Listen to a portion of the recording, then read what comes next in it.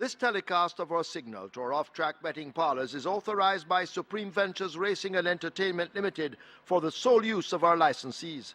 Any reception, interception, retransmission, redistribution, or other use of the signal without the express written consent of Supreme Ventures Racing and Entertainment Limited is strictly prohibited and will be the subject of criminal prosecution and civil action. Any equipment or apparatus involved in such a use is subject to seizure and forfeiture under the law.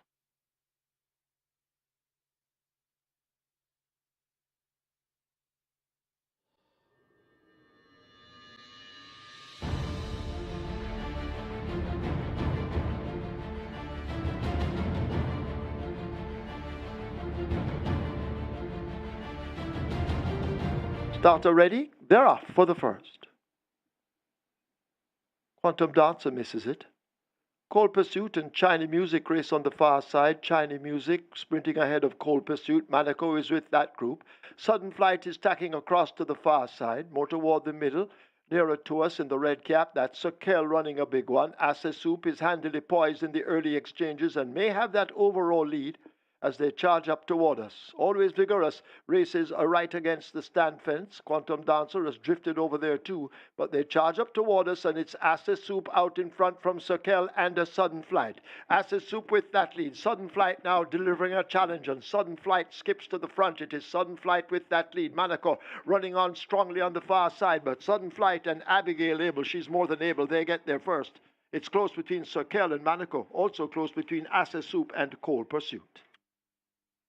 Soup, fifth one, Cold Pursuit. Exacta 621. Vanilla 312. Trifecta 1018. Super.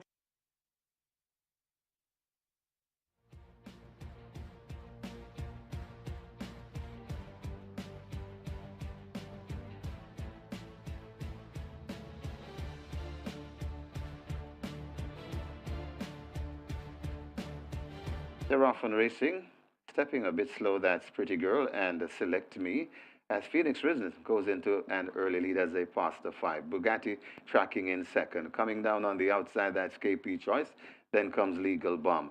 4 lengths away before we come to Pretty Girl recovering and left at the back of the field, Select Me. As they pass the 4 furlong point and head towards the 3, and it is Phoenix Risen, a length and a half in front of KP Choice racing in second. Bugatti's right against the rail. 3 lengths away before we come to Legal Bomb.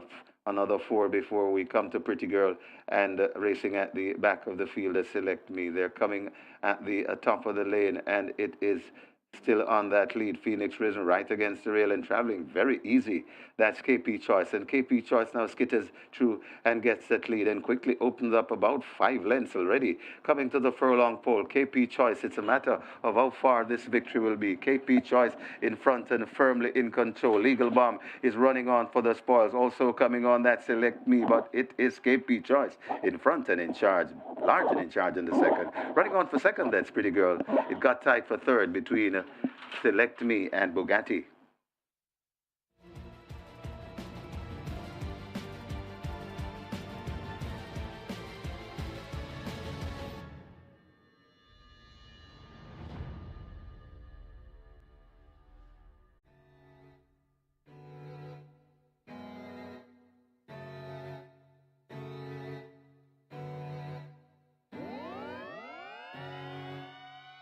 Starter ready? They're off. First start, King Air gets a good one with Potential. They wrestle for that lead early as they make their way down the backstretch. Potential comes away with it. King Air 3 parts of a length down in second. These two have opened up as they leave the 6, some 5 lengths over Heroin striding out in third. Don Vincenzo races a further 2.5 lengths back. And at the back of the field, it's a surety needing to do a lot more as the leaders arrive at the 5. The battle up front continues. Potential by the flare of a nostril, possibly over King Air in the red sleeves. Heroin watches them from some 3 lengths back. Don Vincenzo now edging closer all the while as they leave the half mile, and the surety needs a tow truck at the moment as the field will arrive at the 7/16. Potential has now come through to battle for that lead, and Potential grabs it from King Air as they go flashing past the 3. Heroin has faded back. Don Vincenzo racing in behind, possibly 7 or 8 lengths off that lead, and a surety best forgotten. They're coming into the top of the lane in the third event. A quarter of a mile to run and Potential now asked to go clear. King Air is left 3 or 4 lengths back and beginning to struggle. Don Vincenzo has a mountain to climb along with the rest, but it is all Potential on the approach to the furlong pole. Potential out in front and with a clear lead under Jordan Barrett. Potential running away from them. King Air is hanging on for second with Don Vincenzo. They battle for it as they travel past the final 16th, and it's all over. Potential, a clear and easy winner. Ryder having a look behind, easing down, maybe 8 or 9 in front of Don Vincenzo. Then King Air, a surety, and Heroine.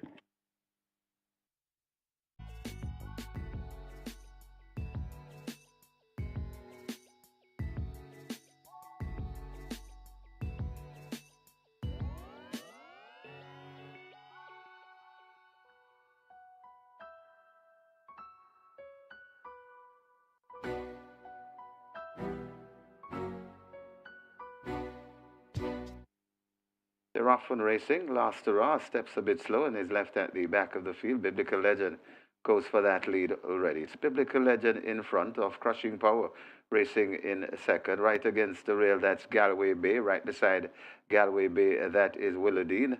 4 lengths away before we come to Golden Emperor, and left out of it at the back of the field, that is Last Hurrah. They head towards the 4 and coasting on that lead, but not by far though.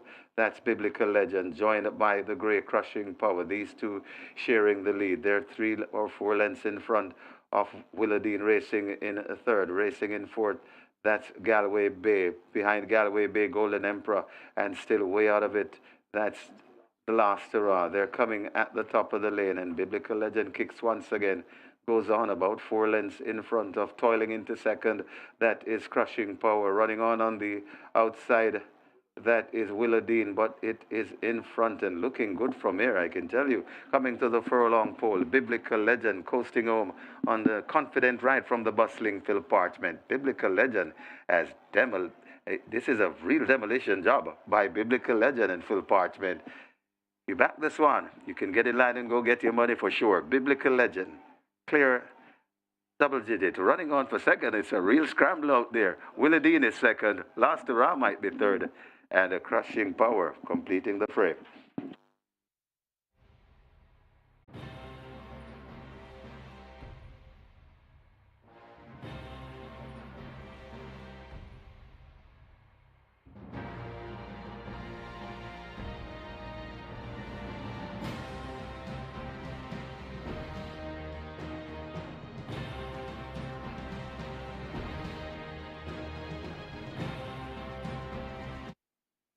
They're off. Fair start. Crucial Alexia, the grey, gets a good one. She's stylish, racing near to us in the white headgear, is also showing some good early speed, may have that overall lead. Fearless Reina, the grey, nearest to us on the stand fence.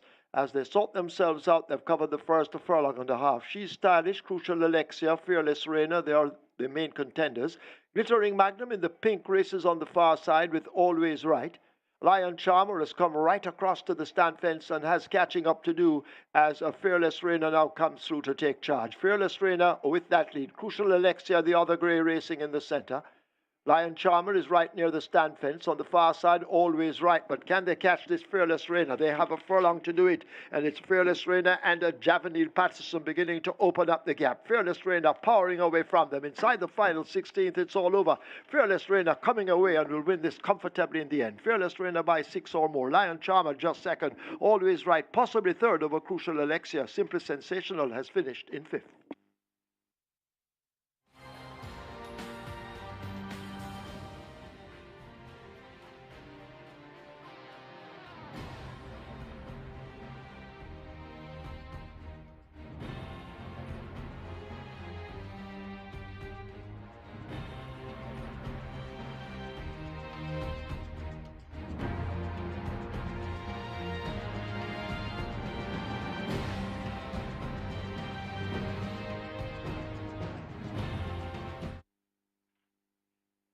They're off and racing, and Nakamura gets a nice start. Also getting a good start, that's Traditional Boy. Bad Gallery is in the middle, quite prominent with Queen's Anne over on the far side. The Good Life is there with Prosecco, says they're spread right across the track. Queen's Anne, very prominent in the middle. Bad Gal Riri is also there, right beside Bad Gal Riri. That's Traditional Boy and Nakamura as they coming out to the chute and coming towards the 2 furlong point. It's a wild finish. They're spread right across the track. Nakamura and Rods the Indian closest to us. Traditional Boy is right there too. Bad Gal Riri is right in the mix. Also there, that is a Bridal Blush. They're coming to the furlong pole. Bridal Blush, Bad Gal Riri, and Nakamura. Their spreads. Nakamura has now struck the front. Nakamura here comes on the wide outside. That is Rods the Indian. It is holding on Nakamura from Rods the Indian. Nakamura beats Rods the Indian. Bad Gal Riri, Bridal Blush, and the Traditional Boy.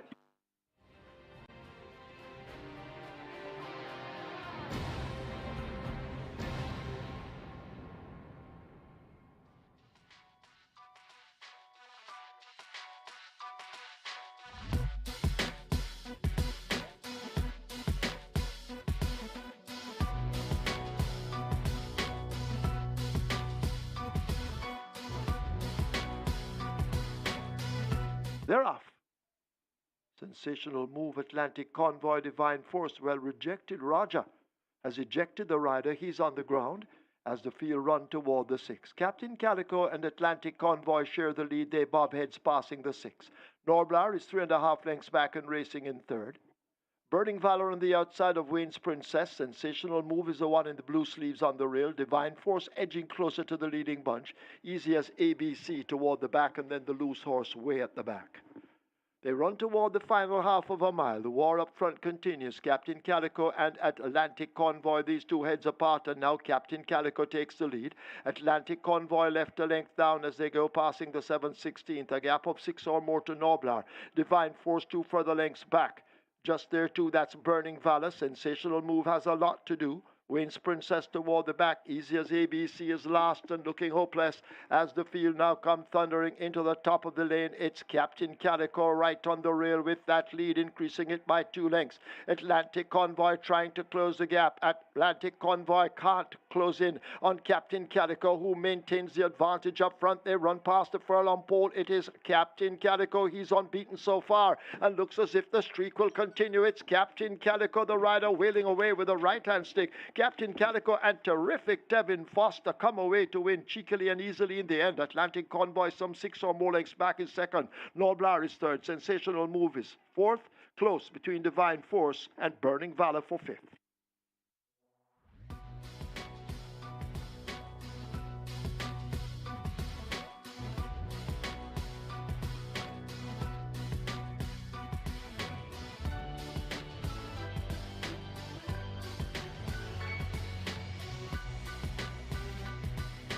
They're off for the Nigel B. Nunes. American Tap comes away with press conference. Ring Charmer in behind them. Moreover, toward the center, True Bravado in the bright orange is running pretty quickly in the early exchanges. Ultimate Machine is in the middle and also showing some good speed. A Gift from Ben and Madeline Sunshine more toward the far side. But they're spread right across the course, and American Tap looks to have that advantage.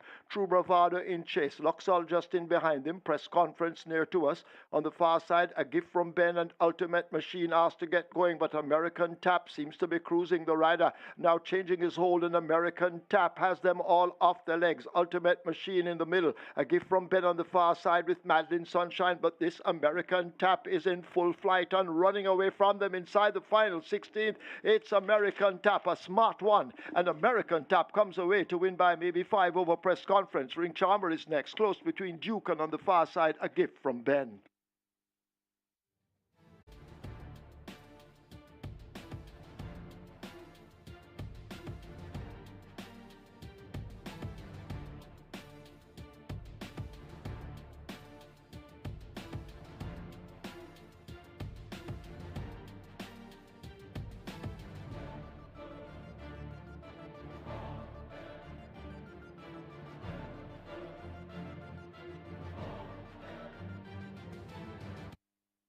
They're off and racing from Sheer to Bend, gets a good start, closest to us. Blinking Light is also there. Aria's Rain is right in the middle and running fast and true at the moment. Over on the far side, that's Warhorse and California Gold, but Arias Rain in the middle looks to be charting the course.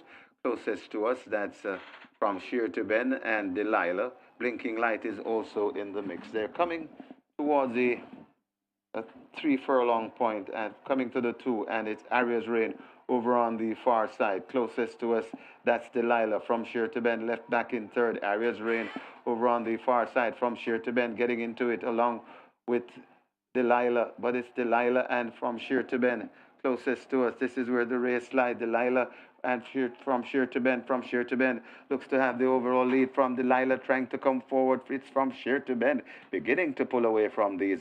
From Sheer to Ben beats Delilah. Blinking Light runs on to be third. Looks like Arias Rain could have held off Manushi for fourth.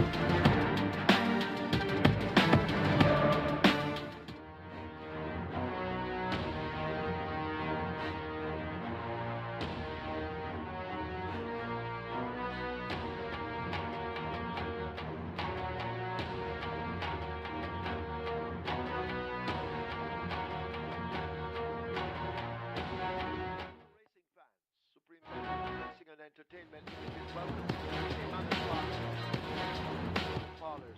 In a short while, we will be announcing the program changes. Now we ask you to stand to honor the Jamaica national anthem.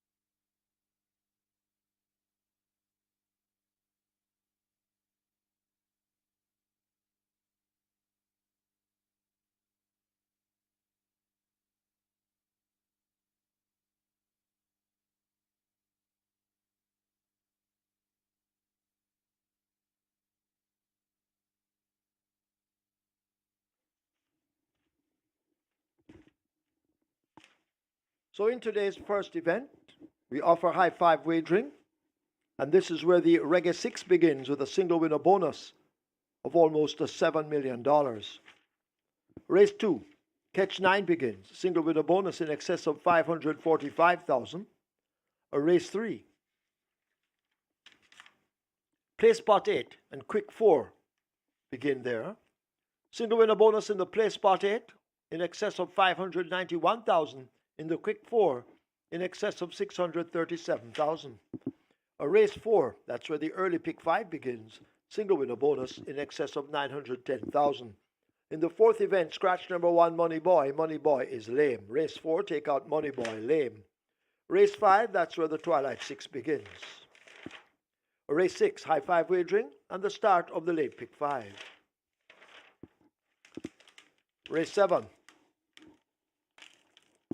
that's where the strike 4 begins. Single winner bonus in the strike 4 in excess of $646,000. Race 7, scratch 5, Duke of Springs, lame. In the 7th event, take out 5, Duke of Springs, lame. Race 8, that's where the late triple begins. Race 9 offers high five wagering. Race 10 offers high five wagering. Also in the 10th event, please note 11 Ava Jalen goes in the tongue tie. Also cheek pieces and Lasix. So Ava Jalen, tongue tie, cheek pieces, Lasix. That's it from me. I'll be back with you later on. It's now time to go over to code breaker, Mr. Michael Kane, as he attempts to give you all the winners on the card, allowing you to leave here with a bag of cash. Over to Mikey.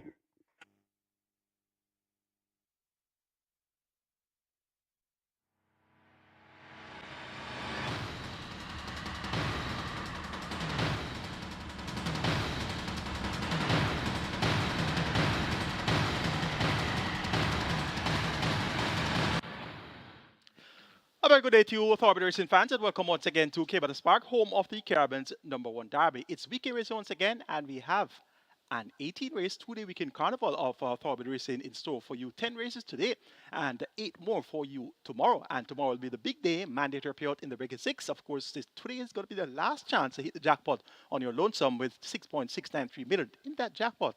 If it's not hit today, look forward to at least $8 million to be in that jackpot for tomorrow's card. So mandatory payout to the Reggae 6, you know it's going to be mandatory mania on Sunday, and indeed that's going to be a day to look forward to. So we'll have our last chance to hit the jackpot today. Let's see how close we'll get to doing so. It's fairly sunny at the moment, but we have had rain all week long, so the racing surface was in a sloppy condition at exercise yesterday, the day before, and the day before. So we have had a sloppy track at exercise so far this week. Right now the track is good, and it's sunny, so the weather conditions right now are quite favorable, but we could have a few showers later on in the afternoon, so let's see how that will turn out. It's a 10-race card, which is heralded by the Hovercraft Sprint, and that's going to be race number 3. 2-year-olds will go 1,200 meters on 6 furlongs, a small field of 5, and they run for a purse of $2 million, so that's going to be the big feature on the 10-race card. The first event, where 28 minutes is going to pose for the opener, and we have a field of 10. This is for the claimant level, 1 million out of 800,000, and the favorite in the early wagering is number 9, and that's Phoenix Risen. That's my selection as well. Second choice is number 2, Rassimanuel at odds of 8 to 5, and coincidentally, that's my second choice in my order of preference as well. I like 9, 2, 10, and 7 as my order of preference for the first event. This 9 horse is Phoenix Risen. He was second, 2-starter back by 3 1/4 lengths over the straight course that time around behind Super Duper, and gave game chaser Super Duper all the way through, but just didn't have enough to get the better of Super Duper. Shamar Miro, more popularly known as Paparazzi, he picks up the mount for the 4th consecutive occasion for Trinidad Derby, and Ona Nadon, that's my first choice.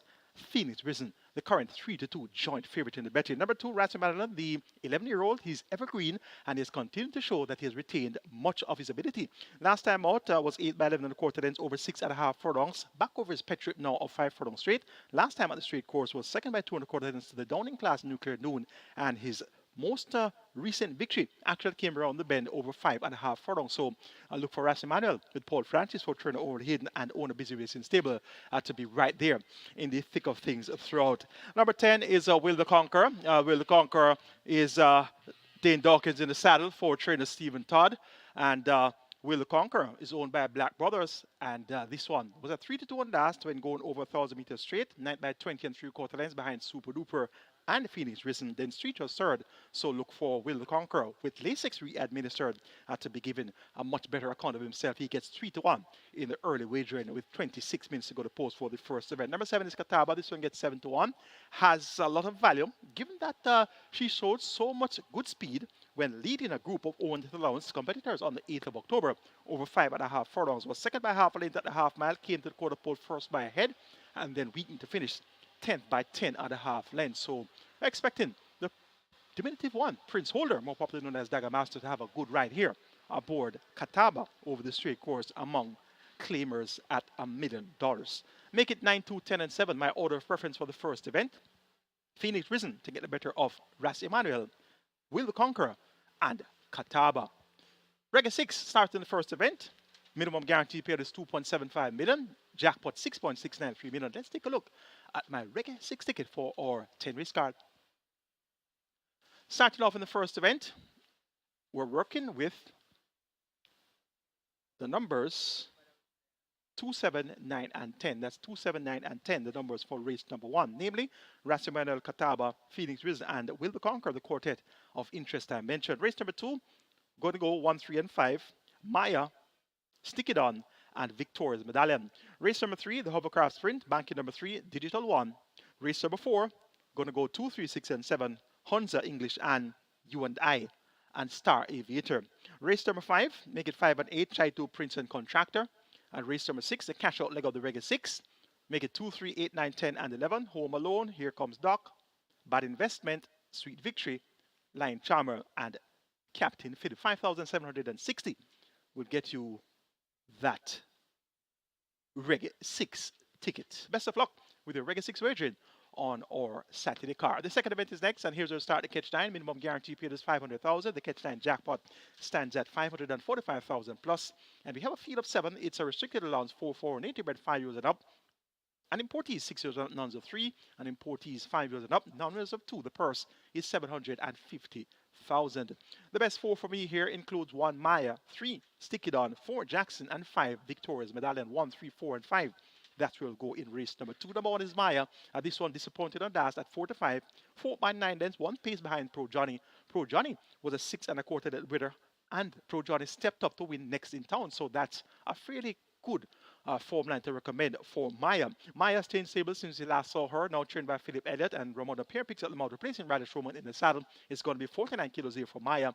Maya doesn't possess much early speed or pace, but she has a good late turn of foot, and she should get an honest enough pace ahead of her today with the likes of numbers 3 Stick It On, 5 Victoria's Medallion, and possibly 6 Slam Sedano to be responsible for the pace setting of this 1,400 meter race. So Maya won't have anything to complain in terms of an honest pace, and I'm expecting her to be strongest at the finish. And once she's focused enough for the assignment at hand, Maya should prove to be the strongest in deep stretch. Number 3 is Stick It On. Clearly, he has the pace and the speed to make the lead here. He was second by a length over the straight course to Heart of the Sea. Heart of the Sea was returning from maybe 15 months. Heart of the Sea was a class horse in the lineup, and this Stick It On gave game chase to Heart of the Sea all the way through that 5 furlong straight contest and was 7.5 lengths clear of the second runner-up, Big Man Biden. Now stretching out from 5 straight to 7 furlongs, Philip Partridge, the bustling rider. He picks up the mount here, replacing Roman Pierre in the saddle. It's got to be 55 kilos, so that's a hike of 5.5 kilos for Stick It On.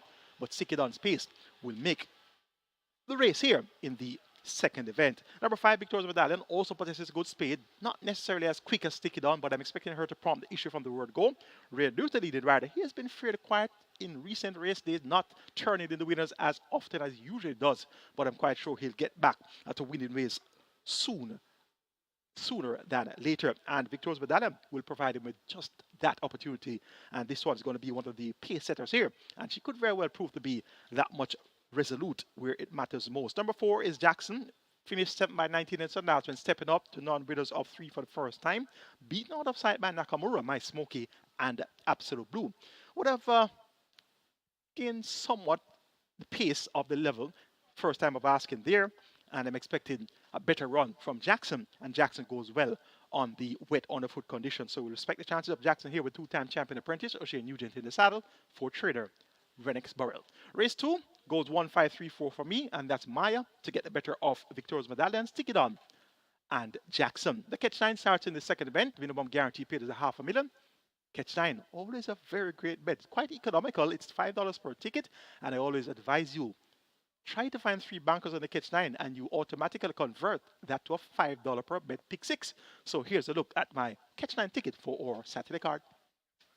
In race number 2, going to start off the catch 9 in the second event with 1, 3, and 5. Maya, Stick It On, and Victoria's Medallion.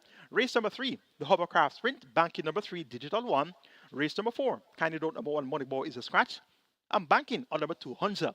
And race number 5, banking on number 5, Chai 2 Prince. So taking a chance with 3 consecutive bankers on the catch 9 races 3, 4, and 5. Let's see how well they will perform. Race number 6, going to go 2, 3, 8, and 11. Namely, Home Alone, My Charge. Here Comes Doc. Bad Investment, and Captain Philip. Race number 7, going to go 1, 4, 5, and 6. Sunshine Cat, Wilson. Kindly note that Duke of Springs is a non-runner, so take out number 5, Duke of Springs, and non-runner out of race number 7. We are going to substitute Duke of Springs with horse number 3. And that's going to be Thunderstrike, a recent with a Thunderstrike. So going to work with 1, 3, 5, and 6 on the catch 9. So in the absence of Duke of Springs, the recent with a Thunderstrike, replace Duke of Springs with Thunderstrike. So 1, 3, 5, and 6 there. Race 8, going to take 2 and 6, the match race. Mahogany versus Is That a Fact? Race number 9, make it 2, 7, and 10. Propellant, Life is Life, and Super Addicts. And race number 10, the cash out leg of the catch 9, make it 1, 2, 8, and 9. The Exodus, Prissy, Great Trick, and Unruly Dude. 5,760 will get you that catch 9 ticket. Best of luck with your catch 9 wager on the Saturday card.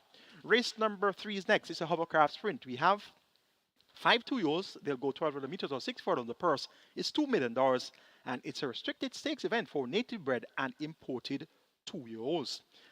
Place for 8 starts here. Minimum guarantee paid $250,000, just under 600,000 in that jackpot. And the quick 4 begins at race number 3. Minimum guarantee paid $250,000, and the single with the bonus just over 637,000. Number 3, Digital 1, made an auspicious debut at 2 to 5, won by 2.5 lengths with 106 and 3/5 of a second, beating Banadura, who was a winner.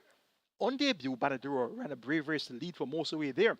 Digital 1 won fairly easily. Second time lane 6 administered today. Rain Lewis picks up the motor place in Dane Dawkins and decided for champion trainer Jason Acosta and owner Oak Ridge Farms. This Digital 1 has looked well at exercise since that debut win. 5.5 furlongs with 107 and 4/5 on the 22nd of October alongside Tech Punt that morning. Digital 1 appears to be in a race with the clock today in the hovercraft sprint. Number 5, Run Judy Run, had to put out all the stops on debut, won by a head in 101 and 3/5 of a second for 5 furlongs round. We'll have first time races administered today. Omar Walker maintains the mount for trainer in Passard, and owner Karen Passard and Henry Pratt. Figure It and Tongue Tie also fitted for the second occasion here for Run Julie Run. Run Julie Run will definitely give a game account of herself here. Number 2 is Rosetta, was served by 3 3/4 lengths on debut to Miss Cherry, and Francis would have gained immensely from that exposure of the debut effort. Was John Post 1 at 5 furlongs straight. Now John Post 2 at 6 furlongs has looked well at exercise since that debut third place effort, went 47 3/4 mile by 102.2 over the straight course on the 21st of October. Champion apprentice with pinnock rides for champion trainer Jason Acosta and champion owner Carlton Watson. So the champions team up here in the third event, the hovercraft sprint with Rosetta. And remember, hovercraft was trained by 18-time champion trainer Wayne DaCosta OD, and also trained by his son, champion trainer Jason DaCosta. So there's some great sentiment attached to within the hovercraft sprint, and it's indeed the inaugural running of the hovercraft sprint. So look out for the Jason DaCosta runners to be very, very hard to deny here. Lucy in the Sky, another runner from the Jason DaCosta barn. This one was a winner, second time of asking, beating Himaya and Indestructible. Himaya still a maiden, Indestructible still a maiden. This one was well beaten by 13 lengths behind Digital 1, Banadura, and Grecian Light. So Lucy in the Sky has some running to do to turn the tables there. We'll have Lasix administered for the first time, so we expect Lucy in the Sky to perform creditably here. It's a hovercraft sprint, taking number 3, Digital 1, as a 5-star banker over number 5, Run Judy Run. Then number 2, Rosetta, and 4, Lucy in the Sky. The 4th event is next. We'll start our early pick 5 here. Minimum guarantee paid $250,000, single with a bonus 910,000 plus. Scratch number 1, Money Boy. It's a maiden condition race for native bred 4-years. They go 1,000 meters round or 5 photos round. The purse is 730,000. We're down to a field of 6. Give him the scratch of Money Boy. Hunza, second at the last 2 outings, just beaten on both occasions, was just ahead in arrears on the wire when Empress Nakila got up in the nick of time. Empress Nakila actually led it for the first couple of furlongs there. Hunza went through easily, turned for home, a length and a half clear, came to the furlong pole 2.5 lengths clear, but just run out of it within shades of the wire. Cuts back from 6.5 furlongs to 5 furlongs round. Dane Dawkins replaces Ray Lewis in the saddle. Dane Dawkins, of course, the defending champion jockey, and he's 11 behind Ray Lewis. Ray Lewis hasn't had as many wins in recent race days as he normally would. So it's within 11. That's the margin between Dane Dawkins and Ray Lewis. I suspect Ray Lewis is going to open up a bit today because he'll have Digital One in race number 3, which looks like an almost certain winner. And he has a couple of other live mounts on the 10 race card. So look forward to be an interesting weekend here between Dane Dawkins and Ray Lewis. And Dane Dawkins about Hunter looks very hard to deny here at 5 round. English and Natalie Berger right to well suitor. This one should be prominent as well. Was beaten by a gap when finishing second behind Babylon with Ford and Das.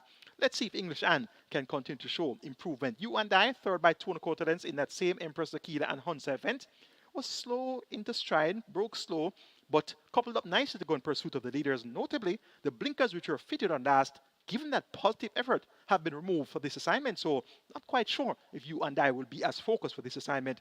Siobhan Townsend replaces Natalie Berger in the saddle for trainer Paul Hilton.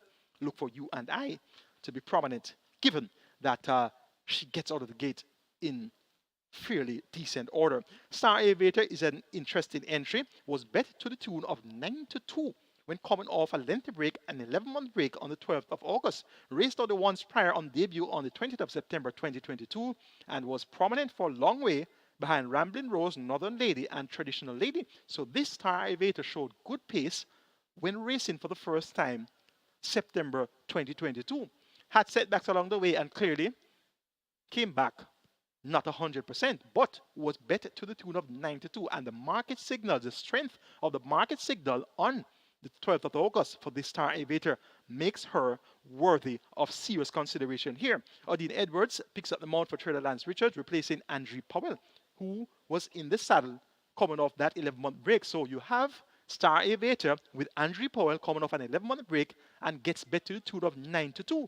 So that in and of itself is fairly decent reason to respect the chances of Star Aviator. And given that run under her belt, coming off the 11-month break and now back here a couple months after. So clearly this one has a checkered career so far. Very big gap between races. But let's see if Star Aviator can come to the fore with a decent effort here in what appears to be a simple assignment, barring Hunter, who looks hard to deny. So we could very well have the exacta here with Hunter on top of Star Aviator, giving a very close look at that possibility for the exacta play here in race number 4. I'm going to go 2, 6, 3, and 7. Hunter to get the better of You and I, English and Star Aviator. Race number 5 is next. We have a field of 8 declared to go posters. They go 900 meters straight to a 4.5 furlong straight. It's a start of the Twilight 6. Minimum guaranteed paid is 2.75 million. They go for the purse of 600,000, and it's for the lowest level of competition here, 180 down to 150,000 claiming. My best 4 includes 1 Hunter's Ridge, 3 Crafty Zelazine, 5 Chai2 Prince, and 8 Contractor 1, 3, 5, and 8. Of that quartet, it looks to be a match race between Chai2 Prince number 5 and Contractor number 8. Chai2 Prince was a very wide margin winner when getting home at this 180 level, 2 starts back, beating Crushing Power and Fire Path. Subsequent to that, came back and stepped up from 180 to 250 and was second by 2, make that 4 3/4 lengths behind Loose Cannon. And we'll see Loose Cannon in action on this Sunday card. So Chai2 Prince back down to 180. Javelin Patterson maintains the mount, now trained by Ryan Williams and owned by Stephen Family. Look for Chai2 Prince with the top weight of 57 kilos to be the horse to beat here, given that impressive manner of victory over the 4 furlong straight distance. 2 starts back. Contractor is very comfortable at this level, and you know that Contractor at a 180 tag is always going to be a very strong contender. Has been a model of consistency since stepping out to the 180 level, and has gathered all of 5 wins in his last 10 races and 3 second place finishes and a third place effort. So 5 wins, 3 seconds, and 1/3. That's 9 out of 10 in his last 10 outings in the top three. So Contractor last time out was pointed to the round course where he led for the first 3 furlongs in an event which was won by Ali over Matriarch and Undecided. So back over the straight course now. He is clearly fully effective over the straight. Richard Henry replaces Shane Richardson in the saddle. Winston Morris, the new trainer of Contractor. This one reports first time of the claim. Contractor should definitely make it a very close thing throughout. Hunter's Ridge number 1. This one won and dashed when stepping back down to 180. But this Hunter's Ridge, you know Hunter's Ridge, he's so calm, cool, and collective in the paddock when going out onto the racetrack and on the way to the gate. But as soon as he reaches the gate, something spooks him every time. As soon as it's time to go into the gate, Hunter's Ridge goes berserk and does all sorts of things. And I must give credit to the starting gate crew because they have been very, very patient, very professional with this Hunter's Ridge, because I tell you, Hunter's Ridge kicks, he rears, he jumps, he does everything that is not supposed to do when it's time to go into the starting gate. So you know what to expect at Hunter's Ridge, and he's now stepping in among 180 claimers, but not the usual 180 like he raced with Andaz, Estelita, and Firepath. We're talking about Chai to Prince, we're talking about Contractor, so he can't be his usual rogue itself and beat Chai to Prince and Contractor. It won't happen, but for the exotics, we'll keep him on the right side. The exotics, of course, are the exactas, trifectas, and superfectas. Hunter's Ridge, my third choice in race number 5. And number 3, Crafty Zelazine, a maiden who finished second, coming off a 2-year break. That second came behind 3-card guy, and that was an encouraging run by Crafty Zelazine.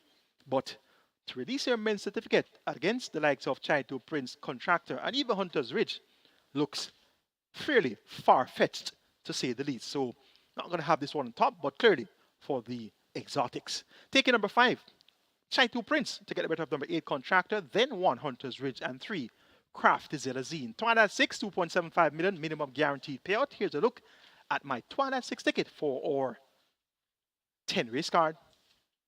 Starting off in race number 5 with 5 and 8. Match race here, Chai to Prince versus Contractor. Race number 6 going wide, 2, 3, 8, 9, 10, and 11. Home Alone, Here Comes Doc, Bad Investment, Sweet Victory, Lion Charmer, and Captain Philip. Race number 7, please note that number 5, Duke of Springs is an on-runner, replacing Duke of Springs with Thunder Strike. So make it 1, 3, 5, and 6. Sunshine Cat, Thunder Strike, rather 1, 3, 4, and 6. Number 5 is another runner, Duke of Springs. So Sunshine Cat, Thunder Strike, Wilson, and Bold Sammy. Race 8, taking a chance and banking number 2, Mahogany. Race number 9, going to go 2, 7, 9, and 10. Propellant, Life is Life, Secret Admiral, and Super Alex. And race number 10, the catch-out leg of the Twilight 6. Going to go 1, 2, 8, and 9. The Exodus, Prissy, Great Trick, and Unruly Dude. 7,680 will get you that Twilight 6 ticket, and that's my idea of a very live Twilight 6 ticket. Best of luck.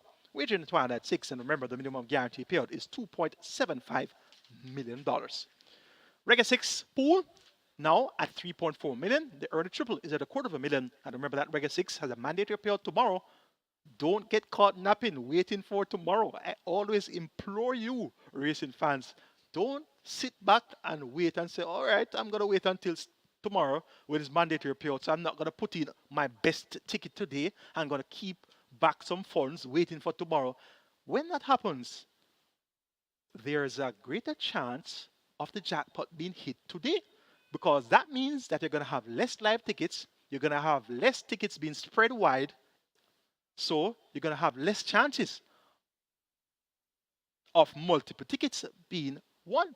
So it is quite advisable for you to go all in for the Reggae 6 today.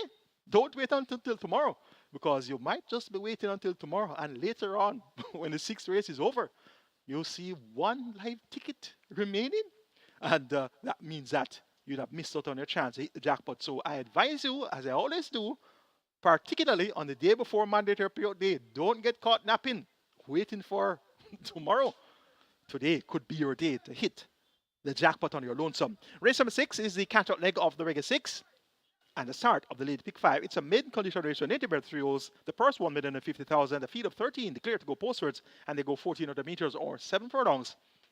My best 4 here includes 2 Home Alone, My Charge, Home Alone, 3 Here Comes Doc, 8 Bad Investment, and 11 Captain Philip. 2, 3, 8, 11. That's where I'm going in race number 6, and I like the looks of Home Alone here.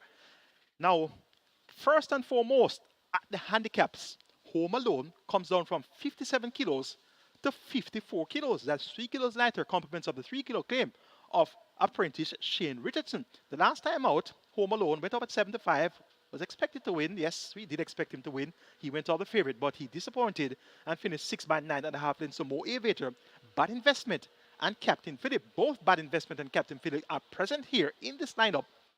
The trip now cut back from 8 furlongs to 7 furlongs, and we're seeing Bad Investment going up from 55 kilos to 57 kilos, so that sees Home Alone getting a 5 kilo swing in favor versus Bad Investment. So Bad Investment up from 55 to 57, Home Alone down from 57 to 54. 3 plus 2, 5 kilos better off is Home Alone versus Bad Investment. And Bad Investment showed a new dimension in running when coming from off the pace on the 15th of October. So I expected Bad Investment to be the front in that 1 mile contest, but he ran on. So that shows us that Bad Investment can both lead, he can both run on. So lead and run on. Any one of the 2 tactics can be employed with Bad Investment. Therefore, I think that it will be more favorable for Home Alone to be closer to the pace. 2 starts back, he was close to the pace, going a mile, followed by 2 1/4 lengths at a half mile, turned for home second by 2 lengths, came to the fourth home second by 6 lengths behind Mr. Senator, and then finished second by 8 1/4 lengths in the end. A similar effort by Home Alone with the lighter weight should see him right up there throughout this 7 furlong contest. Here comes Doc, broke slow on last over 6 furlongs behind Joe Blaine, and Ertugrul was third by some 12 1/4 lengths. Prior to that, broke slow again over 6.5 furlongs, beaten 6 by 13.5 lengths. Waterman John, Joe Blaine, and War Horse. Here comes Doc, has the blinkers removed today by Trinidad Griffith, so if he does come away from the starting gate in good order, he can stalk and he can run on as well. But if he comes away in good order, he can also make the lead. As seen here on the 9th of September, when he led for 4 furlongs in a 7.5 furlong contest won by Super Annex. And also, on the 19th of August, over 9 furlongs and 25 yards, led for a long way, 8 furlongs to be exact. Opened up a big lead near the half mile, some 5 lengths clear. So here comes Doc. Has the capabilities of carrying the splits as well. Towards the outside is number 11, Captain Philip, my other horse of interest. Now, notably, Captain Philip finished third on last by 6.5 lengths, beating Home Alone in the process. Prior to that, though, on the 7th of October, he was fourth by 12 1/4 lengths, running on again. And prior to that, 3 starts back on the 23rd of September, he was third by 12.5 lengths behind Mr. Senator and Home Alone. Now, Home Alone that day had 57 kilos. Captain Philip had 54 kilos, and Home Alone beat Captain Philip by 4 lengths. The same Captain Philip that came back to beat Home Alone when he finished third behind Mo Aviator and Bad Investment. So there's a rematch here between Captain Philip and Home Alone. And looking closely at the handicaps, I'm seeing where Home Alone is 3 kilos better off to Captain Philip out of the effort of the 15th of October. He's 3 kilos better off to Captain Philip there. And Home Alone is 5 kilos better off to Captain Philip coming out of the 23rd of September event. So on average, Home Alone is 4 kilos better off to Captain Philip coming out of those 2 recent matchups. So the handicaps are clearly in favor of Home Alone here. And as such, I'm expecting a winning effort from Home Alone later on this afternoon. So Home Alone, My Charge, number 2, to get the better of number 8, Bad Investment, then 11, Captain Philip, and 3, Here Comes Doc. Race number 7 is next. We start the strike 4 here. Minimum guarantee paid is $500,000, and the single with a bonus stands at over 646,000. Scratch number 5, Duke of Springs, Make My Horses of Interest, 1, 3, 4, and 6. Sunshine Cat, Thunder Strike, Wilson, and Bold Sammy. Wilson comes out on top. 6-time champion jockey Omar Walker rides returner Edward Walker. So the Walkers team up with Wilson, and Wilson is far better than the average 400,000 claimer, as proven with that victory on the 10th of June at 2-5, really won very, very convincingly. So Wilson clearly is going to be the horse to beat here. And he reports first time of the claim for trainer Edward Walker. So hopefully Wilson will have or would have responded well to the training of his new conditioner, Edward Walker. Sunshine Cat had a win streak of 4 victories dating the 10th of June, 1st of July, 29th of July, and the 2nd of September. So had 4 consecutive victories there. Won 3 times at the 250 level, one again at 400,000 level. Was claimed for 400,000 on the 2nd of September, stepped up to 550 on the next 2 assignments, and was beaten to 4th, 11.5 lengths. So he can dance, not disgrace, and then beaten to 6th place by Rohan Kabir and High Diplomacy. Back down to 400,000 now. O'Neal Mullins maintains him up for the 6th consecutive occasion, and he rides for trainer Nicholas Smith, make it the 7th consecutive occasion O'Neal Mullins has been aboard this Sunshine Cat. So Sunshine Cat clearly has the capabilities of getting the job done. Thunderstrike, a winner at 250 level, now steps above the claim, now at 400,000. Looks unlikely to come out on top, but for the exotics, and given this one has returned to form, we're going to use this one in those calculations. And Bold Sammy cannot be left out of those calculations because this Bold Sammy is what I call a prolific exotic wager runner. Cannot be let out of calculations. You must use Bold Sammy on your exactas, your quinellas, your trifectas, and your superfectas. Bold Sammy just doesn't run out of anything. Siobhan Townsend will ride for the 5th consecutive occasion for trainer Cashbert Kewasing. Race number 7 goes 4-1-6-3 for me. Wilson over Sunshine Cat, Bold Sammy, and Thunder Strike. The 8th event is next. We'll start a late triple, minimum guarantee paid 400,000. We have a field of 6. They go 1,000 meters round. It's an open allowance contest, so 3 of it up. The purse is 1.4 million. Looks to be a match race here. Mahogany versus Is That a Fact? Mahogany was second in the recent 49th running of the Philip Fiano D Gold Cup, led by 5 lengths at the quarter pole, 5 lengths in front at the furlong pole. But here came the flying filly. She's My Destiny to run by him with a mere 48 kilos. Mahogany lost absolutely no marks in defeat. It could have been said that he might have been rushed to go too far in front, and as such he paid the price in deep stretch. Yes, maybe a strong argument, but what if he didn't falter? What if he held on? It would be said that that would be a cause of his loss. But the fact is, he hasn't raced much this season. It's actually his 5th start for the season today. He raced in February, he raced in April, he took a break until July, and then he had a break from July to October. So he has been timely prepared to peak in order to be at his best for the 2nd running of the Mute Mile, which will be on the 2nd of December, the 1st Saturday in December, which is just a few weeks away. $150,000 in purse money up for grabs in the Mute Mile. So this Mahogany could be peaking at the right time, and this will be another stepping stone for him. He'll have 5 rounds to negotiate. He can sprint, he can go middle distances, and he has won as far as 8.5 furlongs. So this Mahogany will clearly take a lot of catching here. 57 kilos and all, he gets a vote. Is that a fact? An uprising importee who is going for 5 consecutive wins, had an intended outing of the 7th of October, but was scratched prior to race time, deemed lame. He looked awesome at exercise going into that 7th of August assignment. On the 1st of October, 6 furlongs with 1:13.1, and subsequent to being scratched, being deemed lame, he has looked at exercise in 48.4 on the 21st of October. So is that a fact with Ray and Lucy in the side for Jason Acosta and champion owner Carlton Watson? Clearly, he's going to make his presence felt going up against Mahogany. But I suspect, though, that Mahogany, given his experience at open allowance, he will have a step or 2 on Is That a Fact? Of the others, Jordan Rains, stablemate of Mahogany, chances are he will try to make the pace a bit honest, but he's not as quick as Mahogany, so I'm not sure how that got to work out. This Jordan Rains, Dane Dawkins, he's in the saddle once again for trainer Peter John Passard. So look out for Jordan Rains to be prominent throughout. And Freedom Street recently got a win at overnight, steps up the open allowance. He beat Duke by 2 lengths, a gift from Ben O'Surd. Clearly, he's going to have his work cut out for him here up against Mahogany. And Is That a Fact? So we're going to take number 2, Mahogany. Over number 6, Is That a Fact? Then 3, Jordan Rains, and 1, Freedom Street. The 9th and penultimate is the restricted allowance 2 for native bred 3-year-olds, nuns of 2 and imported 3-year-olds and maidens. 1.1 million in purse money. They go 1,820 meters or 9 furlongs and 25 yards, the Spectator Street, as this event begins right in front of the grandstand. The field of 10 will go the circular 9 distance. Number 2 propellant is a local debutant, an importee bred in the USA by Into Mischief. That very highly thought of stallion, Into Mischief, has produced numerous winners, stakes winners, over and over and over again. So this offspring of Into Mischief, the first Into Mischief to race at Caymanas Park.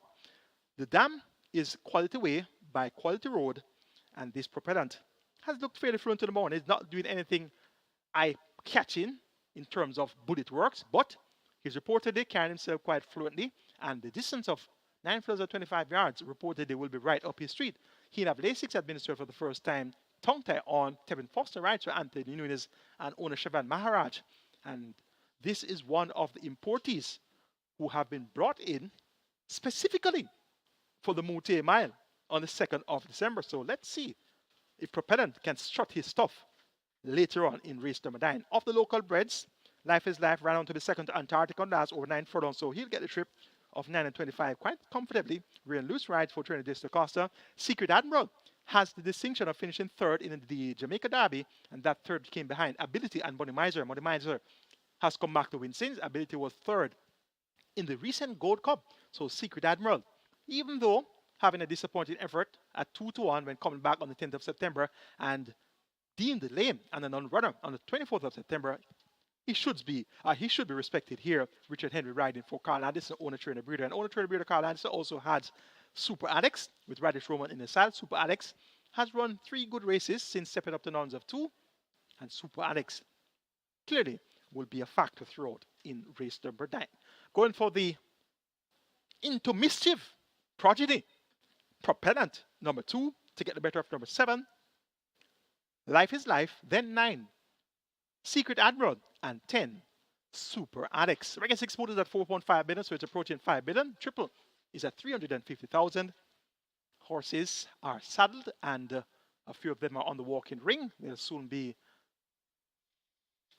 mounted by the respective riders. So get those calculations on and do your handicapping and place your wagers as time draws nearer and nearer to the start of the Regular 6, the day before mandatory period day in the Regular 6. The 10th and final will be the 9th band, the go handicap. We have a field of 11 declared to go postwards. They go 1,200 meters or 6 furlongs. It's a restricted allowance 4 for native with 4 is it up, nuns of 3, and importees 4 is up, nuns of 2. The purse 780,000. My best 4 here includes 1, the Exodus, 2, Prissy, 8, Great Trick, and 9 on Rudy Dude. 1, 2, 8, and 9. That's where we'll go in race number 10. The one I like on top is number 9 on Rudy Dude.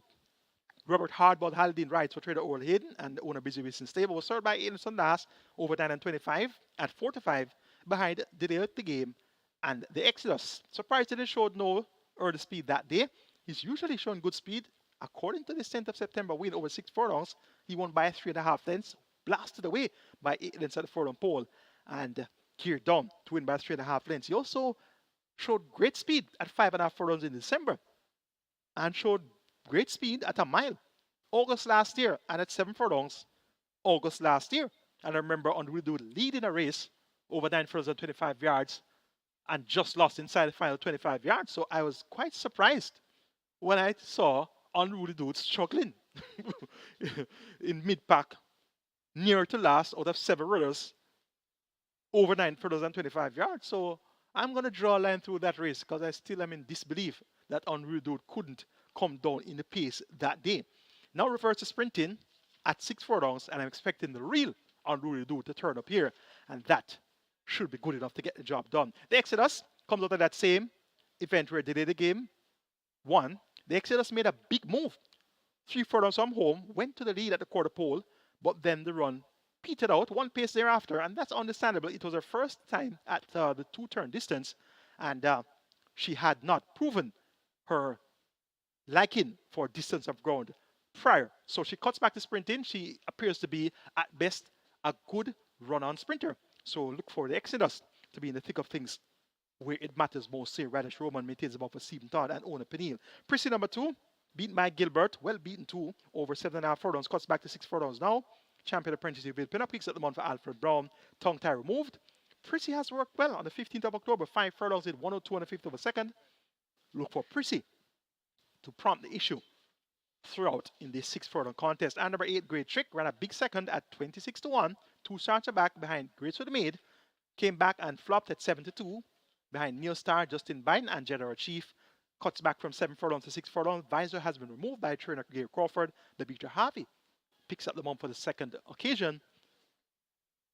Look for Great Trick to be fighting out the finish in the 10th and final. A competitive 10th and final event. I'm going to go 9-1-8-2 as my order of preference. On Rule 2 to get the better of the Exodus, Great Trick, and Prissy. Riders up call has been given, as you can see on the monitors right now. Horses are being mounted by the respective riders. And there goes horse number 6. Turn on the Light, being mounted by Tevin Foster. And there goes horse number 8, Vanquisher, being mounted by Matthew Bennett. So riders up call given. Horses will take their final spin on the parade ring. And then they'll head to the tunnel to come out onto the racetrack for the first event. How do I look at them as they take the track for the opener? And please note the track is listed as good. We've had rain all week long, so things are fairly dampened out there. It's bright and sunny right now, but that could change as the day progresses. Best of luck. Wagering Caymanas Park right here at Caymanas Park. All our OTBs island wide on the Embed platform, NaiBets, Express Bet, the Woodbine mobile betting platform, FanDuel. Best of luck wagering Caymanas Racing.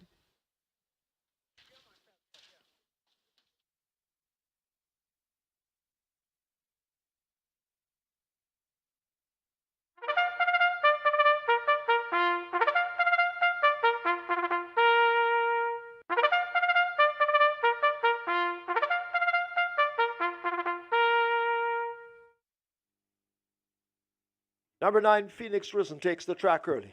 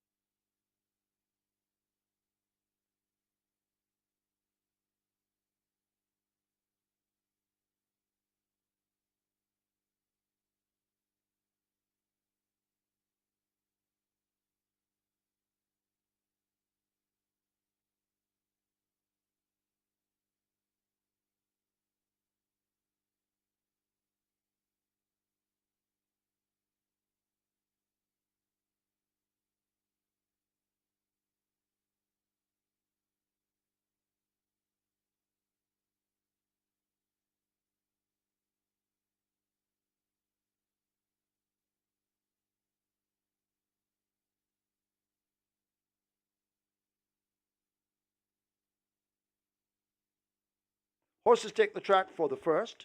It's for 3-year-olds and up, a claiming event, 1 million to 800,000 the tag.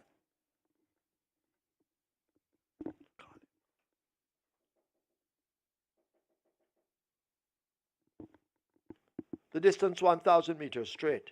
Number 3, JJ the Striker, make the weight 53.5. 5, Running Glory, 54. 6, A Turn on the Light, 52.5. Wagering on double event, Exacta, Quinella Trifecta, Superfecta, High 5, Rolling Triple. This is where the Reggae 6 begins with a single winner bonus, almost 7 million in the single winner bonus. The Reggae 6 on its way to 6 million, the Rolling Triple on its way to 500,000. 5 minutes, get your bets on.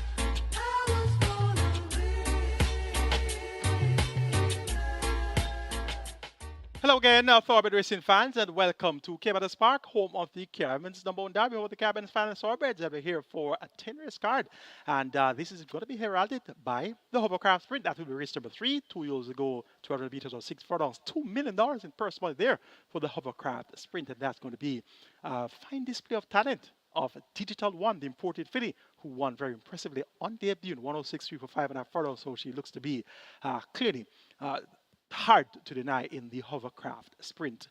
Horse on the way to the gates for race number 1, where Reggae 6 pool is at 5.8 million, approaching 6 million. Remember, tomorrow will be mandatory payout, and we have 6.693 million in the jackpot. Early triple is at 450,000, and early triple will certainly surpass a $500,000 in another few moments time. Let's take a quick look at race number 1, and then we'll hop over to the fixed odds side of things. Betmaker fixed odds. The fixed odds man is back. I'm told it's Dallas Baker that's going to be on show today, and he'll have the market movers in store to tell us what to do there. Let's take a quick look at the first. My top selection here is number 9, and that's Phoenix Risen. Shamar Muir, also known as Paparazzi. He's in the saddle for Ryan Darby, and Nadon was second by 3.25 lengths to Super Duper on the 24th of September at 32-1. Today he gets 2-1. So Phoenix Risen gets the vote here. He can make all the running. He's very speedy. Number 2 is the 11-year-old Ras Emanuel. He continues to be evergreen, and he has proven that he has retained a lot of his ability, and he's always a force to be reckoned with over the straight and at $1 million claiming as well. Number 10, Will the Conqueror. Disappointed at 3-2 last night by 20 3/4 in that same Super Duper Phoenix Risen dense street event, but I've drawn a line through that race, ignoring that poor effort from Will the Conqueror, and clearly Will the Conqueror can do oceans better. He now has Lasix on again. Dane Dawkins picks up the mount, replacing Radish Roman for trainer Stephen Todd and owner Black Brothers. Now your lukewarm 9-5 favorite, Will the Conqueror, could conquer them all. At number 7, Catawba, they're at 6-1 with Prince Holder, the diminutive one, Prince Holder, more popularly known as Dagger Master, riding for trainer Patrick Lynch. And this Catawba showed good speed to lead and over into the Lawrence Field on the 8th of October, second by a half length and a half mile, but turned for home ahead in front, and then was fourth by 3.5 at the furlong pole behind Freedom Street Duke, a gift from Ben. Now down to claiming from a level break. That speed that Catawba showed at overnight allowance level can definitely get the better of this group on the lead, and that speed could very well last home. So we respect the chances of Catawba at 6-1. Make it 9, 2, 10, and 7 in the opener. Phoenix Risen over Ras Emanuel, Will the Conqueror, and Catawba. Reggae 6 pool is at 6 million, triple at 450,000. Good day to the fixed odds man, and that's Mr. Dallas Baker, fresh, I'm told, from the great down under.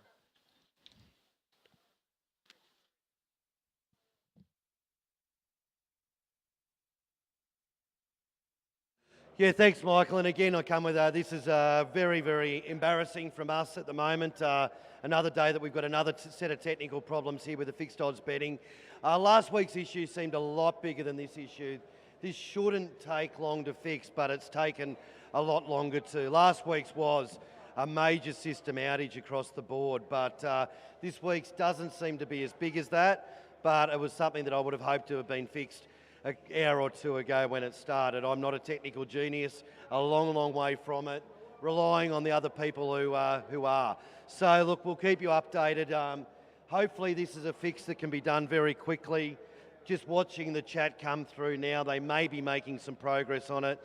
But again, apologies, Caymanas Park. The last thing we want to be doing is coming here and not betting, and I can guarantee you your frustration is mine times about a zillion billion and then times infinity again. Doing everything that we can, and hopefully this can be rectified as soon as possible, and we can be betting on fixed odds today. For the moment, I'd be very doubtful it'll be up for race 1, but hopefully we've got some good news soon. As soon as we know something, we'll let you know, but again, a million apologies, and we're sharing your frustration. Don't worry about that. Good luck. Obviously, plenty of opportunities on the tote. If you want to know any prices, obviously the screens have got them on. That can help you with your tote betting as well too. If you want to know anything, just come up and see me on the ground floor, and I'll let you know if anything, if I can help you with anything at all. Good luck. Apologies. Hopefully we've got some good news soon.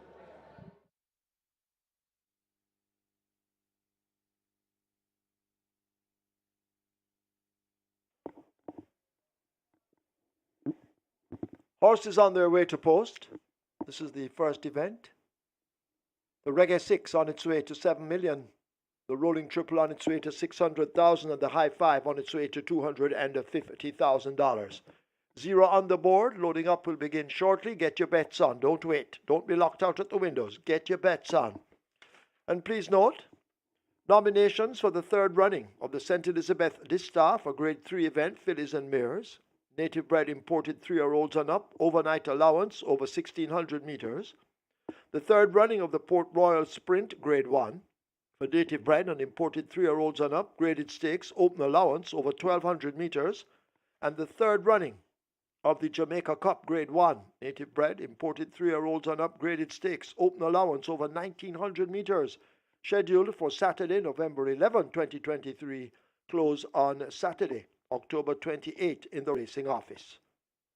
So the St. Elizabeth Distaff, the Port Royal Sprint, the Jamaica Cup, scheduled for Saturday, November 11, they all close Saturday, October 28, which is today, in the racing office.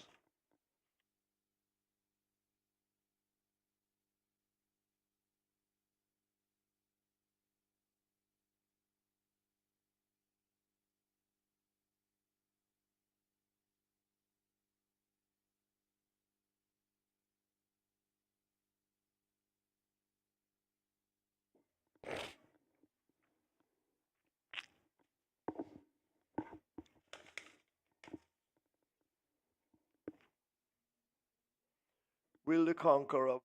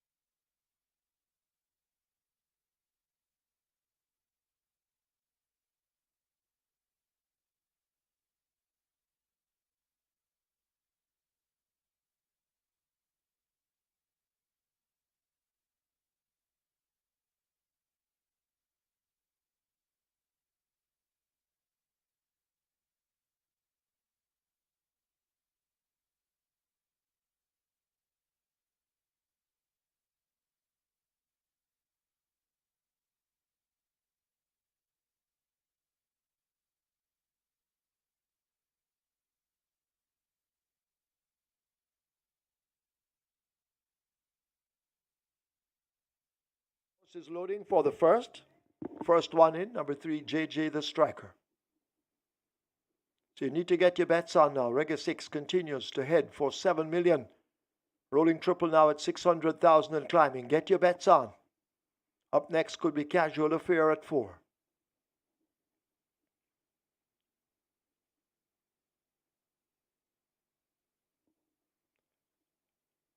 Casual Affair goes in. Turn on the light, walking to 6.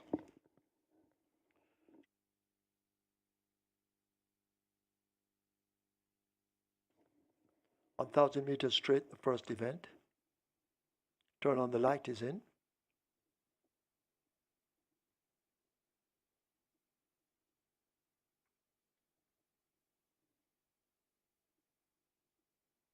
Up next will be Catawba. And Prince Holder, they load at a 7. When ready. Haven't loaded yet.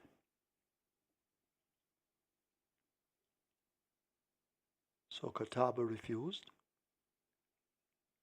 Vanquisher coming into 8.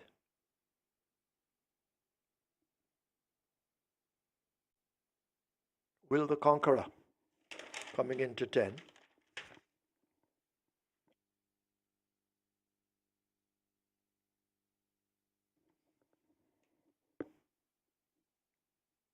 Ras Emmanuel drawn into 2. E&I Lynx about to be loaded at 1. Catawba goes in. E&I Lynx is in at 1, field in line for the first of 10. 5 furlongs straight.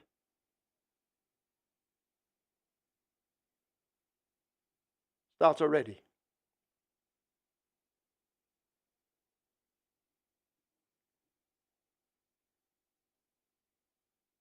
They're off for the first.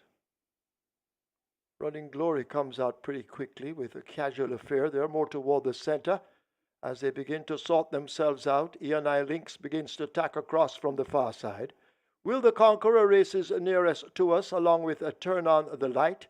As they sort themselves out, Phoenix Risen is also traveling pretty strong, and the Phoenix Risen under the stand fence may just have that overall lead from Will the Conqueror. Catawba in the green racing further back. Vanquisher is near to us, but they all have catching up to do as Phoenix Risen holds the advantage. Will the Conqueror challenging all the while as they leave the quarter pole. It is a Phoenix Risen with that lead, holding on to it. Will the Conqueror trying now to reel the leader in, but Phoenix Risen is not for catching yet. Will the Conqueror now getting busy and beginning to make slight gains, and now Will the Conqueror comes through now to grab that lead, racing out wide. That's a Turn on the Light now coming with a rush, but Will the Conqueror has the lead. Turn on the Light switched on late. Will the Conqueror and Turn on the Light, they've gone by together in a head bob, very close between Turn on the Light, Will the Conqueror, close between Phoenix Risen on the far side. That's Ras Emmanuel, Catawba also in that photo.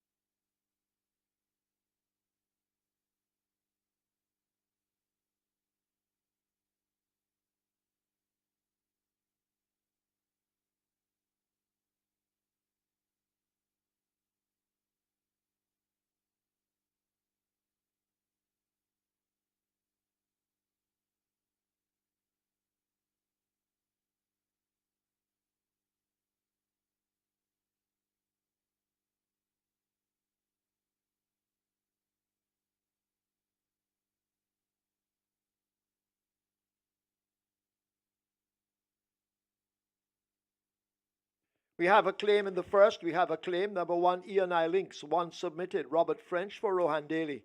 Robert French claims E&I Lynx for owner Rohan Daly.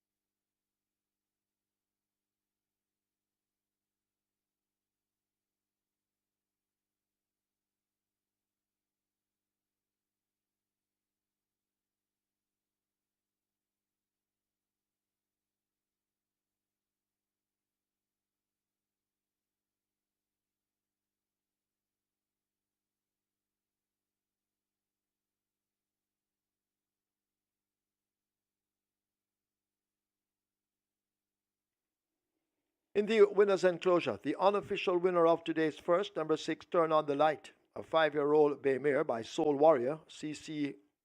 Colloon, by Outrigger, Red Everglades Farms Limited.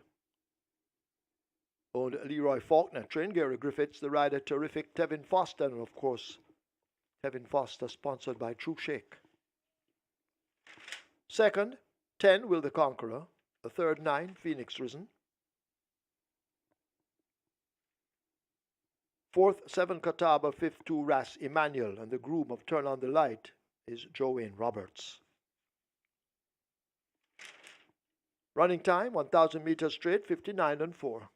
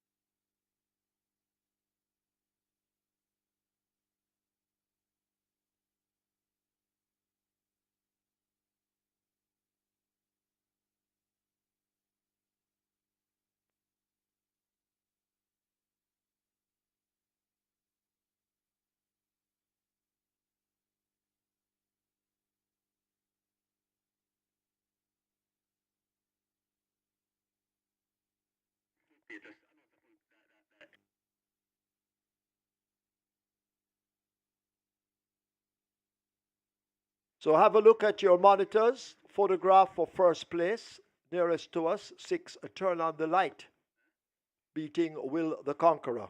So 6, Turn on the Light, beating 10, Will the Conqueror by a short head.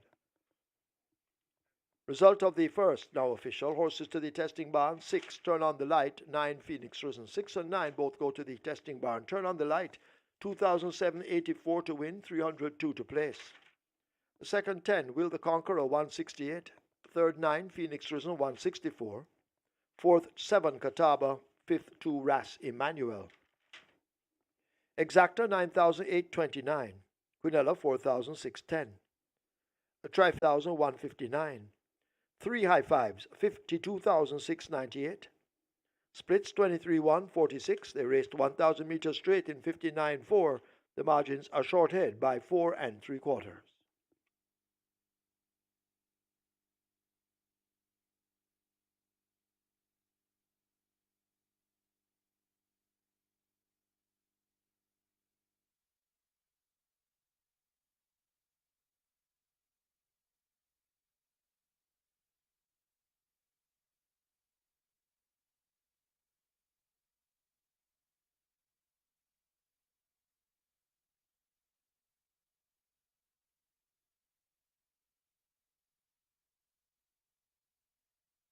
Remember, gambling is just a game. Choose to gamble responsibly. Set a budget, avoid chasing losses, and stop gambling when you reach your money limit. For gambling help, call RISE 888-991-4146. A message from the Betting, Gaming and Lotteries Commission.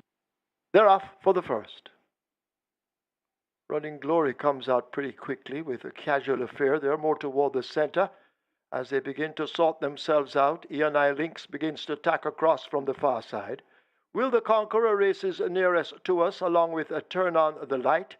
As they sort themselves out, Phoenix Risen is also traveling pretty strong, and the Phoenix Risen under the stand fence may just have that overall lead from Will the Conqueror. Catawba in the green racing further back. Vanquisher is near to us, but they all have catching up to do as Phoenix Risen holds the advantage. Will the Conqueror challenging all the while as they leave the quarter pole. It is a Phoenix Risen with that lead, holding on to it. Will the Conqueror trying now to reel the leader in, but Phoenix Risen is not for catching yet. Will the Conqueror now getting busy and beginning to make slight gains, and now Will the Conqueror come through now to grab that lead. Racing out wide, that's a Turn on the Light now coming with a rush, but Will the Conqueror has the lead. Turn on the Light switched on late. Will the Conqueror and Turn on the Light, they've gone by together in a head bob. Very close between Turn on the Light, Will the Conqueror. Close between Phoenix Risen on the far side. That's Ras Emmanuel. Catawba also in that photo, possibly for fifth.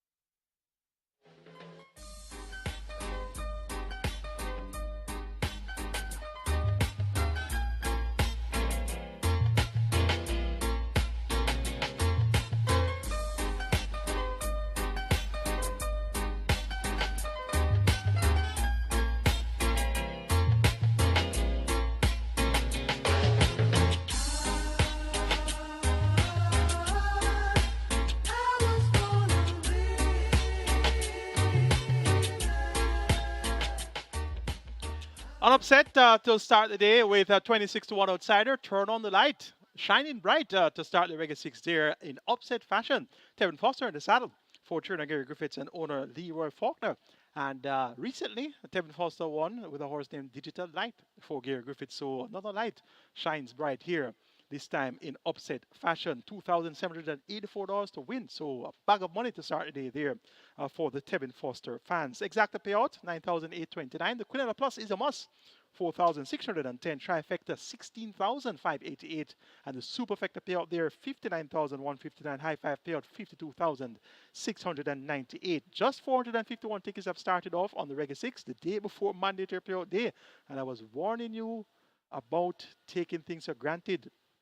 Now what they have is just 451 tickets off to a winning start. So when you see this small an amount of live tickets starting off, you know that it was a rocky start. So from now to race 6, 451 tickets, depending what happens along the way, that live ticket count will certainly trend downwards. Let's see if there'll be one lucky winner of the Reggae 6 when the day is over. Race 2 will start the catch 9. So if you got not out of the Reggae 6 like I did and like most Reggae 6 players did, let's have a go at the catch 9. Top selection here is number 1 Maya, Roman the pair riding for trainer Philip Elliott and owner Vine Taylor. Gets 95, first time for the Philip Elliott barn. This one comes down the handicaps as well. So Maya, who doesn't have much great early speed but has a good late turn of foot, if she's close enough turning for home, she could very well run by the ball. Stick It On will be responsible for carrying the early fractions, and so will be Victoria's Medallion. They're both quite speedy and pacey, so look for them to be in the thick of things. And number 6, Stamstedano, comes in for a lot of stable confidence at 3 to 1, and Stamstedano's running style is also of a front runner. So we could very well see Stamstedano, Victoria's Medallion, and Stick It On anticipating each other's chances and pave the way for Maya. I'm hoping that that's the way it will turn out. So when you see Stamstedano open the board at 3 to 1, now down to 5 to 2, that speaks to the well-being of Stamstedano and the expectations of Stamstedano. So look for him to add to the pace as well. Number 4, Jackson gets 10 to 1. It was bet to 5 to 1 when stepped up to Nonza 3 for the first time. Beat by Nakamura, well, beaten 2 by some 19 lengths. But based on the stable confidence, first time at the grade, we should give Jackson a look in as well with the 2-time champion apprentice, O'Shea Nugent, more popularly known as Johnny, in the saddle for trainer Redex Burrell. Make it 1, 5, 3, and 4. In race 2, Maya over Victor's Medallion, Stick It On, and Jackson. Catch and Pool is at 850,000. That will certainly surpass a million in another few moments. And your early triple started off with a 26 to 1 turn on the light. Race 2's triple is already at $250,000 wagered. Get those catch 9 bets on, and so to your triples. And stand by for your fixers update. You'll get that from the Fixed Odds man, Mr. Dallas Baker, who you heard from earlier.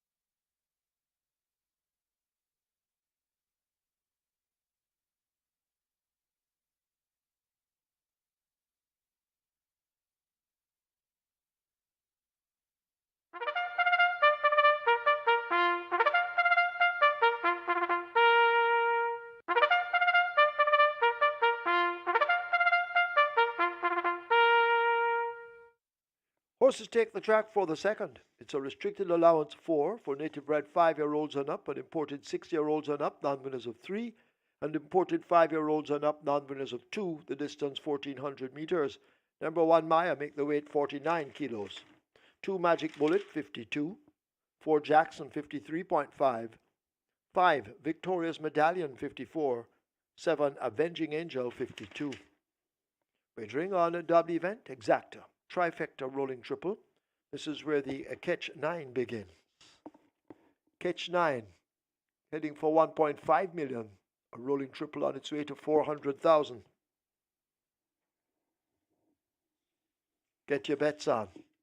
Distance 1400 meters, 5 minutes. Get your bets on.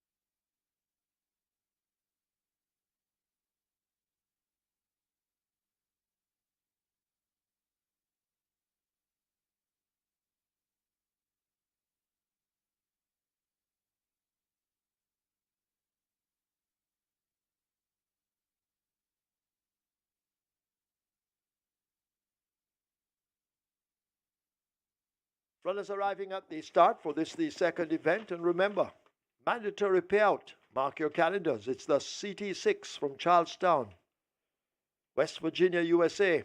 And this mandatory payout will take place on Wednesday, November 1st.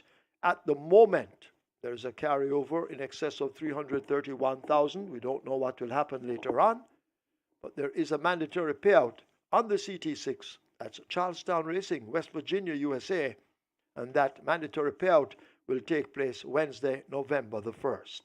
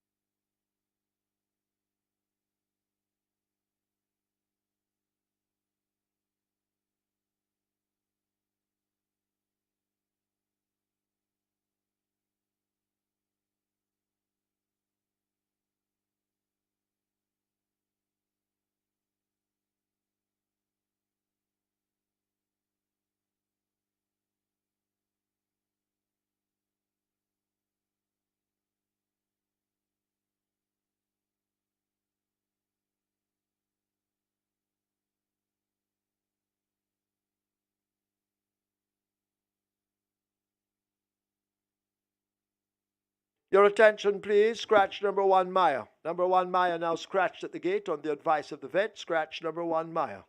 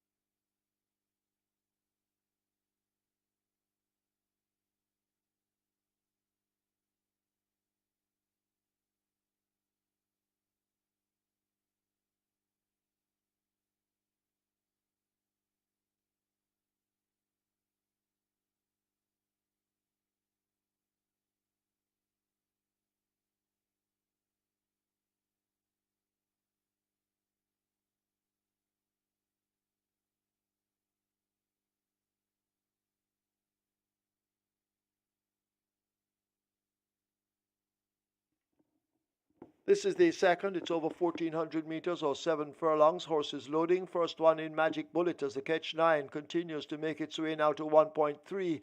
And the rolling triple heading for 600,000. Sticky Don joins Magic Bullet. Gate 5 now filled.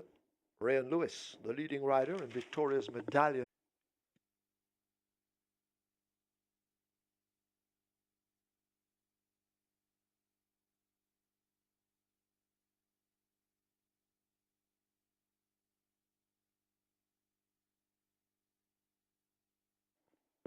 So loading up continues.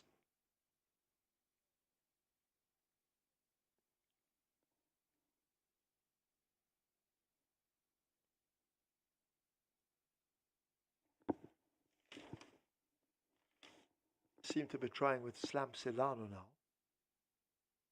Slam Silano in and locked away. Avenging Angel will be next.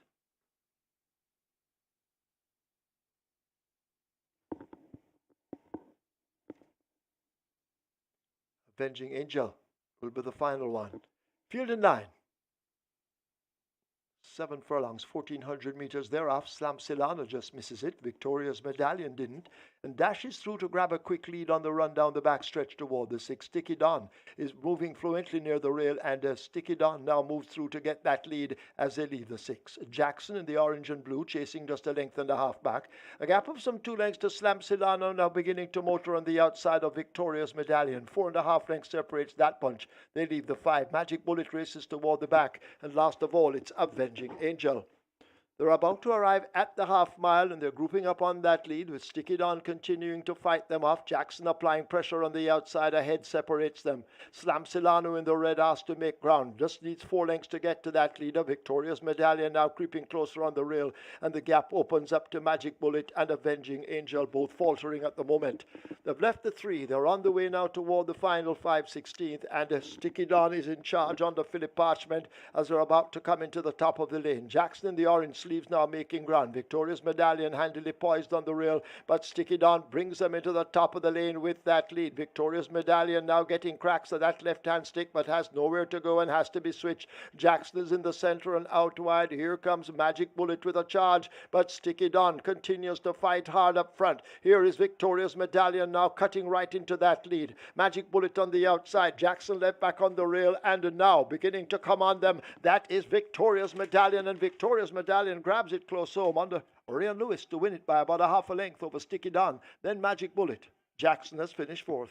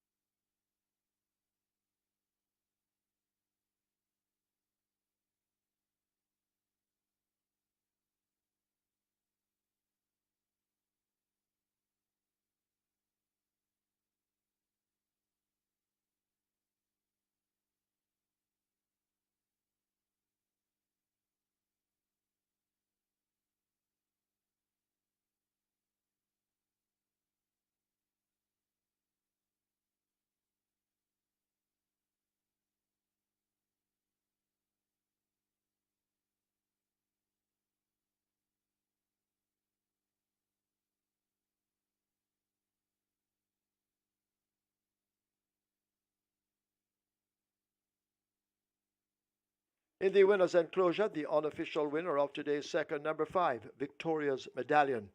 A 5-year-old bay mare by Silver Medallion, Image Empress by Image Maker, bred Argyle Farms Limited, owned Jigsy Blade. A trained Leroy Tomlinson, the rider Action Pack Orion Lewis, and of course he's sponsored by True Shake. The groom Hopeton Broadbell.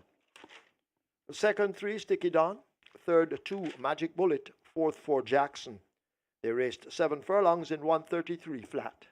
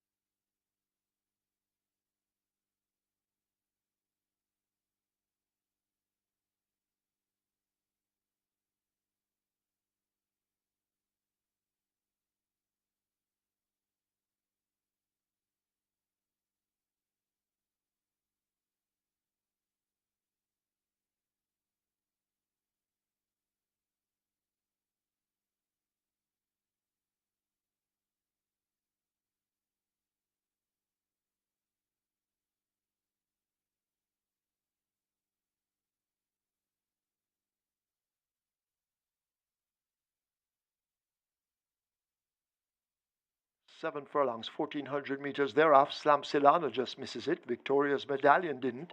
And dashes through to grab a quick lead on the run down the backstretch toward the 6. Sticky Don is moving fluently near the rail, and Sticky Don now moves through to get that lead as they leave the 6. Jackson in the orange and blue chasing just a length and a half back.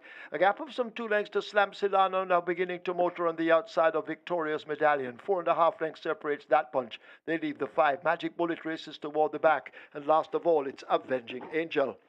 They're about to arrive at the half mile, and they're grouping up on that lead, with Sticky Don continuing to fight them off. Jackson applying pressure on the outside. Ahead separates them. Slamsilano in the red asked to make ground. Just needs 4 lengths to get to that leader. Victoria's Medallion now creeping closer on the rail, and the gap opens up to Magic Bullet and Avenging Angel, both faltering at the moment.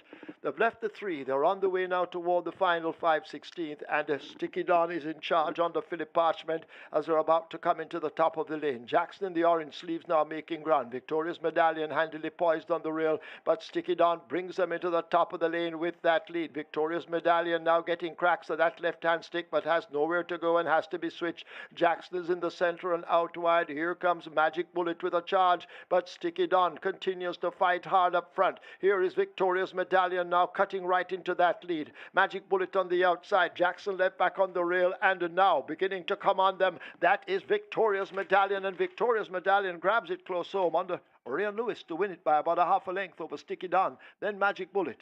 Jackson has finished 4th.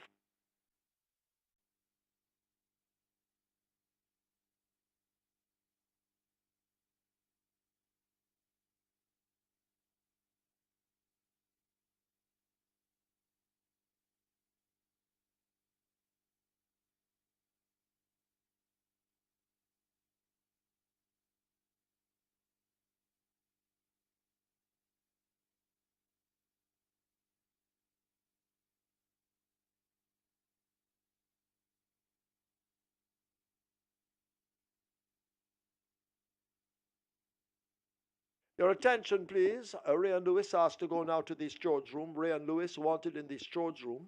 Result of the second official. Horses to the testing barn. 4 Jackson, 5 Victoria's Medallion. 4 and 5 both go to the testing barn. Victoria's Medallion the winner. 246 to win, 136 to place. Second 3 Sticky Don, 144. Third 2 Magic Bullet. Fourth 4 Jackson. Special double with the very late scratch, 1 Meyer. 2,172. Double event 8,820. Exacta 229. Trifecta 302. Splits 24-3, 48-4, 117. They raced 7 furlongs or 1,400 meters in 133 flat. The margins a half by 3/4.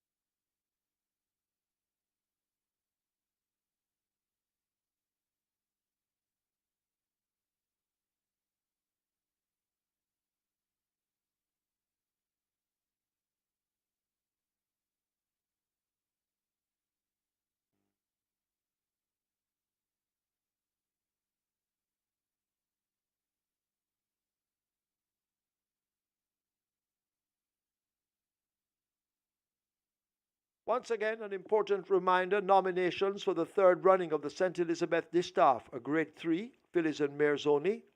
For native bred imported 3-year-olds and up, it's an overnight allowance over 1,600 meters. The third running of the Port Royal Sprint Grade 1. For native bred imported 3-year-olds and up, it's a graded stakes, open allowance over 1,200 meters. And the third running of the Jamaica Cup, a Grade 1. It's for native bred and imported 3-year-olds and up, graded stakes, open allowance over 1,900 meters. They're scheduled for Saturday, November 11. Entries close today, Saturday, October 28, in the racing office. That's the St. Elizabeth Distaff, the Port Royal Sprint, the Jamaica Cup. Entries close today in the racing office.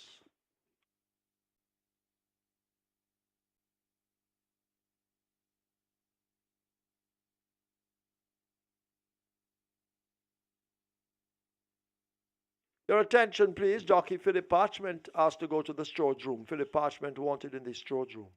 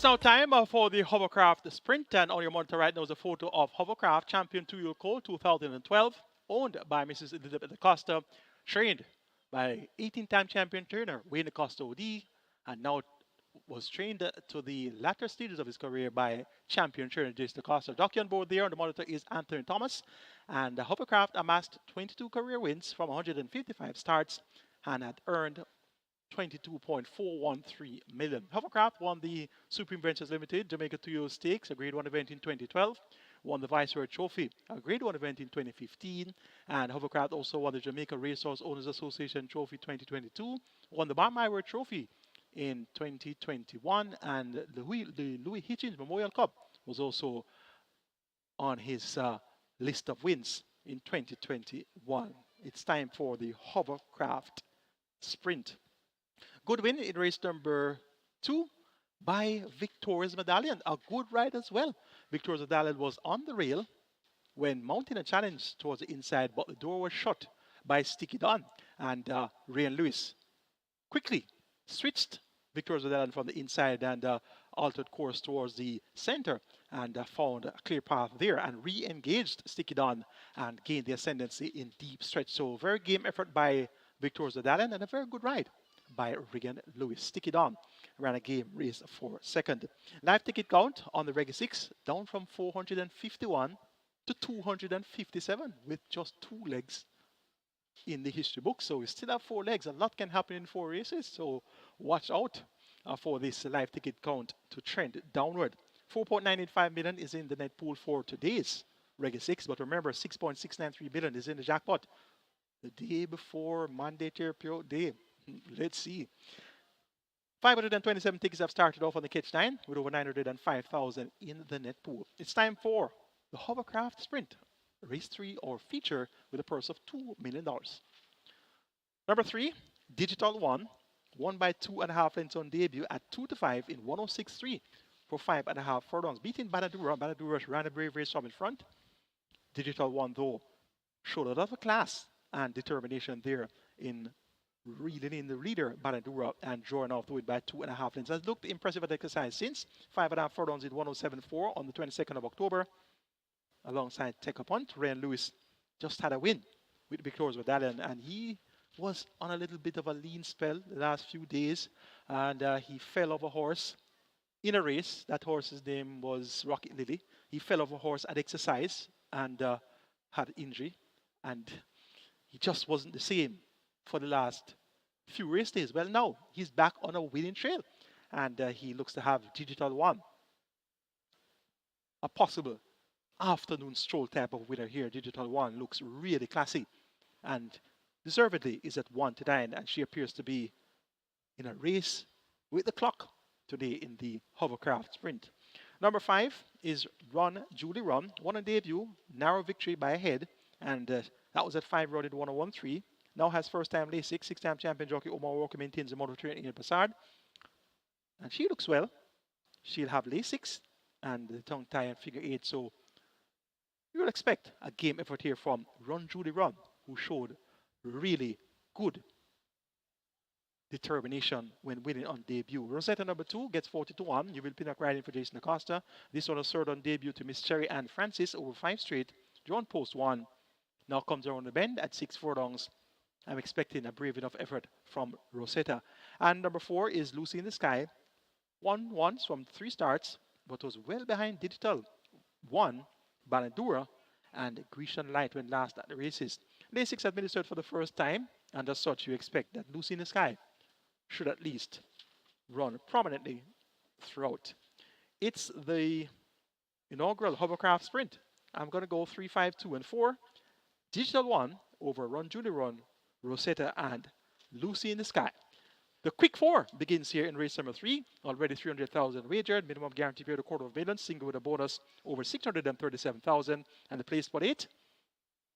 $500,000 wagered already, and just over 591,000 in that single with a bonus, with a minimum guarantee period of $250,000 as well. Wager early, and best of fortune.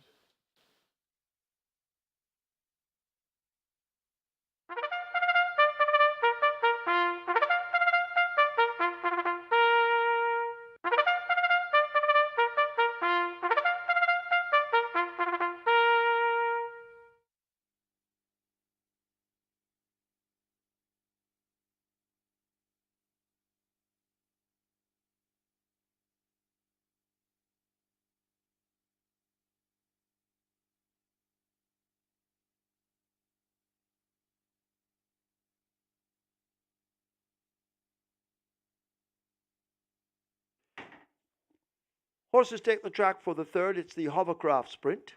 It's a restricted stakes for native bred and imported 2-year-olds over 1,200 meters. Number 3, a digital one, make the weight 54 kilos.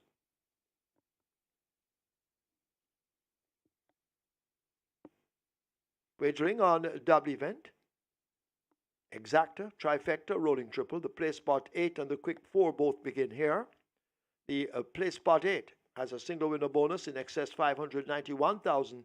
The quick 4 in excess 637,000. The quick 4 heading for 500,000. The play spot 8 on its way to 600,000. You have 5 minutes to get your bets on.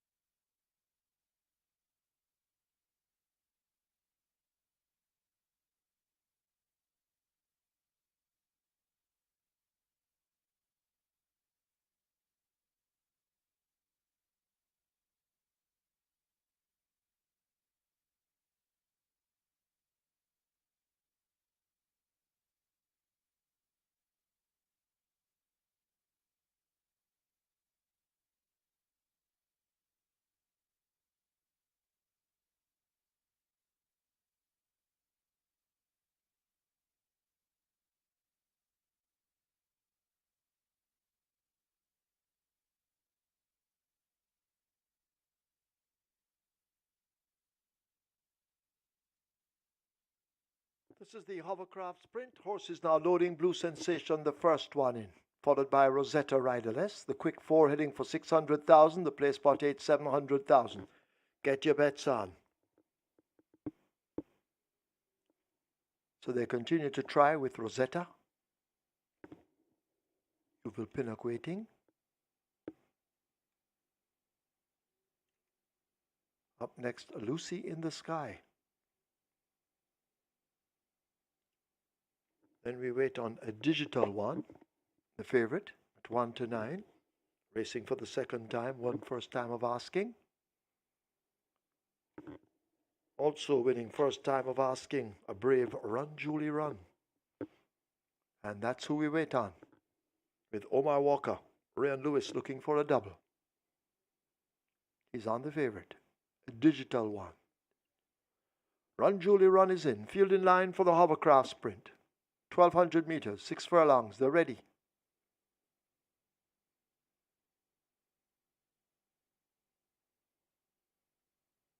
Digital one acting up a bit. Now they're off. Almost perfect start. Run Julie Run, digital one. They mix it up on that lead as they make their way toward the 5, and with effortless ease. A digital one now goes on by some 2 lengths over Run Julie Run. Rosetta racing in third. That's the grey on the outside of Blue Sensation, and the blue racing on the rail. And Lucy in the Sky is at the back of the field. They're about to arrive at the half mile, maybe 5, 6 lengths separating the entire field, but a digital one now begins to float away from them, opening up some 3 to 4 lengths. Run Julie Run, the closest pursuer, as they're about to arrive at the 3. 2 lengths in behind her, we have a Blue Sensation. Rosetta has faded back through the field, about to be passed by Lucy in the Sky and Jerome Innes as they leave the 5/16th and come into the lane. Digital one cruising on that lead, under the hand ride, the rider motionless at the top of the lane. They leave the quarter pole with a lot in hand. Run Julie Run, best of the rest. Blue Sensation is over on the rail, but it's all a digital one. Coming up toward the final furlong. Digital one in complete control at this stage. Digital one and Ryan Lewis. He looks as if he's sure to have his second win on the card inside the final 16th. It's all over. Digital one has put paid to them all. Digital one winning it by maybe 6 lengths over Run Julie Run. Then Blue Sensation, Rosetta, followed by the trailer, Lucy in the Sky.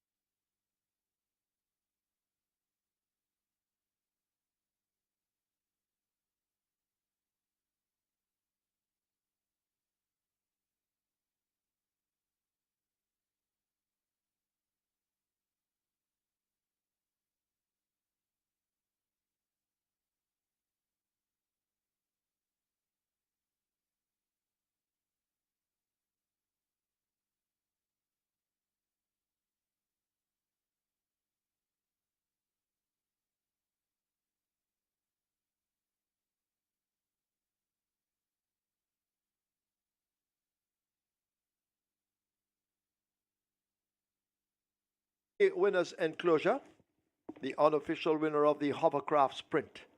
Number 3, Digital One, a 2-year-old bay filly by Uncle Alino, or Lino. Legal redemption by Grand Reward. Bred Cynthia Bartkowski and Scott Bunker. Owned Oak Ridge Farms. Trained Jason DaCosta, the second win on the card for jockey Action Pack Ryan Lewis. The groom Cristo Anthony. Second 5, Run Julie Run. The third 1, Blue Sensation. Fourth 2, Rosetta. Running time, 1200 meters, 1:13 and 2.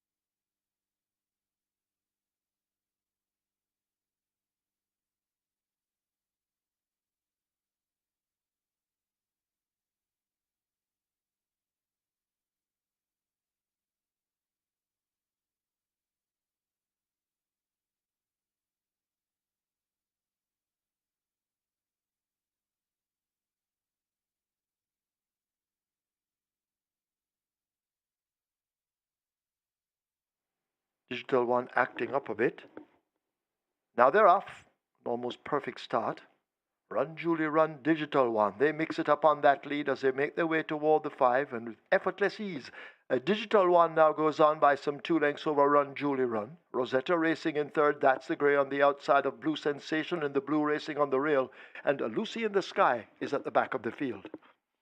They're about to arrive at the half mile, maybe 5-6 lengths separating the entire field, but a Digital One now begins to float away from them, opening up some 3 to 4 lengths.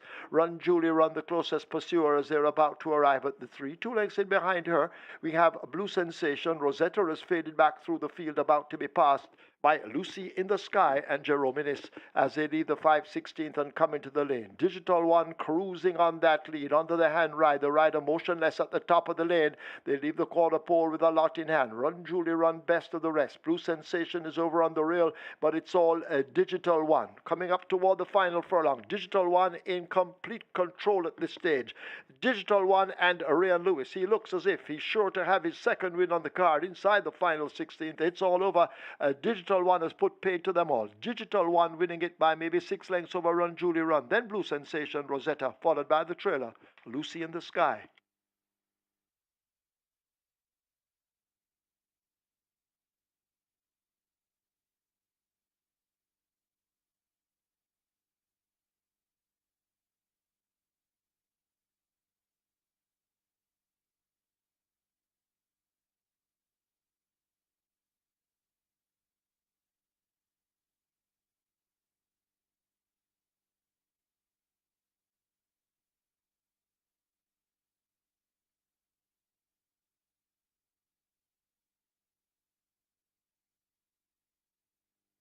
Result of the third, now official. Horses to the testing barn. 2, Rosetta. 5, Run, Julie, Run.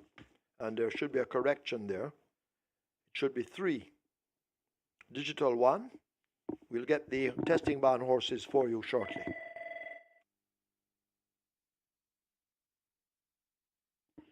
So testing barn, not 2, 3, Digital One, 5, Run, Julie, Run. 3 and 5 go to the testing barn. Digital One, 105 to win, 105 to place.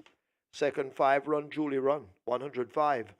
Third 1, Blue Sensation. Fourth 2, Rosetta. The double, $250. Exacta, 81. Trifecta, 170. Triple, 52 winners, 7,408. Splits, 23-3, 48-1. Final time, 113-2. Margins, 6 1/4 by 2 1/2.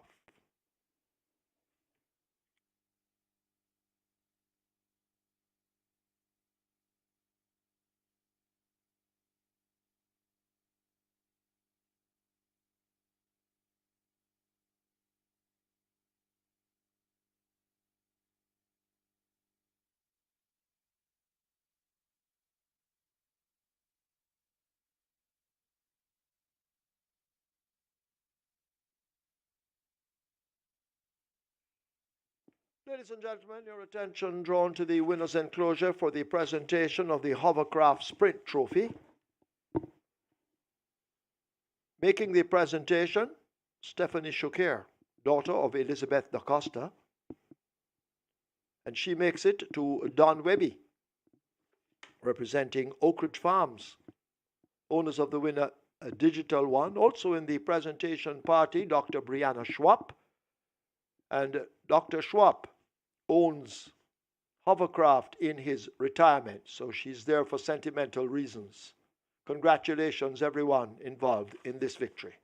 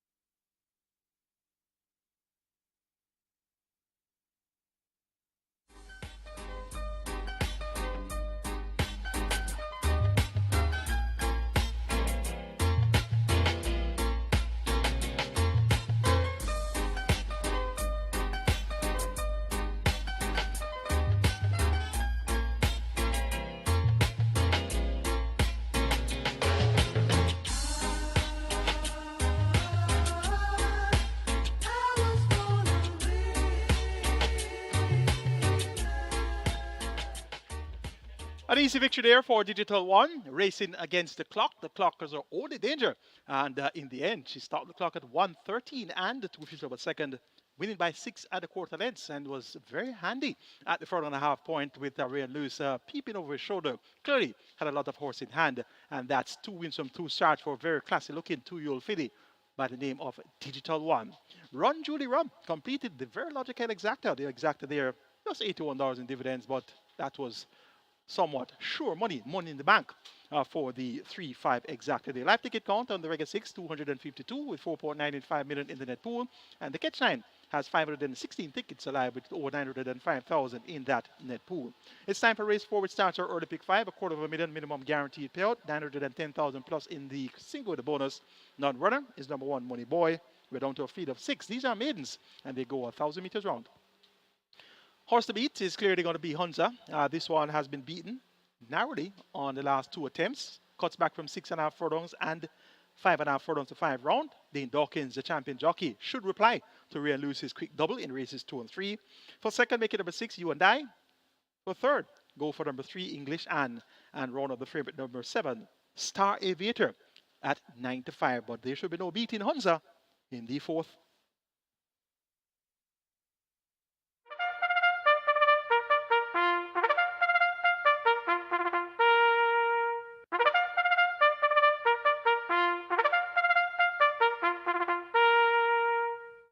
Horses take the track for the 4th. It's a maiden condition race for native bred 4-year-olds and up. The distance 1,000 meters round. Scratch 1, Money Boy, lame. 3, English Anne, the weight 52 kilos. 6, You and I, 51.5. Wagering on double event, exacta, trifecta, rolling triple. This is where the early pick 5 begins. A single winner bonus in excess of $910,000. And the early pick 5 on its way to 300,000. Get your bets on.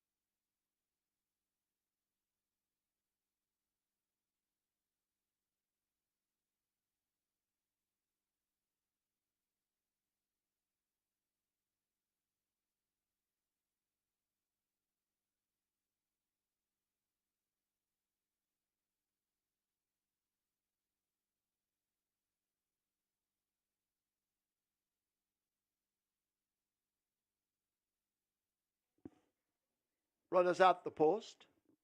We're on to post time. Early pick 5, heading for 500,000, rolling triple on its way to 400,000. Get your bets on. Any moment now, loading up will begin.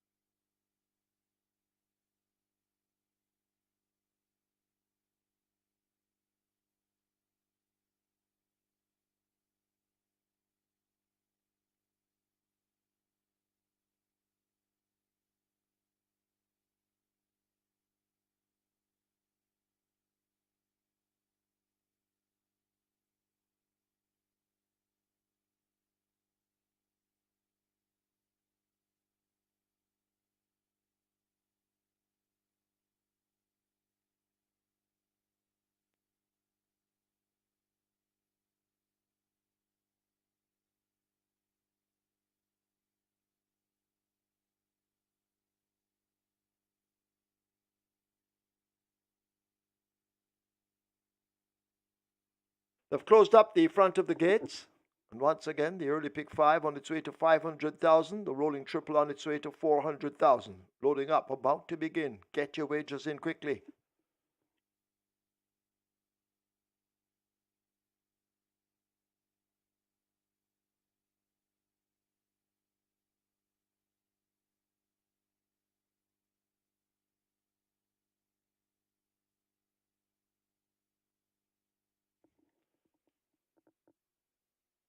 Horses loading. First one in Hunza, a 1 to 5 favorite, followed by English Anne.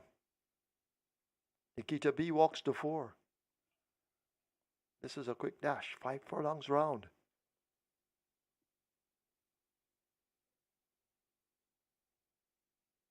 Star Aviator and Excuse Me Goodbye being led forward. Star Aviator will go to 7. Excuse Me Goodbye and Devon Thomas will load at 5. Star Aviator a bit fractious.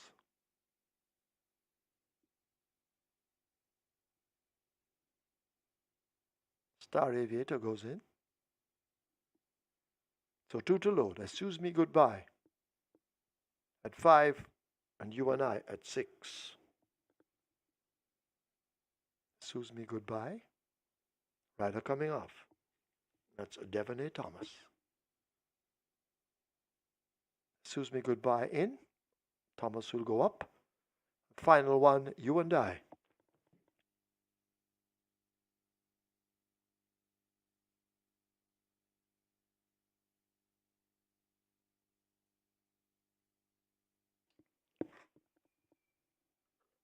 You and I, sideways.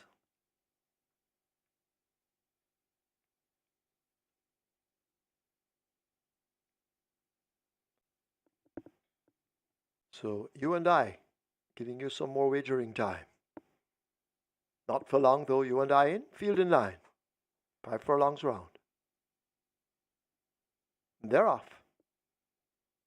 Star Aviator misses it, left at the back. English Anne took off quickly. Hunza hounding already. Excuse Me Goodbye races on the outside of Nikita B. You and I right there. These in a very tight group. Maybe 3 lengths separates them. And Star Aviator now asked to recover as they charge past the 7/16. There goes Excuse Me Goodbye, waving ta-ta to them at the moment. English Anne in pursuit with You and I.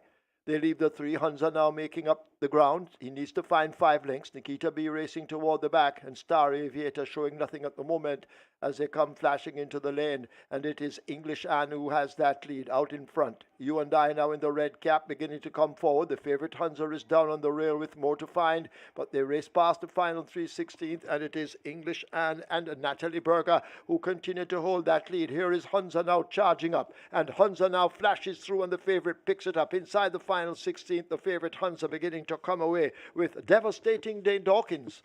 Devastating Dane Dawkins and Hunza have devastated this field. They win by 8 or more. English Anne is second. You and I is third. Nikita B is fourth.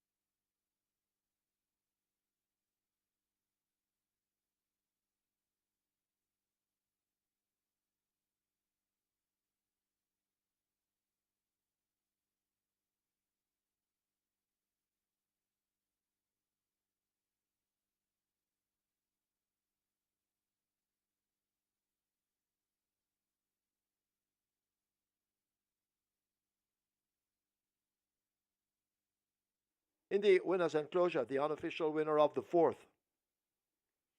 number 2 Hunza, a 4-year-old chestnut colt by Deputy Glitters, tapped out in Need Shoes by Hallery Hunter, bred Ronald Lavine. owned Horace Chaplin. A train, Philip Elliott. The rider, Devastating Dane Dawkins. The groom, Fidel Williams. Second, 3, English Anne. Third, 6, You and I. Fourth, 4, Nikita B. A running time, 1,000 meters round, 1:03 and 3.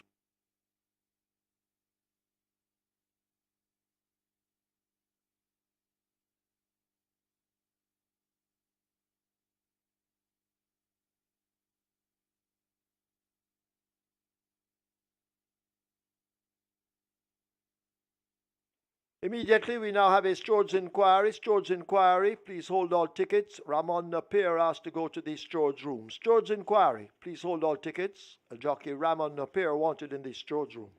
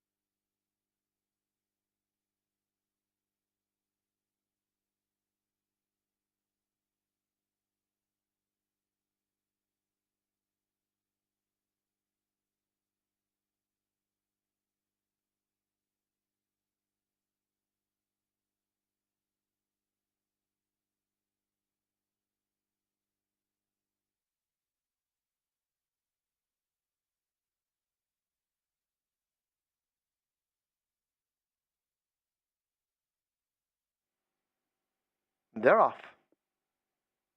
Star Aviator misses it, left at the back. English Anne took off quickly. Huns are hounding already.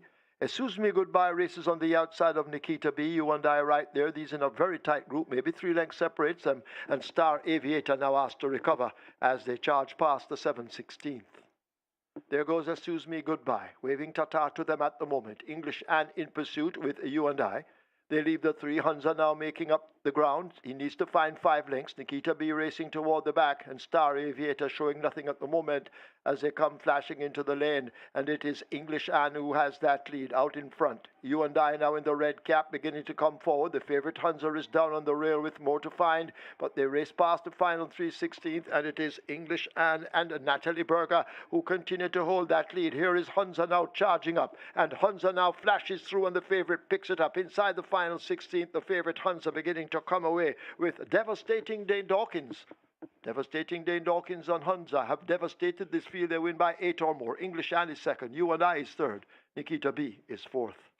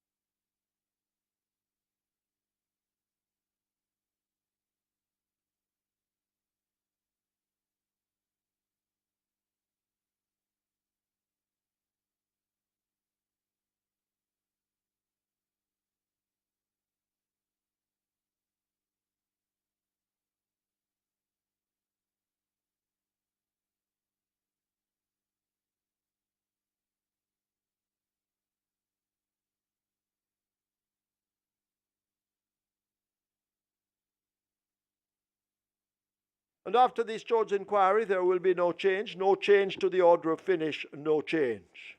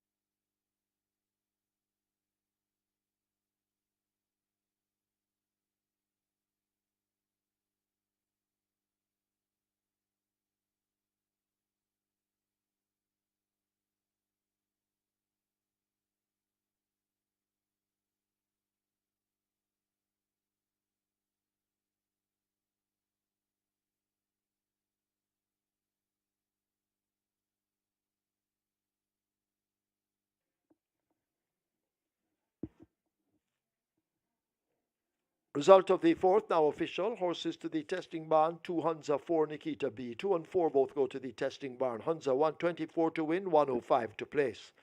Second 3 English and 150.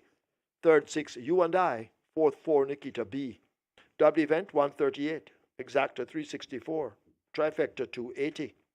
1,972 winners of the triple, 189 each. Splits 24-4, 50. They raced 1,000 meters round in 103.3. The margins 9 3/4 by 1 3/4.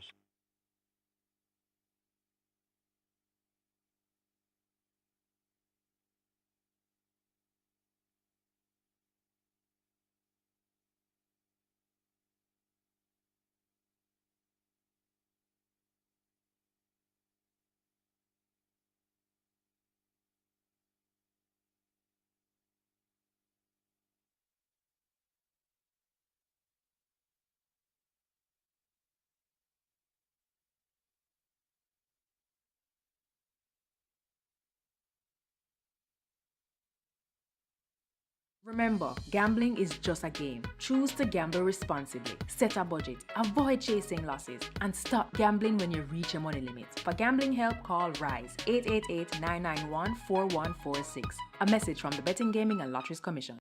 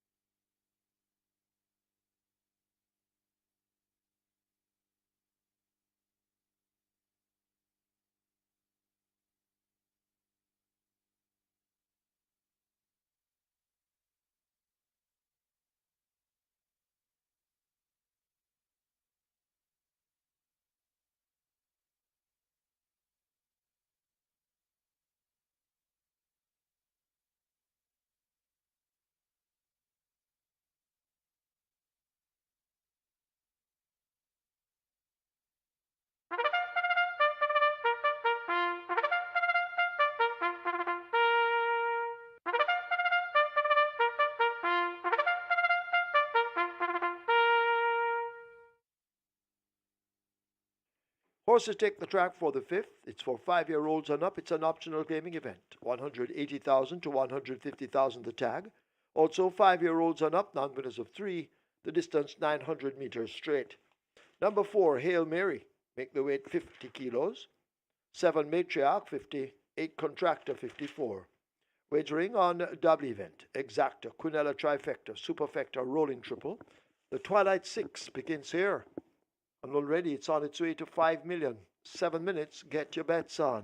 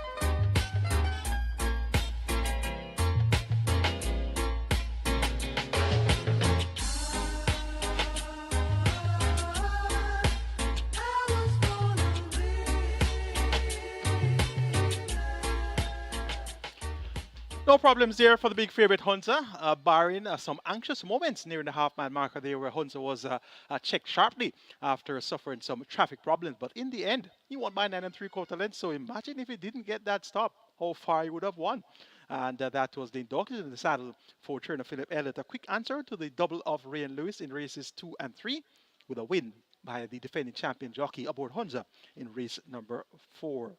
Exacta returned 364 with English and completing that exacta Natalie Berger there for trainer Welsh Suter. Lap ticket count on regular 6 hands at 232 with 4.95 million in the net pool. And we have on the catch line side of things 503 tickets intact with over 905,000 in the net pool. So 2 of the early bankers have won, Digital won, and Hunza. Let's see if Chaito Prince will oblige. That's your favorite at 1 to 5, Chaito Prince. Jeffrey Patterson riding for trainer Ryan Williams, and this one was a very comfortable winner by some 13.5 lengths, 2 starter back at this 180 level. Stepped up to 250 next in town, ran second to Loose Cannon. We'll see Loose Cannon in action on the Sunday card tomorrow. Chaito Prince back among 180 claimers, 57 kilos. The impost won't be a problem based on that easy manner of victory. 2 starter back, Chaito Prince, the hot favorite at 1 to 5 and deservedly so.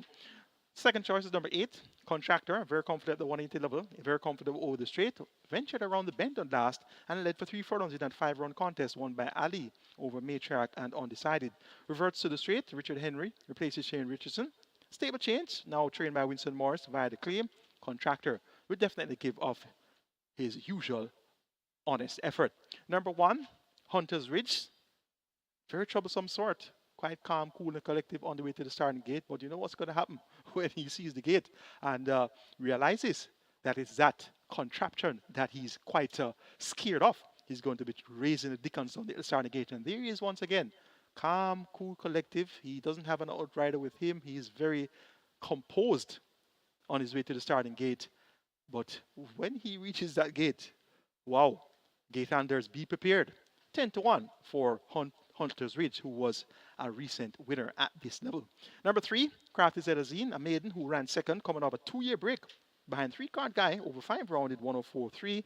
Reverts to the straight. Charlotte Budai maintains the mount for trainer Linton Calder. You can expect another encouraging run from Crafty Zedazine. Make it 5-8-1-3 in the 5th. Chaito Prince over contractor Hunter's Ridge and Crafty Zedazine. 206 pool approaches 5 million. Minimum guaranteed payout is 2.75 million. You have 2 minutes on the board. Get those bets on, and the very best of fortune to you.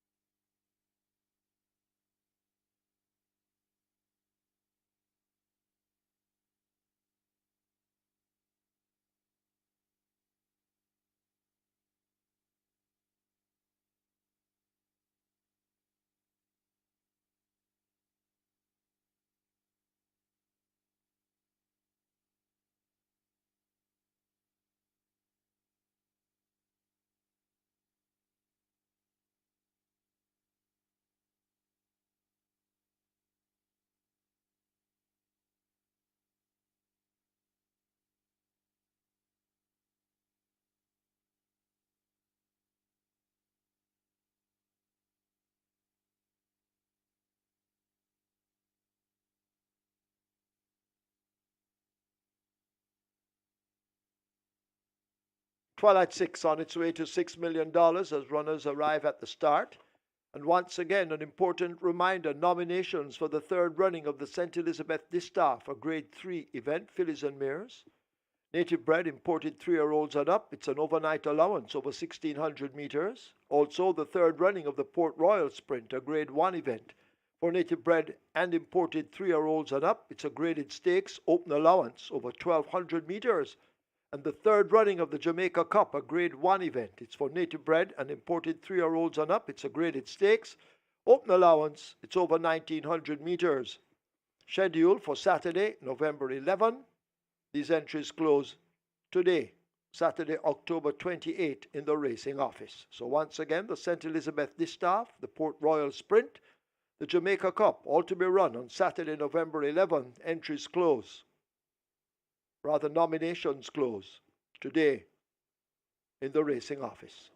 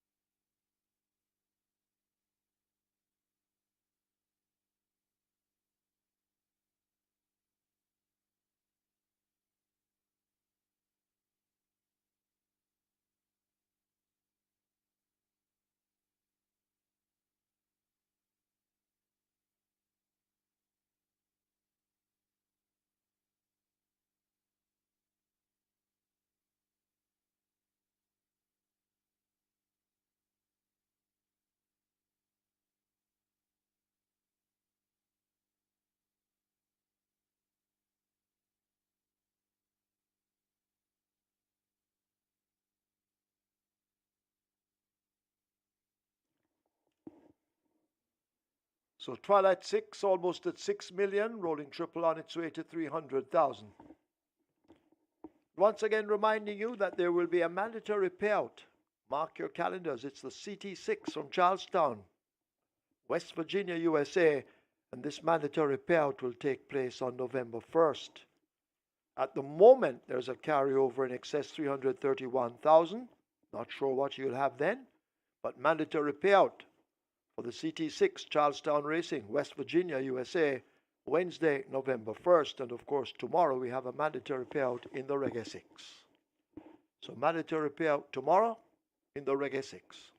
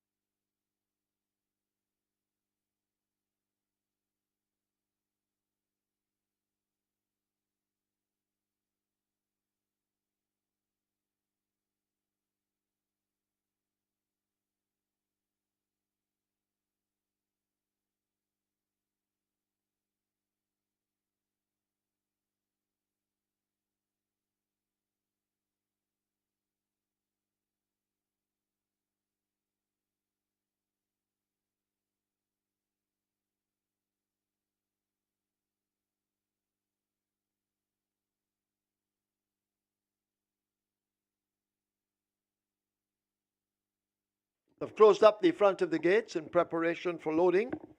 900 meters straight. Twilight 6 continues to make its way to 6 million, almost there. Rolling triple on its way to 300,000. You need to get your bets on. Loading up is about to begin.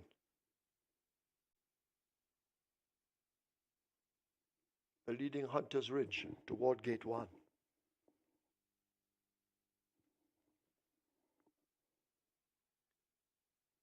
So they try with Hunter's Ridge, riderless.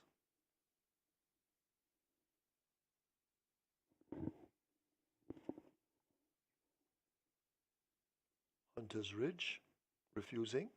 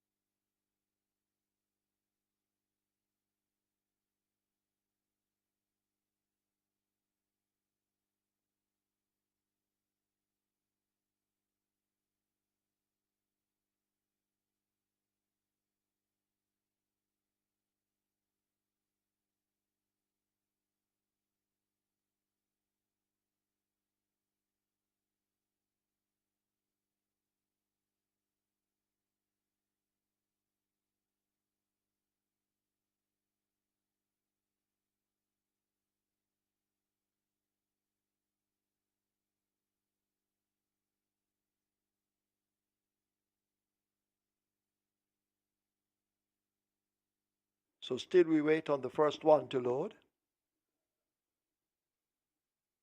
Hunter's Ridge giving all sorts of problems to load gate 1.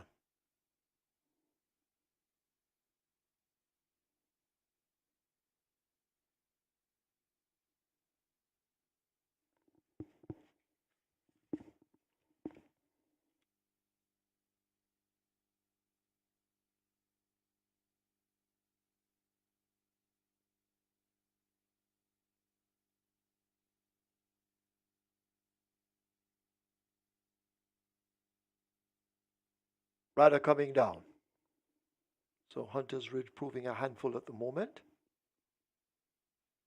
fitted in the blindfold, now being tugged toward gate 1. Hunter's Ridge up to 1.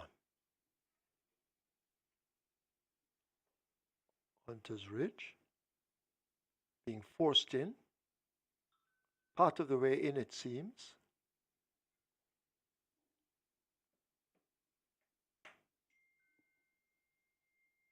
Hunter's Ridge now looks to be in. So horse is loading. Get your wagers on. You're running out of time. Twilight 6 makes a big jump. It's almost at 7 million, and the rolling triple on its way to 350,000. Get your wagers on. Crushing Power is next at 2. That's the grey. Front of gate 5 opened for Chaitu Prince, who is the favorite. Javanil Patterson. Sparkling Tradition goes in at 6, Matriarch at 7, Contractor at 8. So they try now with Chaitu Prince. Crafty Zelazee not yet in at 3. Hail Mary not yet in at 4.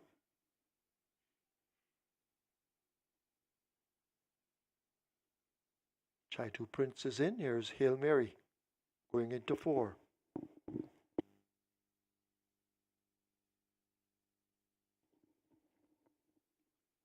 Crafty Zelazine will be the final one. Crafty Zelazine is in.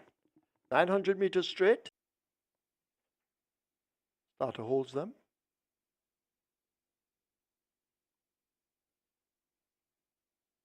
Chaitu Prince seems to be acting up. Rider comes off and now remounts.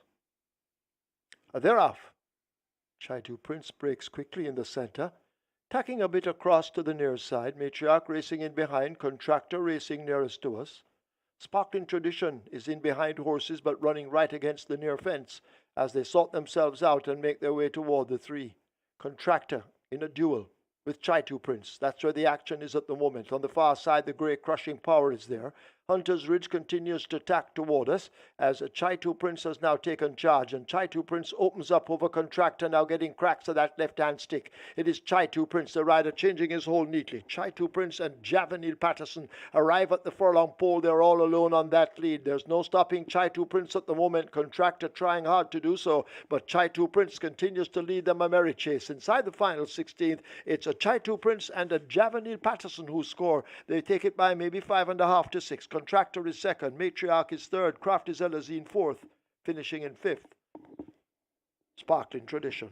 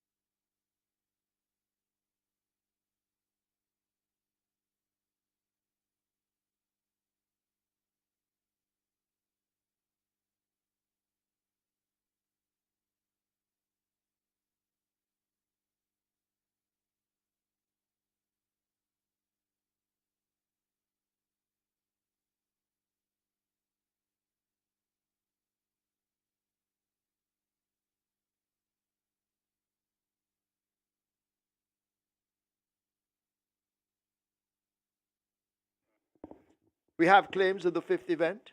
Number 4, Hail Mary. 1 claim submitted. Gordon Lewis for himself. Gordon Lewis claims Hail Mary. 17 claims submitted for number 5, Chaitu Prince. Gresswood Smith for Courtney Thorpe. Chaitu Prince claimed by Gresswood Smith for Courtney Thorpe. 20 claims submitted for number 8, Contractor. 4 void. Randolph Scott for Joseph Jackson. Randolph Scott claims Contractor for Joseph Jackson.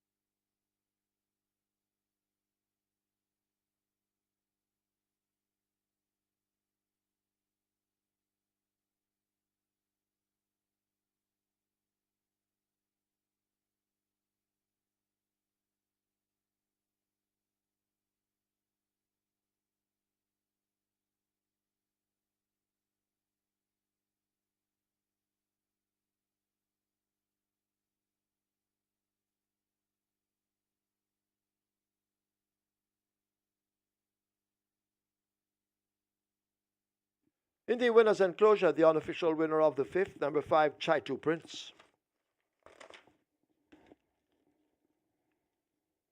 A 6-year-old bay horse by Chaitu.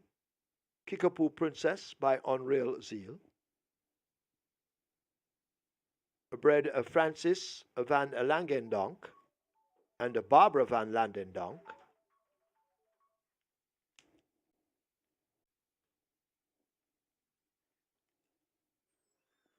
Train Ryan Williams. The rider Javanil Patterson. The groom Philip Martin. Second, 8 Contractor. Third, 7 Matriarch, 4th, 3 Crafty Zelazine. Running time, 900 meters straight, 53 and 3.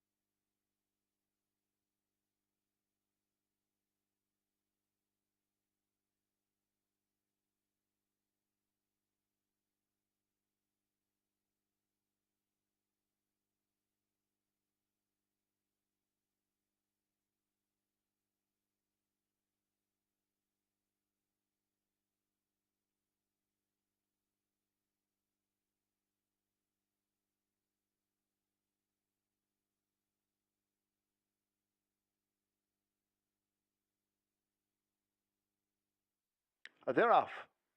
Chaitu Prince breaks quickly in the center, tacking a bit across to the near side. Matriarch racing in behind, Contractor racing nearest to us. Sparkling Tradition is in behind horses but running right against the near fence as they sort themselves out and make their way toward the 3. Contractor in a duel with Chaitu Prince. That's where the action is at the moment. On the far side, the grey crushing power is there. Hunter's Ridge continues to tack toward us as Chaitu Prince has now taken charge, and Chaitu Prince opens up over Contractor, now getting cracks of that left-hand stick. It is Chaitu Prince, the rider, changing his hold neatly. Chaitu Prince and Javanil Patterson arrive at the furlong pole. They're all alone on that lead. There's no stopping Chaitu Prince at the moment. Contractor trying hard to do so, but Chaitu Prince continues to lead them a merry chase. Inside the final 16th, it's a Chaitu Prince and a Javanil Patterson who score. They take it by maybe 5.5 to 6. Contractor is second, Matriarch is third, Crafty Zelazine fourth, finishing in 5th.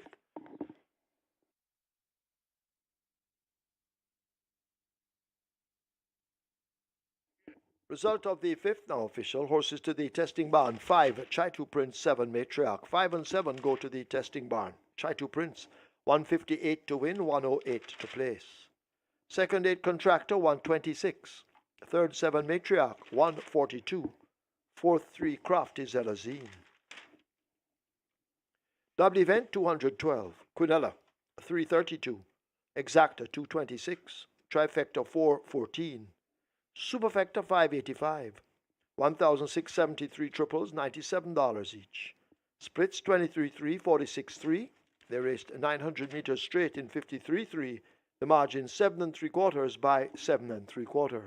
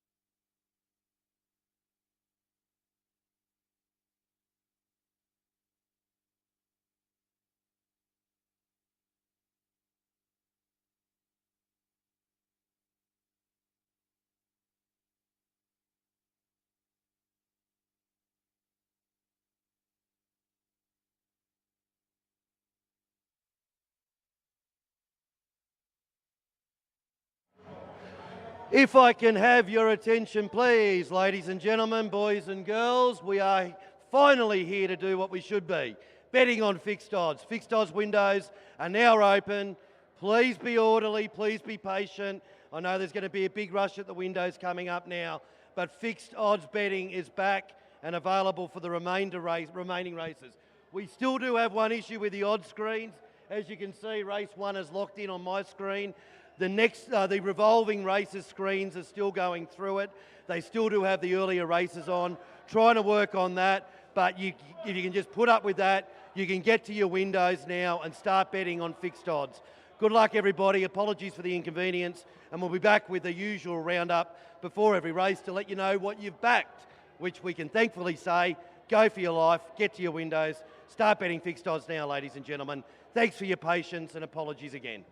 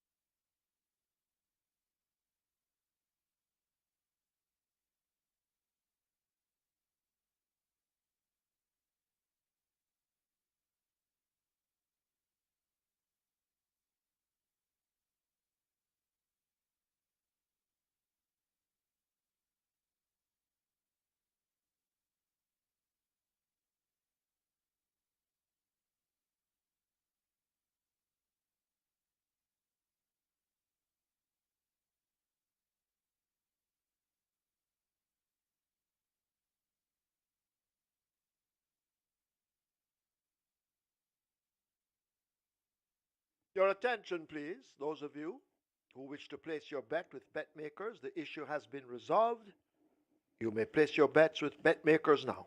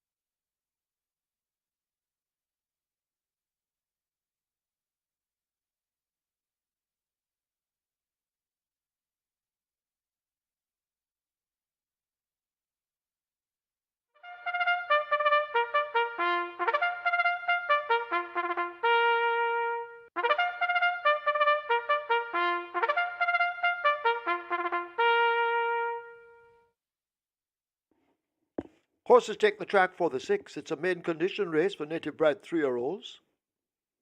The distance 1400 meters. 1, Here Comes Ken, the weight 52 kilos. 2, Home Alone, 54.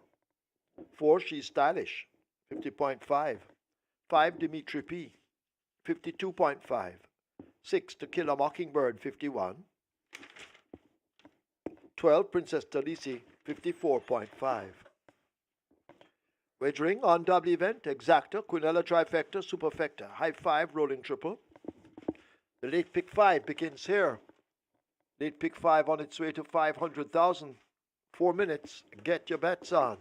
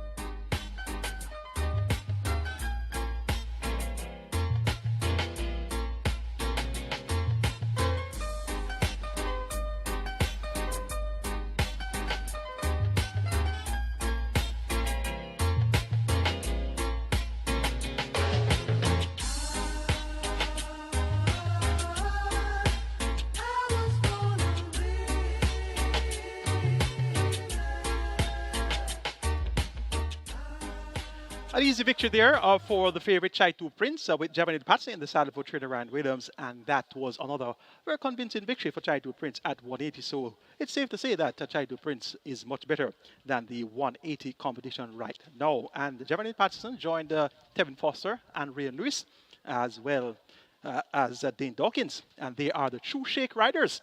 Of course, you know, True Shake sponsors are the riders here at Caymanas Park, and indeed the True Shake is a real shake, and that one will take you through the day in no uncertain manner. So big up to True Shake and the True Shake riders getting the job done in the first 5 races so far on the card. It's time for race 6, the cash out leg of the regular 6, and we have 217 live tickets with 4.985 million in the net pool. Chances are you're going to have multiple of the regular 6, so it's going to be on to mandatory payout day tomorrow, which would have well over $8 million in that jackpot. 484 tickets are intact on the catch 9, and after those 3 bankers won, We had Digital One, Hunza, and Chai 2 Prince. So three consecutive races with bankers on the catch line. The catch line ticket looks quite live from here. And the Twilight 6 has 3,346 live tickets starting off with 4.7 million plus in the net pool. Let's take a look at the cash out leg of the regular 6 at the start of the late pick 5.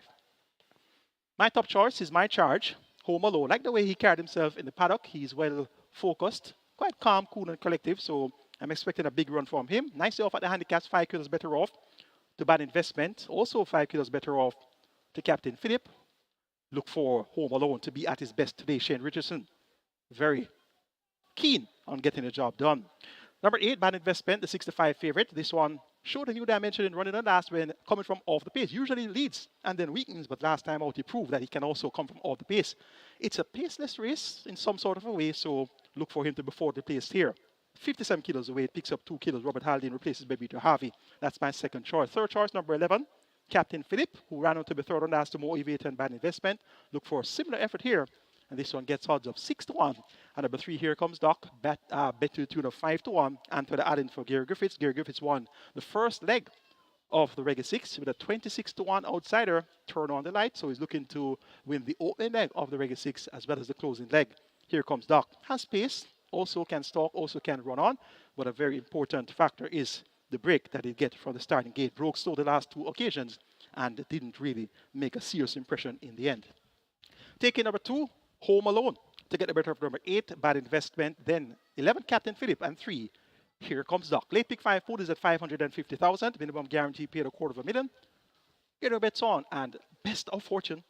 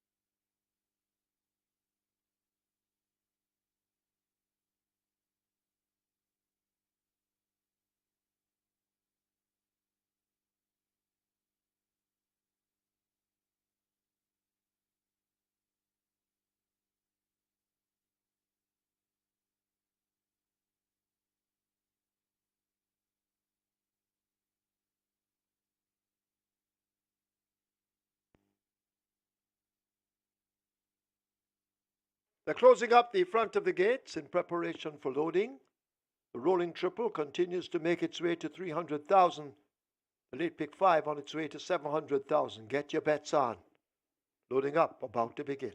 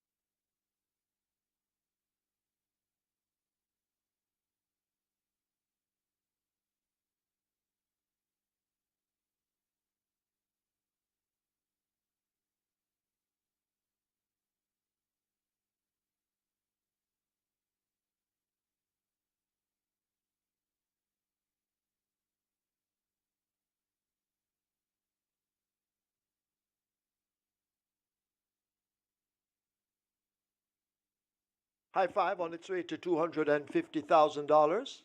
Horse is loading. Here comes Ken. In. Home Alone joins. Need to get your bets on. Rolling triple on its way to 400,000. Late pick 5 on its way to 800,000. But you're running out of time. In at 4, She's Stylish. Paul Francis now climbing up.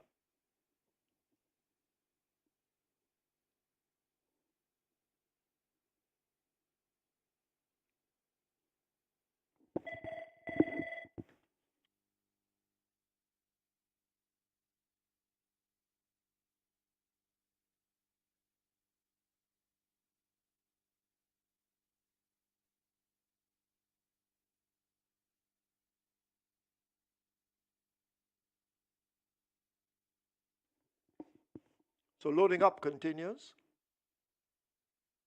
She's Stylish is in, joined by Dimitri P. Sweet Victory is in at 9. Sweet Victory to be ridden by Tevin Foster, looking for a double. Lion Charmer is in. Captain Phillip joins at 11. So loading up almost completed.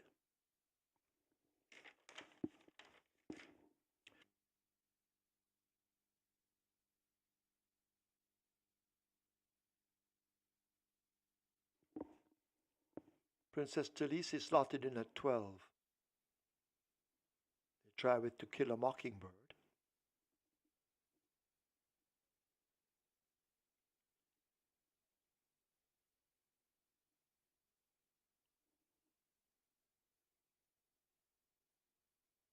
To Kill a Mockingbird looks to be in. Next, Here Comes Doc, walking to 3.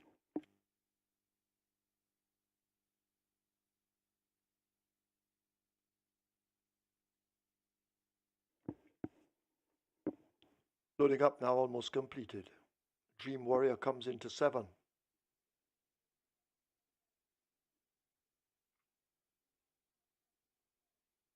Bad Investment is in at 8.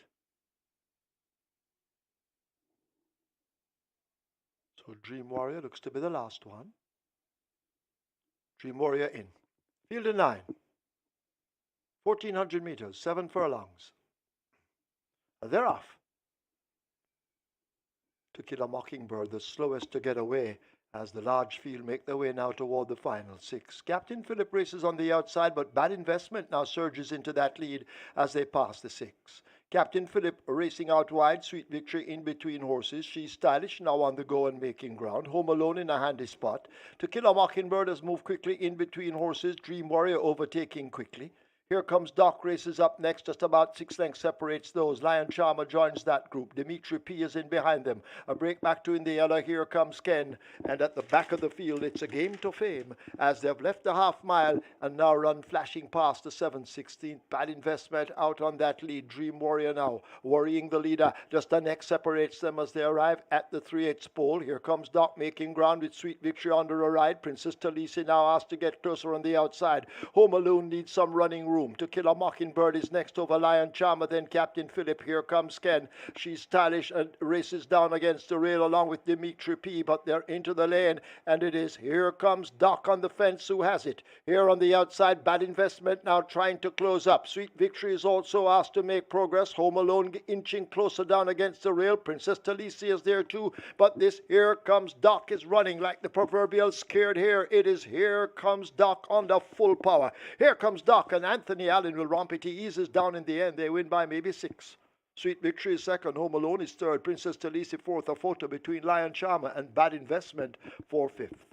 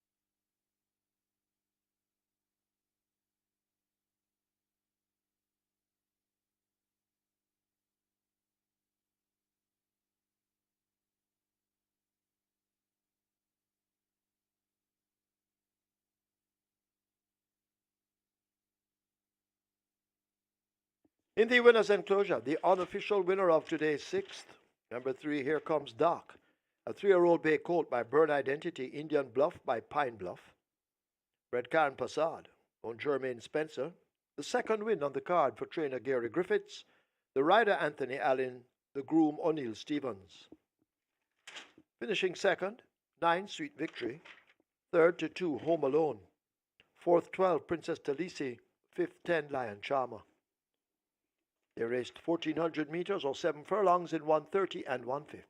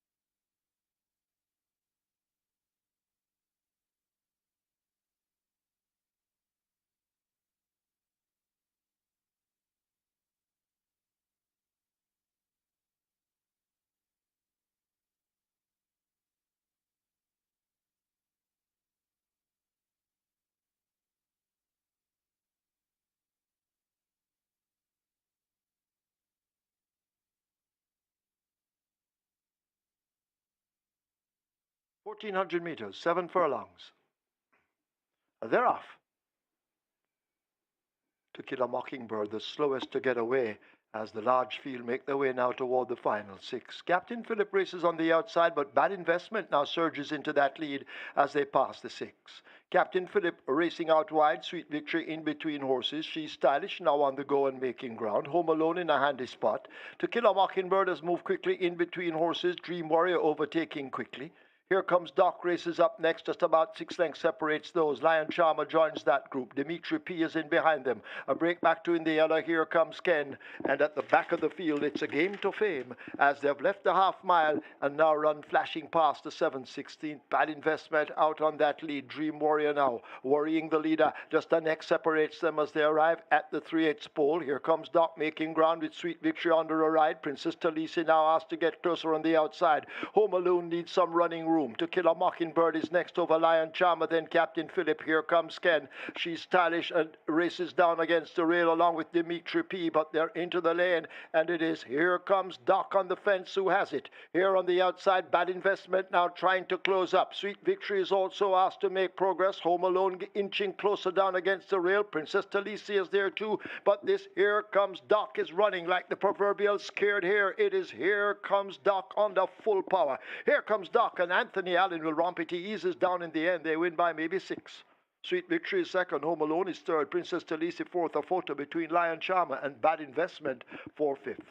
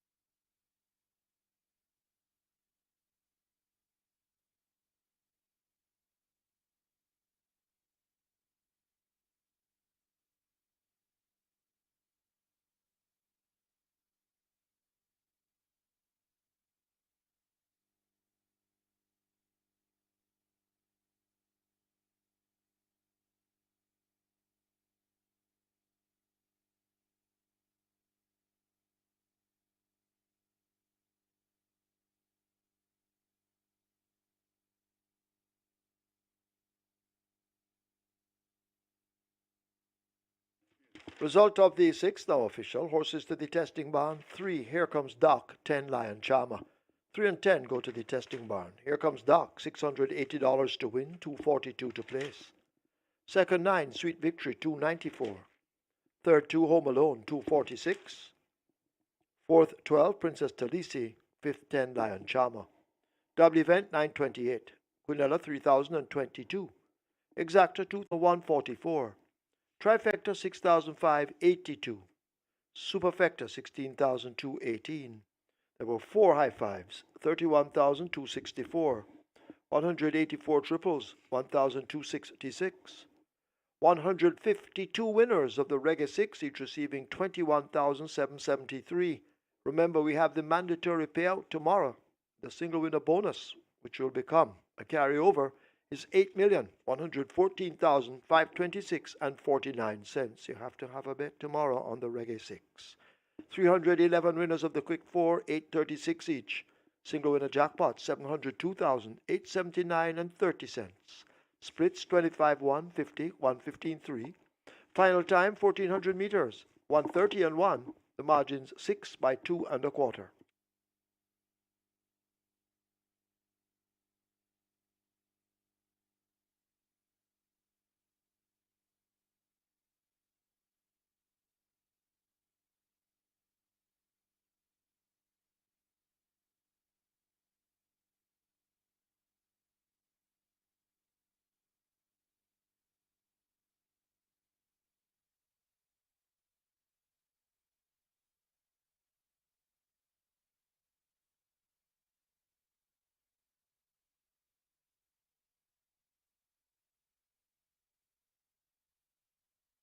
Is just a game. Choose to gamble responsibly. Set a budget. Avoid chasing losses. And stop gambling when you reach your money limit. For gambling help, call RISE 888-991-4146. A message from the Betting, Gaming and Lotteries Commission.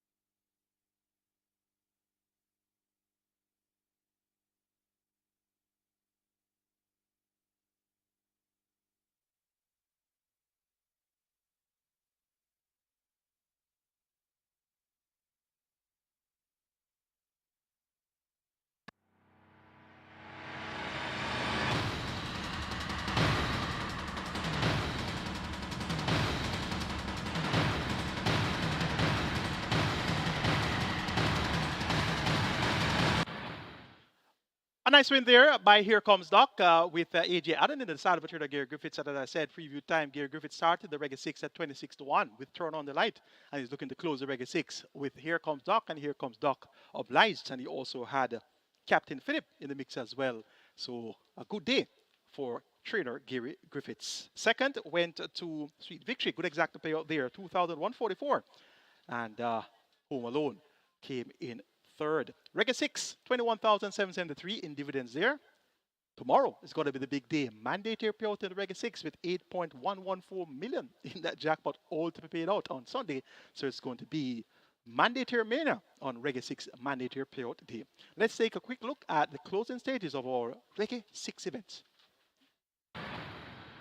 As a Phoenix Risen holds the advantage. Will the Conqueror challenging all the while as they leave the quarter pole? It is a Phoenix Risen with that lead, holding on to it. Will the Conqueror trying now to reel the leader in, but Phoenix Risen is not for catching yet. Will the Conqueror now getting busy and beginning to make slight gains, and now will the Conqueror come through now to grab that lead, racing out wide. That's a turn on the light now coming with a rush, but will the Conqueror has the lead. Turn on the light switched on late. Will the Conqueror and turn on the light, they've gone by together in a head bob, very close between turn on the light. Will the Conqueror close between Phoenix Risen on the far side. That's Ras Emmanuel Kataba also in that photo, possibly for fifth. Victorious Medallion handily poised on the rail, but Sticky Don brings them into the top of the lane with that lead. Victorious Medallion now getting cracks of that left-hand stick, but has nowhere to go and has to be switched. Jackson is in the center and out wide. Here comes Magic Bullet with a charge, but Sticky Don continues to fight hard up front. Here is Victorious Medallion now cutting right into that lead. Magic Bullet on the outside. Jackson left back on the rail, and now beginning to come on them. That is Victorious Medallion, and Victorious Medallion grabs it close home under Ryan Lewis to win it by about a half a length over Sticky Don. Then Magic Bullet. Jackson has finished fourth. Digital One cruising on that lead, under the hand ride. The rider motionless at the top of the lane. They leave the quarter pole with a lot in hand. Run Julie, run best of the rest. Blue Sensation is over on the rail, but it's all Digital One. Coming up toward the final furlong. Digital One in complete control at this stage. Digital One and Ryan Lewis. He looks as if he's sure to have his second win on the card inside the final 16th. It's all over. Digital One has put paid to them all. Digital One winning it by maybe 6 lengths over Run Julie, run. Then Blue Sensation, Rosetta, followed by the trailer, Lucy in the Sky. And it is English Anne who has that lead out in front. You and I now in the red cap beginning to come forward. The favourite Hunza is down on the rail with more to find, but they race past the final 3/16th, and it is English Anne and Natalie Berger who continue to hold that lead. Here is Hunza now charging up, and Hunza now flashes through, and the favourite picks it up. Inside the final 16th, the favourite Hunza beginning to come away with Devastating Dane Dawkins. Devastating Dane Dawkins and Hunza have devastated this field. They win by 8 or more. English Anne is second. You and I is third. Nikita B is fourth. It is Chai Tu Prince, the rider, changing his hold neatly. Chai Tu Prince and Javanil Patterson arrive at the furlong pole. They're all alone on that lead. There's no stopping Chai Tu Prince at the moment. Contractor trying hard to do so, but Chai Tu Prince continues to lead them a merry chase. Inside the final 16th, it's a Chai Tu Prince and a Javanil Patterson who score. They take it by maybe 5.5 to 6. Contractor is second. Matriarch is third. Craft is Elazine fourth, finishing in fifth.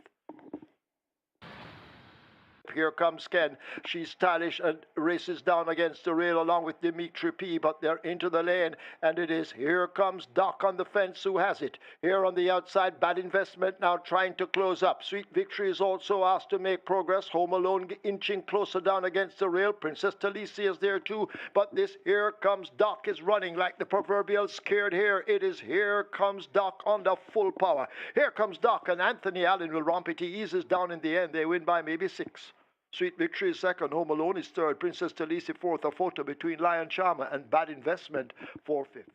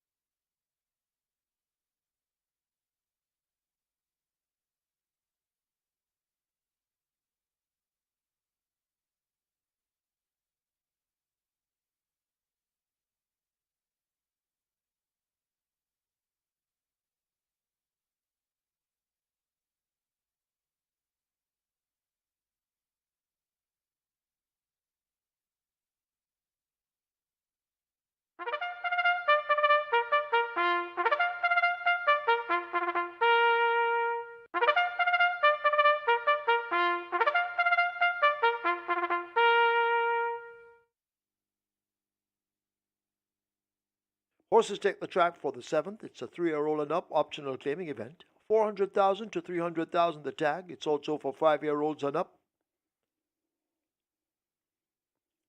The distance 1,300 meters. Number 3, Thunderstrike, make the weight 50 kilos. Scratch 5, Duke of Springs Lane. 6, Bold Sammy, 52. Wagering on a double event. Exacta, Quinella Trifecta, Superfecta, Rolling Triple. The Strike 4 begins here. Single winner bonus in the Strike 4 in excess of $646,000. Strike 4 pool approaching 600,000. Get your bets on.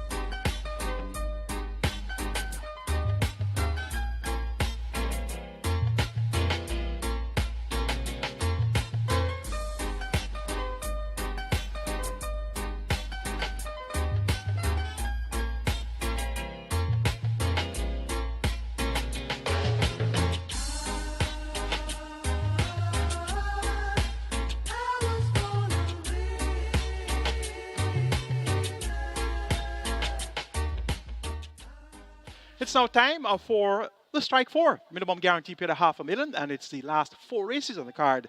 And the single with the bonus in the Strike 4 stands at $646,000 plus. Scratch number 5, Duke of Springs. We're down to a field of 6. Let's take a look at the 7th. Top selection here is number 4, Wilson. And Wilson has proven himself to be better than 400,000 claimers, won easily by some 7 lengths on the 10th of June.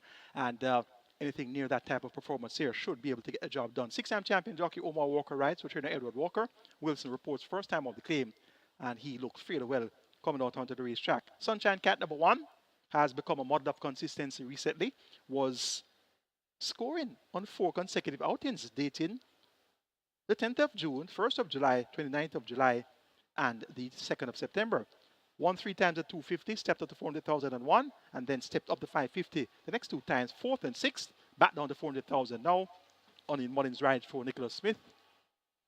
Look for Sunshine Cat to be bang in contention throughout. Number 6 is Bold Sammy. This one gets odds of 3-1.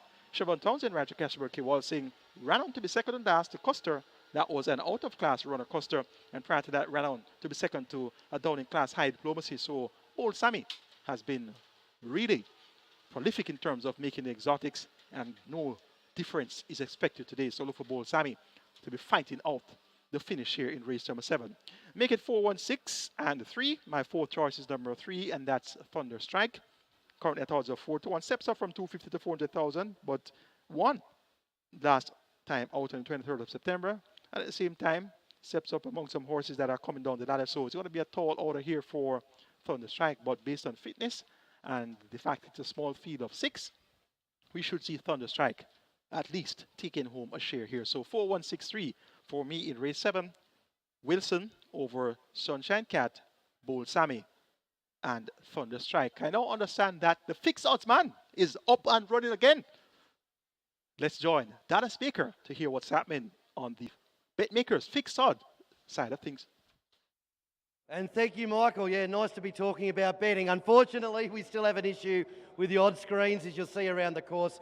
They're on the rotating race-by-race system. Still stuck on race 1, but just be patient. You'll see them scroll around. But if you do want to know a price and you're around the area, just feel free to come up and ask me, and I'll let you know. Or if you're in the North Lounge, see Craig Bernard up there, and he can let you know as well too. Anyway, getting to this race. Pretty easy race to describe here, ladies and gentlemen, boys and girls. Thunderstrike is the one that has been backed. Obviously, we're playing a lot of catch-up, only starting betting in race 6. But really, the only significant money has come for Thunderstrike. Opened it up $15, got into as short as $5, now just poking its head back out. No, it's still $5. That's pretty much its price, $15 into $5, and clearly the best backed runner in the race. The rest of it, the other runners are all getting wagers, pretty much equivalent bets. I'd say probably if you wanted to The best backed runner outside of those is Master of Hall at $12. Sunshine Cat's holding its own at $3.20. Pretty much these prices haven't changed a lot because of that spread of betting. The least back runner is probably your favourite though, Wilson. Excuse me.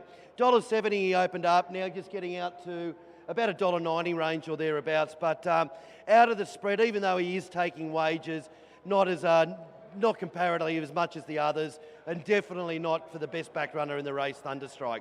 But that's the story of the race. Good luck, punters. Again, apologies for the false start today and last week, but we're back. Fixed odds windows are open. Get to them and start betting up in the last few races. Good luck.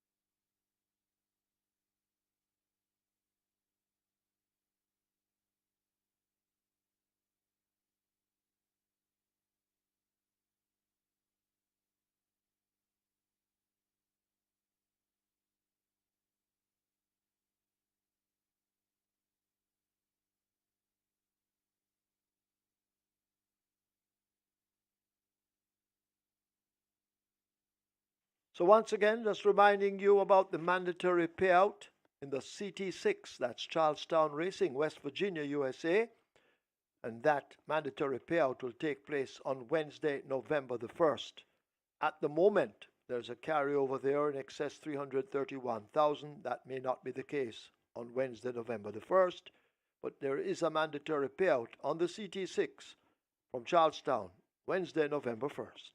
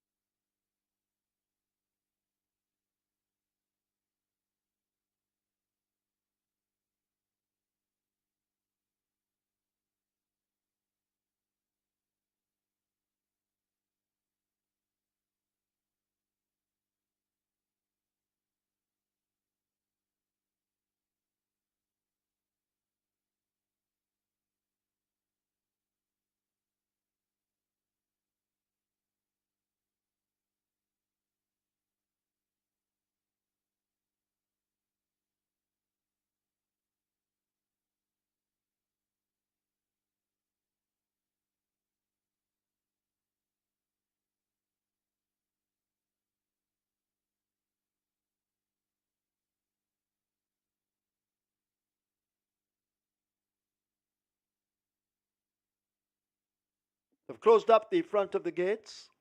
Horses loading. First one in, Sunshine Cat, followed by Gorgeous Gift.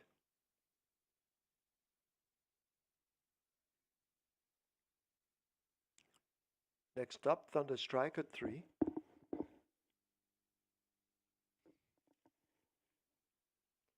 Strike 4 heading for 1.2 million.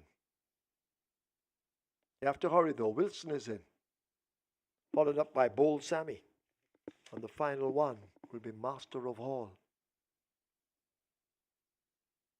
Master of All coming into 7. Field in line, 1300 meters, 6.5 furlongs. Starter ready.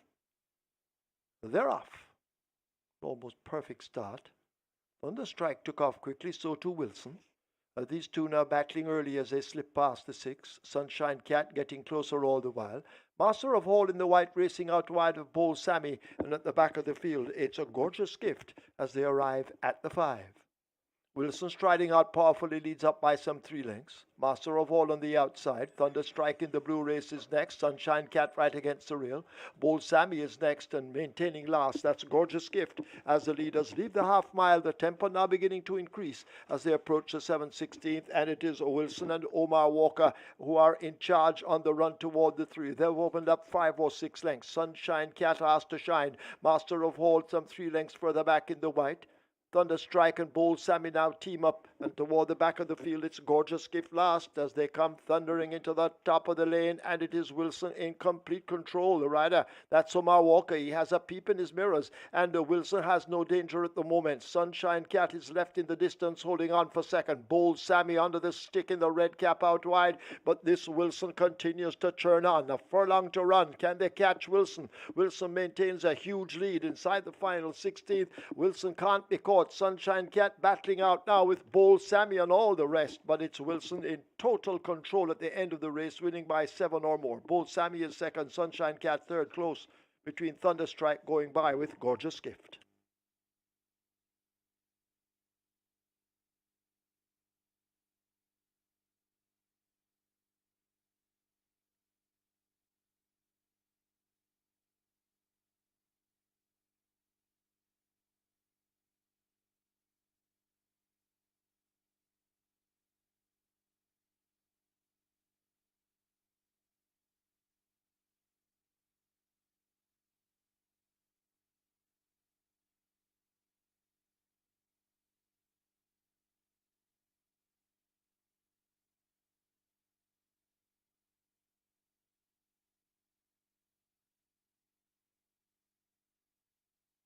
We have claims. We have claims in the 7th. Number 1, Sunshine Cat. 5 submitted. Stephen Todd for Doreen Stephen.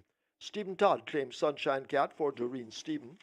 3 claims submitted for number 4, Wilson. Ryan Williams for David Pottinger. Ryan Williams claims Wilson for David Pottinger.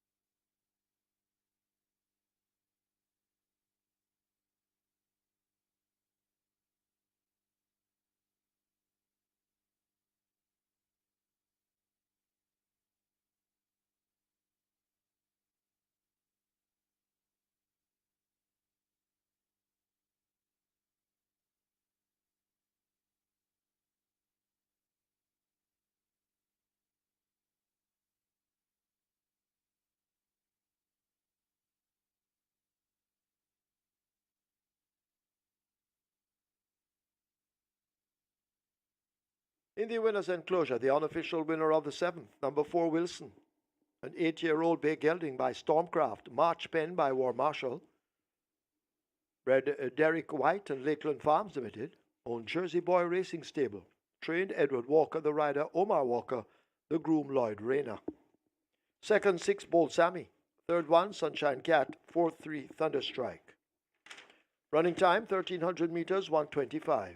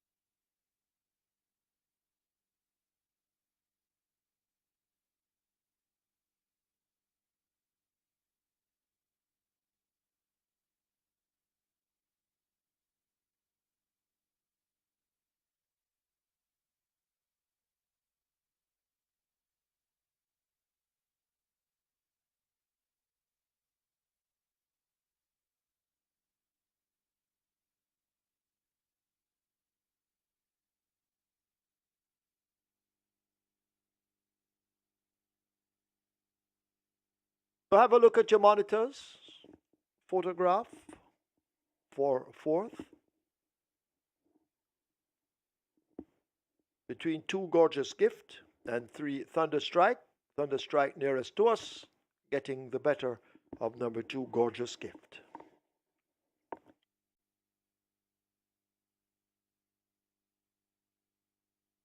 They're off. Almost perfect start. Thunderstrike took off quickly, so too Wilson. These two now battling early as they slip past the 6. Sunshine Cat getting closer all the while. Master of Hall in the white racing out wide of Bold Sammy, and at the back of the field it's a Gorgeous Gift as they arrive at the 5.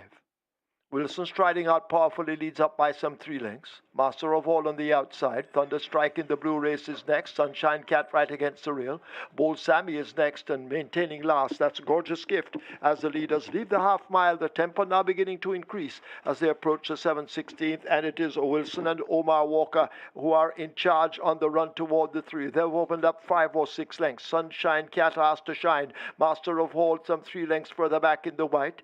Thunderstrike and Bold Sammy now team up, and toward the back of the field it's Gorgeous Gift last as they come thundering into the top of the lane, and it is Wilson in complete control. The rider, that's Omar Walker, he has a peep in his mirrors, and Wilson has no danger at the moment. Sunshine Cat is left in the distance holding on for second. Bold Sammy under the stick in the red cap out wide, but this Wilson continues to churn on. A furlong to run. Can they catch Wilson? Wilson maintains a huge lead inside the final 16th. Wilson can't be caught. Sunshine Cat battling out now with Bold Sammy and all the rest, but it's Wilson in total control at the end of the race, winning by 7 or more. Bold Sammy is second, Sunshine Cat third, close between Thunderstrike going by with Gorgeous Gift.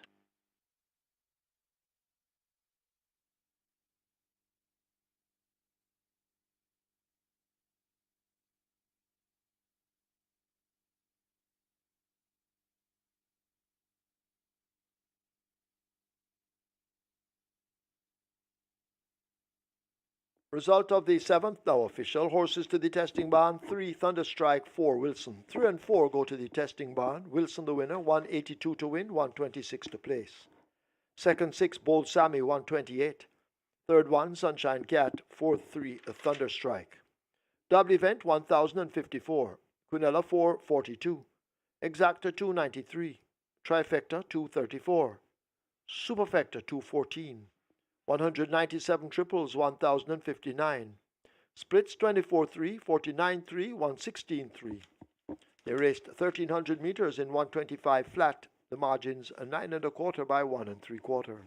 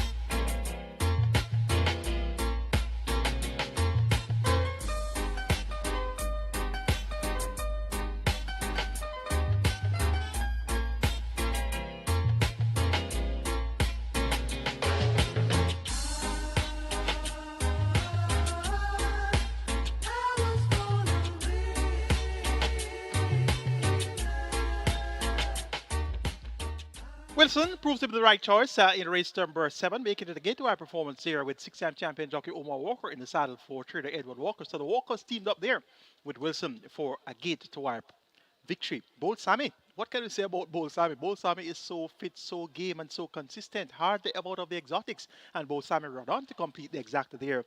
$230 in exacta dividends. And the Quinella Plus is a must. $442 for the Quinella with Bold Sammy.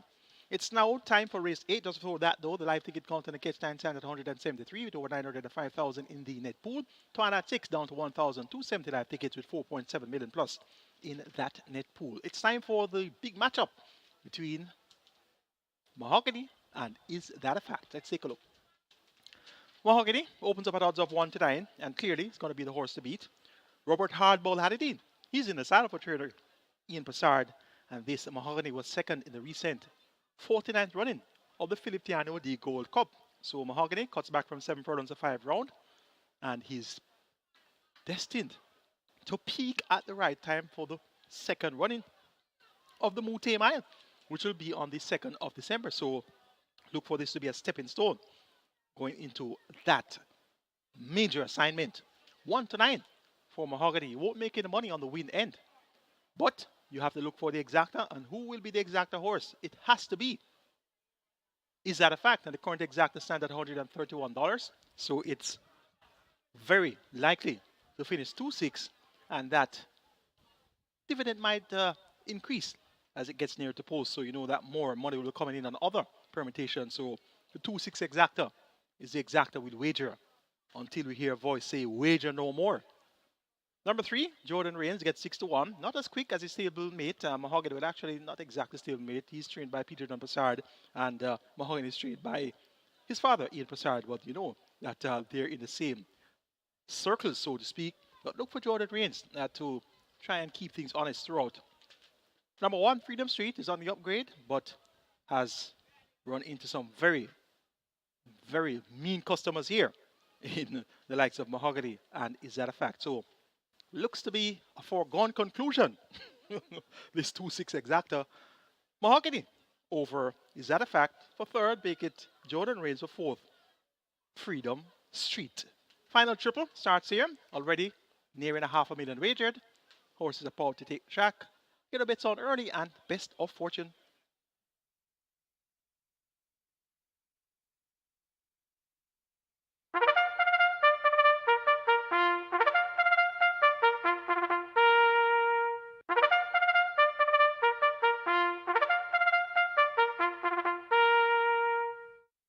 Horses take the track for the 8th. It's an open allowance for 3-year-olds and up. The distance, 1,000 meters round. Number 4, Regal and Royal make the weight 49.5. 6, Is That a Fact? 54. Wagering on double event, exacta, trifecta. This is where the late triple begins. Late triple, approaching 500,000. You have 5 minutes. Get those bets in.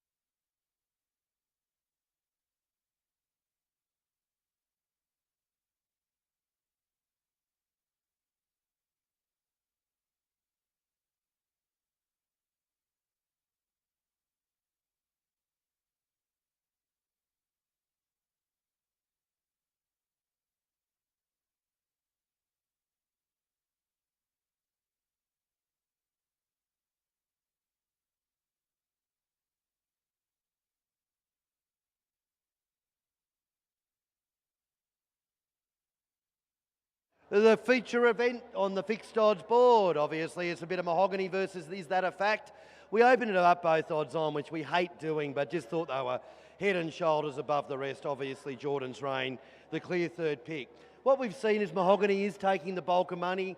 We don't normally hold a lot of money on these races, but enough to hold its position as the $1.60 favourite. And Is That a Fact? $1.80 and has moved out to $2 thereabouts. So that's pretty reflective of how the money is coming in. The best go, though, is a bit of a sneaky go on Jordan's Reign, the place. Obviously only the first and second dividends here, but racing its stablemate Mahogany. $2.45 was the best price bet, and that's the most significant wages we've had in the race. Jordan's Reign, the place. But with the two favourites, Mahogany is getting more money than Is That a Fact, holding $1.60. Is That a Fact? Moved from $1.80 out to $2, and the rest, Line Charmer got a little bit of a nibble, but nothing of much significance. But as said, best wagering has been Jordan's Reign, the place. Good luck, everybody, in the feature event today at Caymanas Park.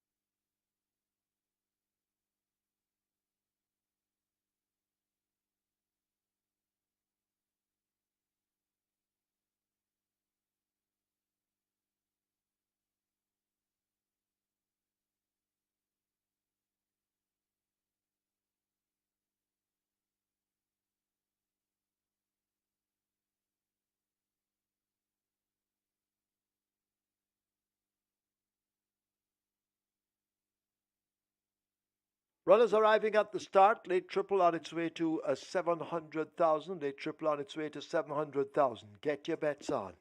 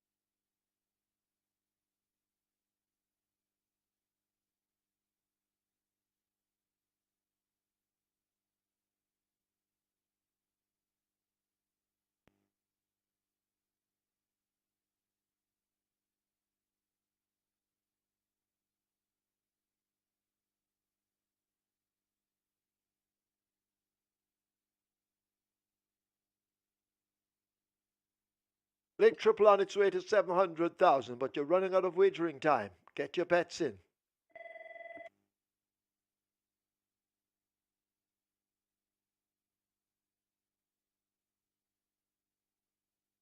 Your attention, please. Peter John Passard wanted immediately in the storage room. Peter John Passard wanted immediately in the storage room.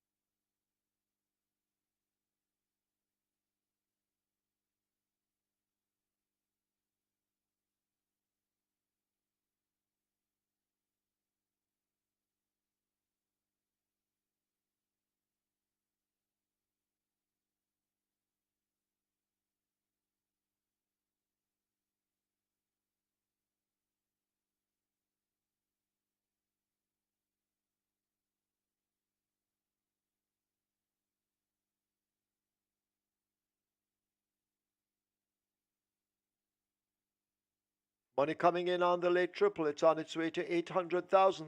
Get your bets in now.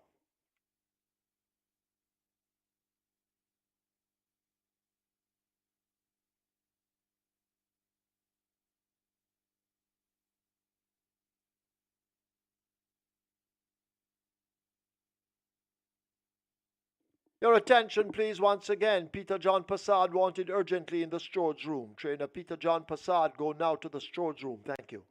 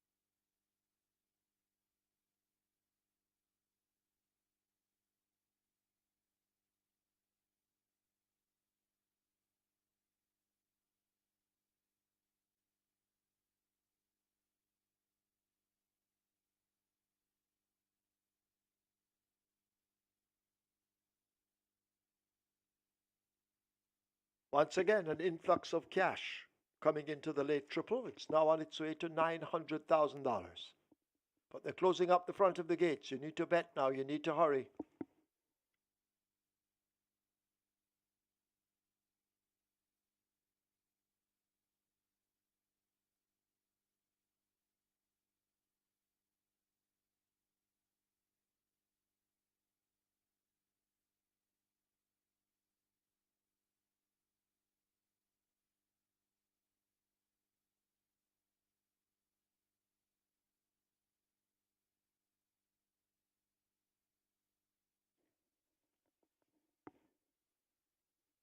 Horse is now loading. Regal and Royal in, along with a Generational. They try with Freedom Street, minus Roger Hewitt. They'll go into one. Mahogany waits, along with Is That a Fact? And Jordan Reigns. Is That a Fact? Looking for 5 consecutive victories. Mahogany goes in. Jordan Reigns, riderless, walks to 3. Then we wait on Is That a Fact? Mahogany, though, hogging the favoritism to 1 to 5. Jordan Reigns goes in, up goes the rider. Final one will be Is That a Fact? Action-packed Ryan Lewis riding. He's looking for a 3-timer.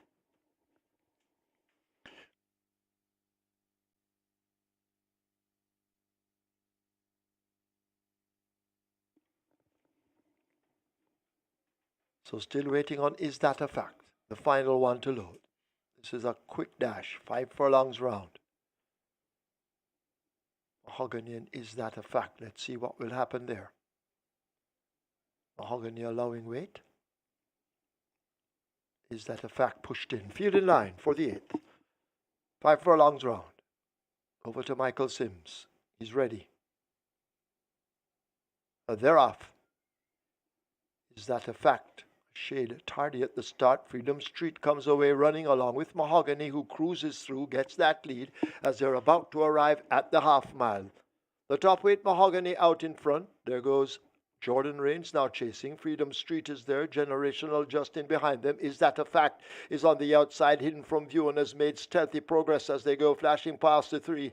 Forget Regal and Royal as the field now come toward the top of the lane. They leave the 5/16th behind them. Mahogany, is that a fact? Sneaking up on the outside. Freedom Street near the rail in between horses Sandwich. That's Jordan Rains. But the big horse Mahogany continues to take them along. The rider has a peep between his legs, and it is Mahogany in charge. Approaching the furlong pole, Mahogany running fast and powerfully. Is that a fact? Left back on the rail, having no answers to the kick of Mahogany inside the final 16th. It's Mahogany and Robert Halladine. They're all following kickback from Mahogany, who eases down to win by maybe 7. Is that a fact? Is second. Freedom Street is third. Jordan Rains is fourth.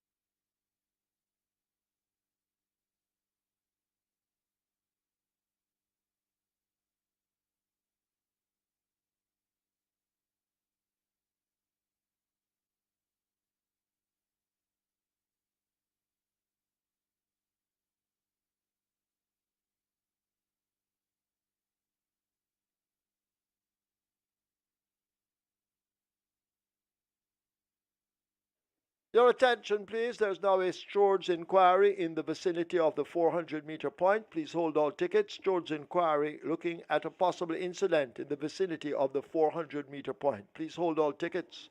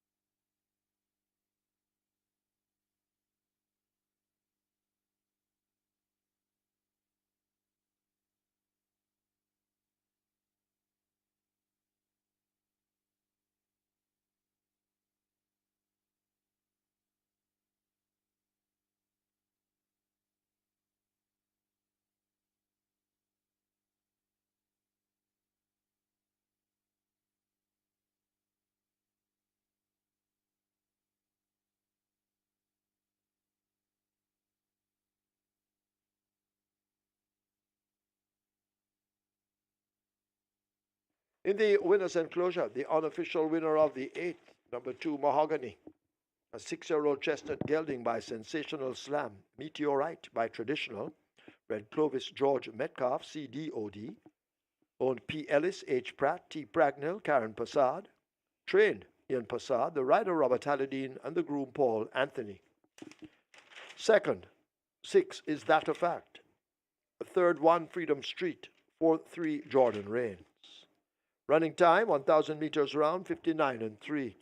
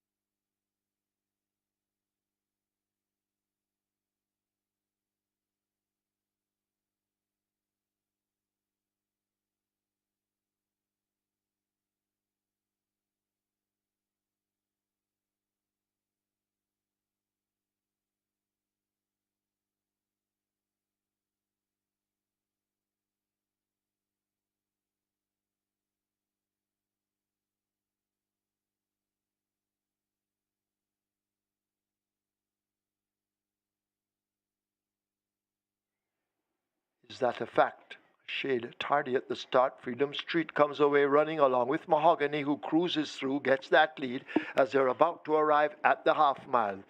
The top weight Mahogany out in front. There goes Jordan Rains now chasing. Freedom Street is there. Generational just in behind them. Is that a fact? Is on the outside, hidden from view, and has made stealthy progress as they go flashing past the three. Forget Regal and Royal as the field now come toward the top of the lane. They leave the 5/16th behind them. Mahogany, is that a fact? Sneaking up on the outside. Freedom Street near the rail in between horses Sandwich. That's Jordan Rains. But the big horse Mahogany continues to take them along. The rider has a peep between his legs, and it is Mahogany in charge. Approaching the furlong pole, Mahogany running fast and powerfully. Is that a fact? Left back on the rail, having no answers to the kick of Mahogany inside the final 16th. It's Mahogany and Robert Halladine. They're all swallowing kickback from Mahogany, who eases down to win by maybe 7. Is that a fact? Is second. Freedom Street is third. Jordan Rains is fourth. Dane Dawkins asked to go now to the storage room. Dane Dawkins wanted in the storage room.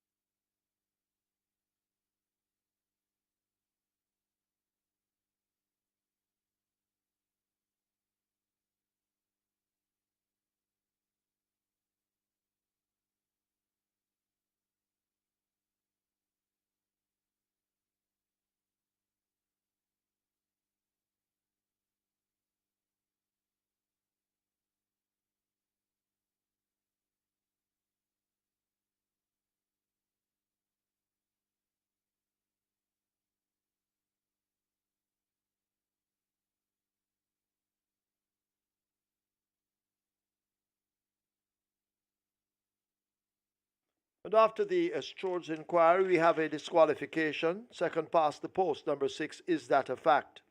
Disqualified and placed behind horse number 3, Jordan Reigns, for causing intimidation and interference, leaving the 400-meter point. The placings now: first, 2, Mahogany; the second, 1, Freedom Street; third, 3, Jordan Reigns; fourth, 6, Is That a Fact? Have a look at your monitors for a replay of the incident.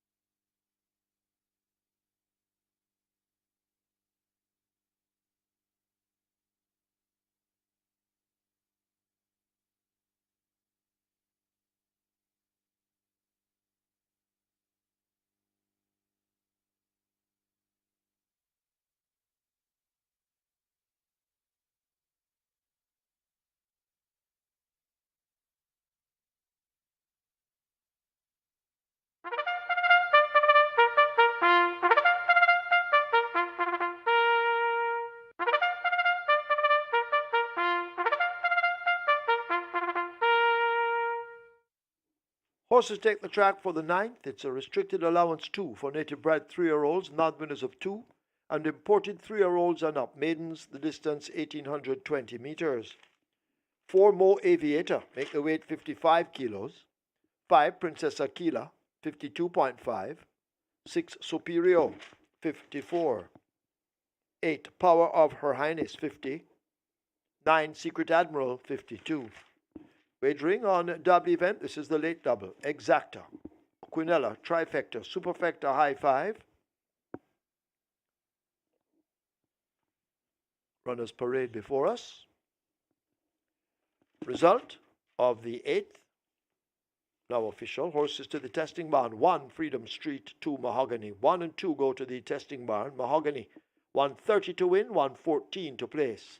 Second 1 Freedom Street, 456. Third 3 Jordan Reigns. Fourth 6 Is That a Fact. Double event 228. Exacta 1141. Trifecta 1002.18. There were 195 triples, 1,147 each. 501 winners of the early pick 5, 498.50 each. Single winner bonus in the pick 5, $971,802.48. The splits 23-3, 46-2. They raced 1,000 meters round in 59.3. The margins 6.5 by 1.5.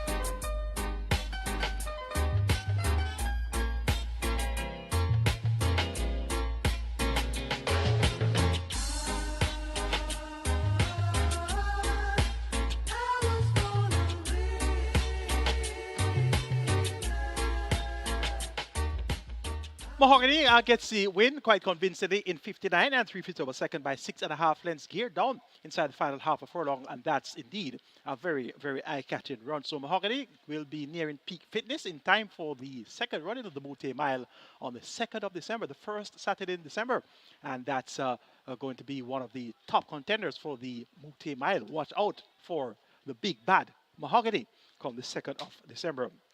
Exact fact, second past the post, disqualified from second, the surest exacta on the day.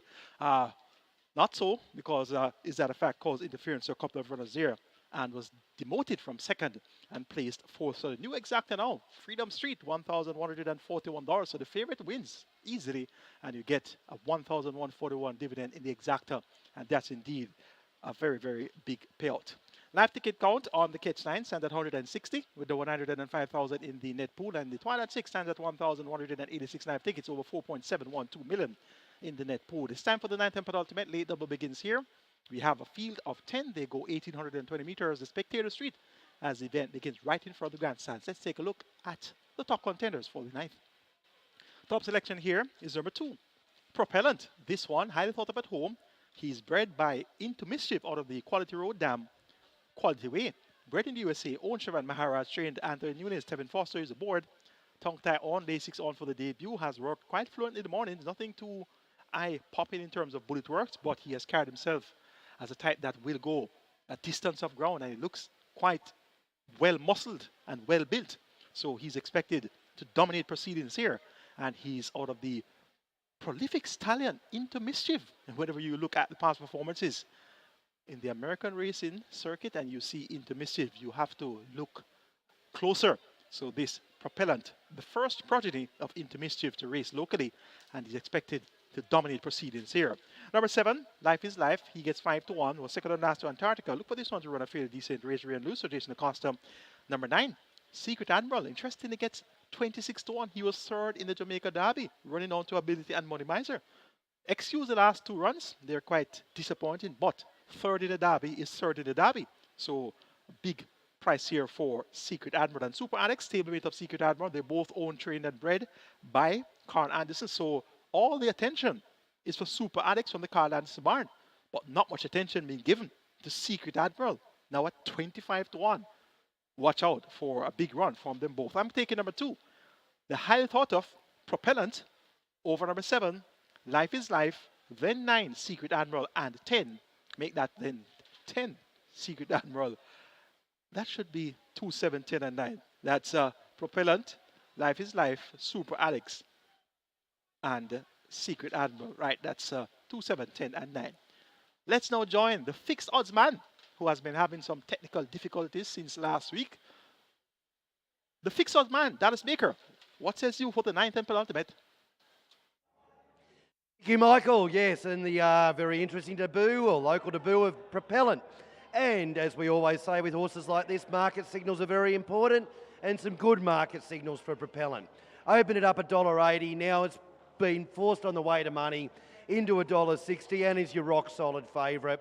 As I said, with good market signals suggesting ready to make hay while the sun is shining brightly here at Caymanas for his local debut. Probably a story of 3, maybe 3.5 horses in the race. Obviously Propellant. The next one is Golden Loyalty. $81 was first price bet, into $7 if you don't mind, and still taking some bets at the $7 mark. So that is your official big price truck loading of the day, which we didn't talk about earlier. But $81 into $7 for Golden Loyalty, and very well backed at big odds. Life is holding its own. $6, got into as short as $5. Back out to $5.50. I think it might have got out. No, it's around about that same price now. But yeah, it's been pretty solid as well too. And good money the place. And the half horse I mentioned is Super Alex down the bottom. Not as well backed as the others, but getting some fans, holding enough to hold its price around about the $3.30, $3.50 mark. But story of the race, the interesting run of the day really, Propellant, very well backed, $1.80 into $1.60. Big go at long odds for Golden Loyalty, 80s into 7s, and Life is Life and Super Alex holding their own there in the betting. But that's pretty much the story. Rest can't write their name at the moment, to be truthful. But that's the story about the second last of the day, race 9 at Caymanas Park.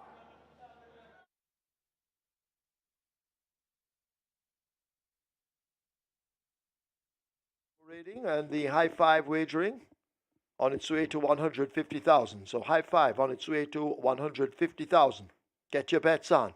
Any moment now, they will begin to load.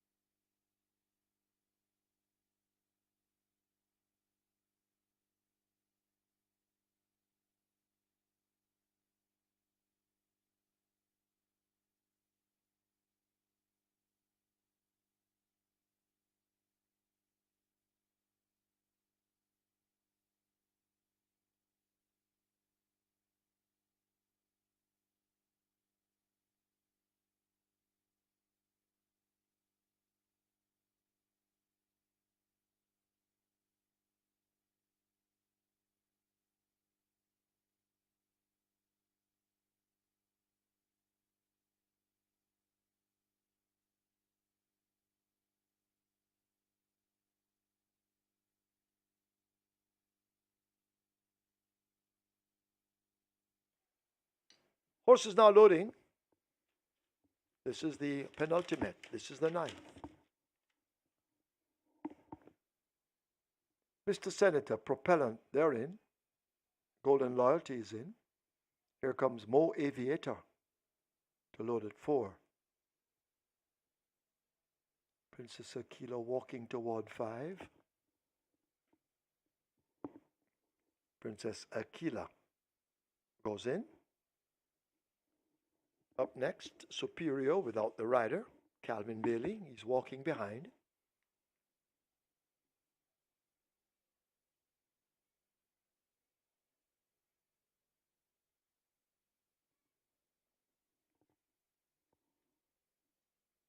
Superior looks to be in. Life is Life follows up.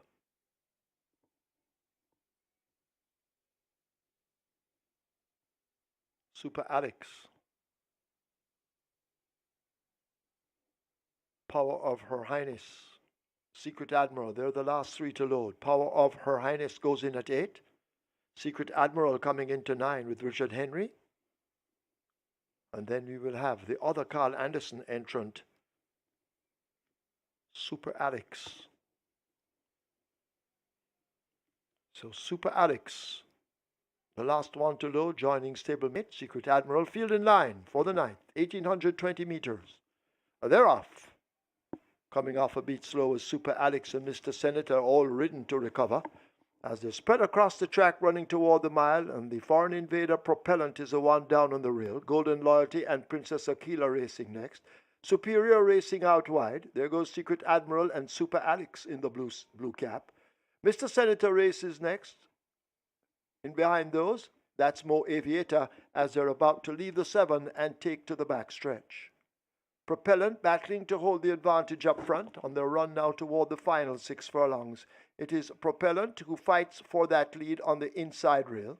Power of Her Highness is racing down toward the outside of horses, also in a handy position. That's Golden Loyalty. So it is Propellant from Golden Royalty and Power of Her Highness. Life is Life has made ground. Toward the outside, that's Super Alex running in the blue cap. These 4 in a very tight cluster, maybe a length and 3 parts separates them. Mr. Senator is 4 lengths back. Superior asked to make ground. Secret Admiral in the red cap races up next. Princess Akila toward the back of the field. And last of all, it's a Mo Aviator as they've left the half mile and run away now toward the 7/16. Super Alex and Power of Her Highness matching strides. Super Alex just the leader now, beginning to open up. Power of Her Highness fighting back on the outside. Propellant now asked to make gains. In behind them, Life is Life in the yellow silks. 5 lengths separates that bunch as they go flashing past the 5/16 and about to come into the top of the lane. And out in front in the blue cap, that's a Super Alex who controls the tempo. Here is Propellant now, the foreign invader, asked to explode on the outside. In behind them, Power of Her Highness has had enough. Life is running on down against the rail, but it's Super Alex and Radesh Roman. They're holding off. Propellant, the foreign invader, they're coming up toward the final 16th. It is Super Alex continuing to hold the lead. Propellant not catching Super Alex, and Super Alex, a fine performance, will win by 4 or more. Propellant second. Life is next, ahead of Mr. Senator. Superior may just have gotten the better of Secret Admiral.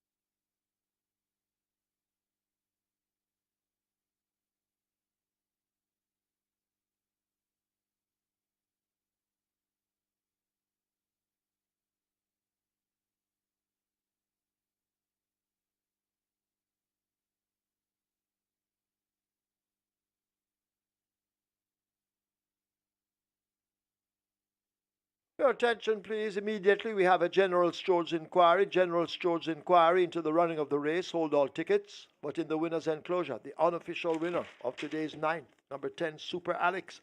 A 3-year-old chestnut colt by Admiral Alex. Jamaican Pharaoh by Miracle Man. Bred, owned, trained, Carl Anderson. The rider, Radesh Roman. The groom, Joseph Harris. A second, 2, Propellant. A third, 7, Life is Life. Fourth, 1, Mr. Senator. Fifth, 6, Superior.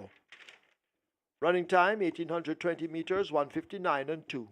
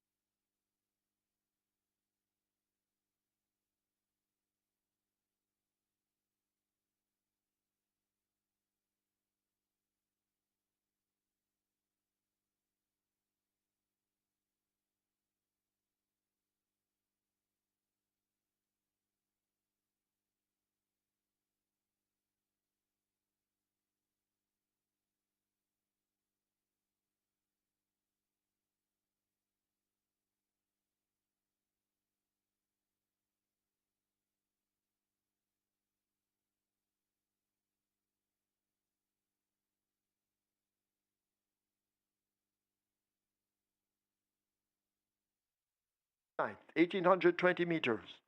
They're off. Coming off a beat slow is Super Alex and Mr. Senator, all ridden to recover. As they spread across the track running toward the mile, and the Foreign Invader Propellant is the one down on the rail. Golden Loyalty and Princess Aquila racing next.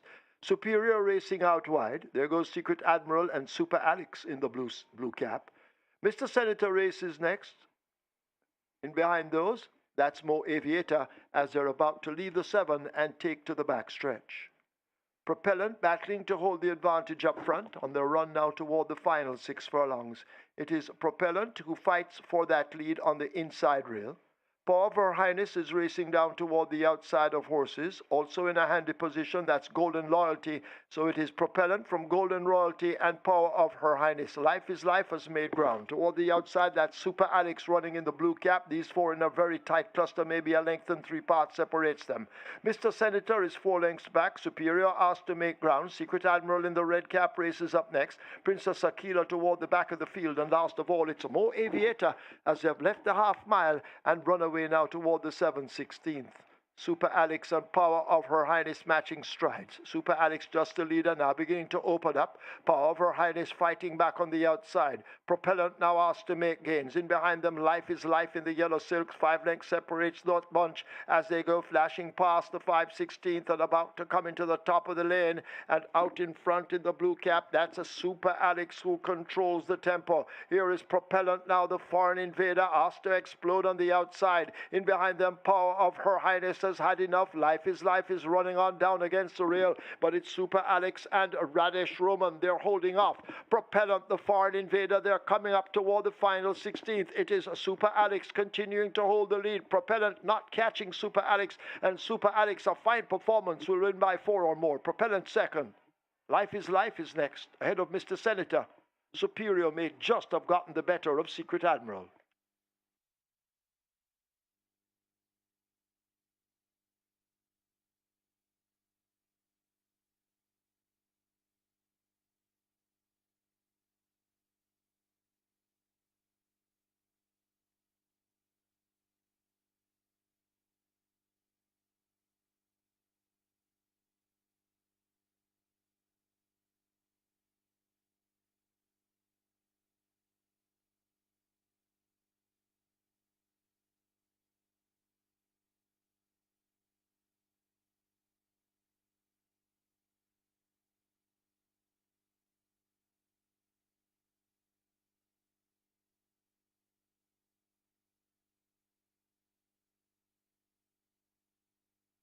And after the George inquiry, there will be no change to the order of finish, no change.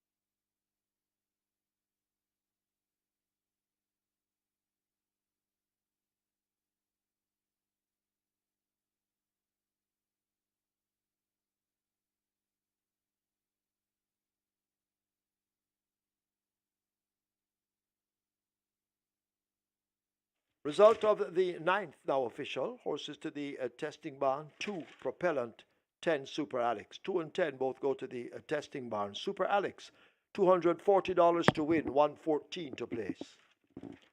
A second 2 Propellant, 112. Third 7 Life is Life, 114. Fourth 1 Mr. Senator. Fifth 6 Superior. The double event 874. Quinella 506. Exacta 540.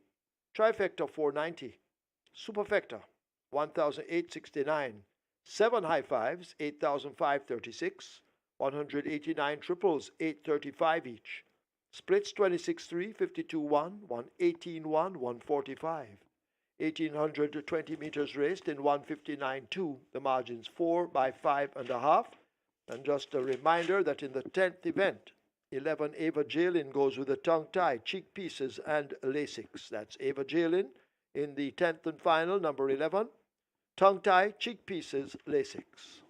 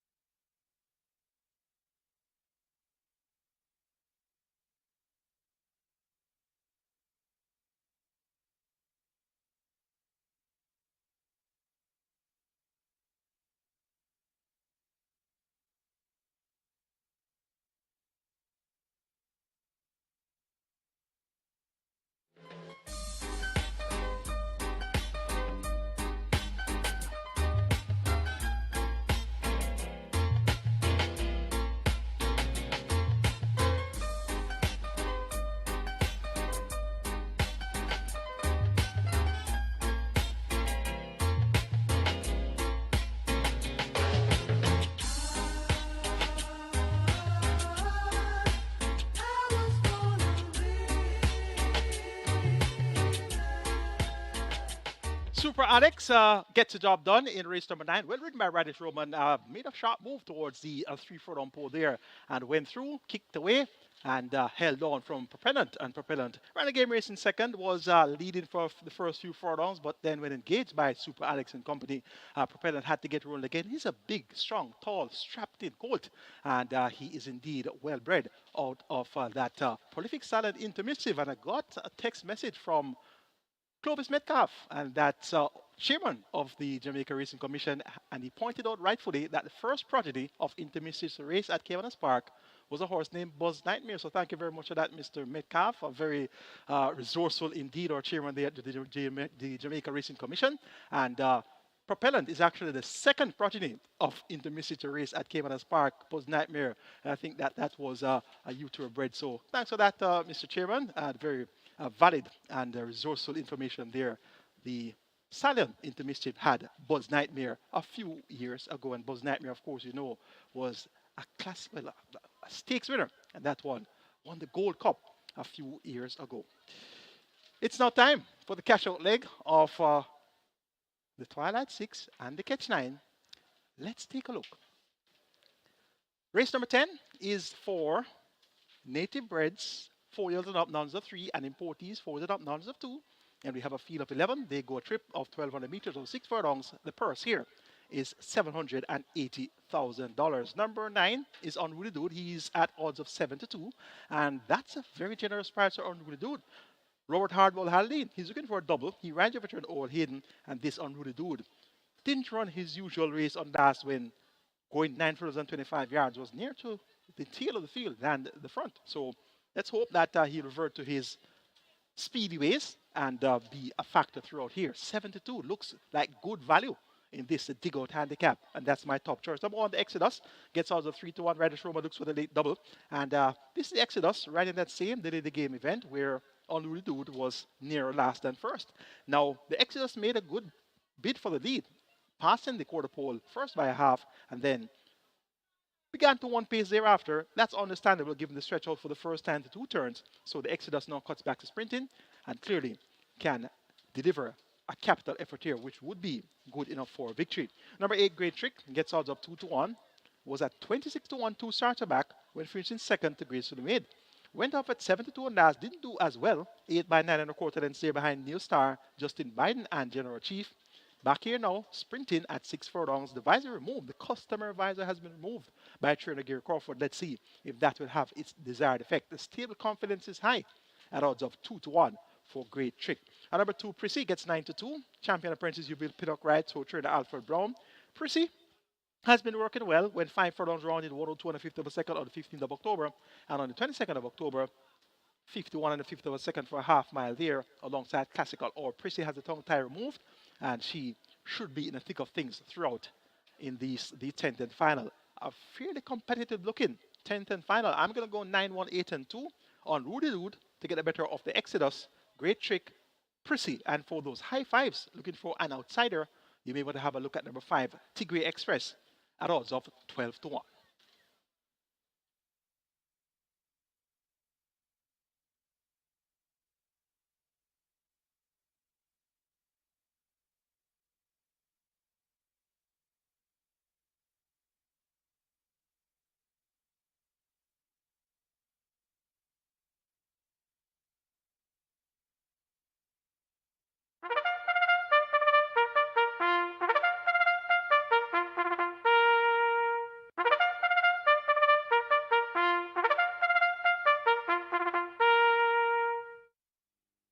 Horses take the track for the 10th. It's a restricted allowance for native bred 4-year-olds and up, non-winners of 3, and imported 4-year-olds and up, non-winners of 2, the distance 1,200 meters. Number 2, Prissy, make the weight 50.5 kilos. 3, Jupiter Man, 54. 7, Rum Puncher, 50.5.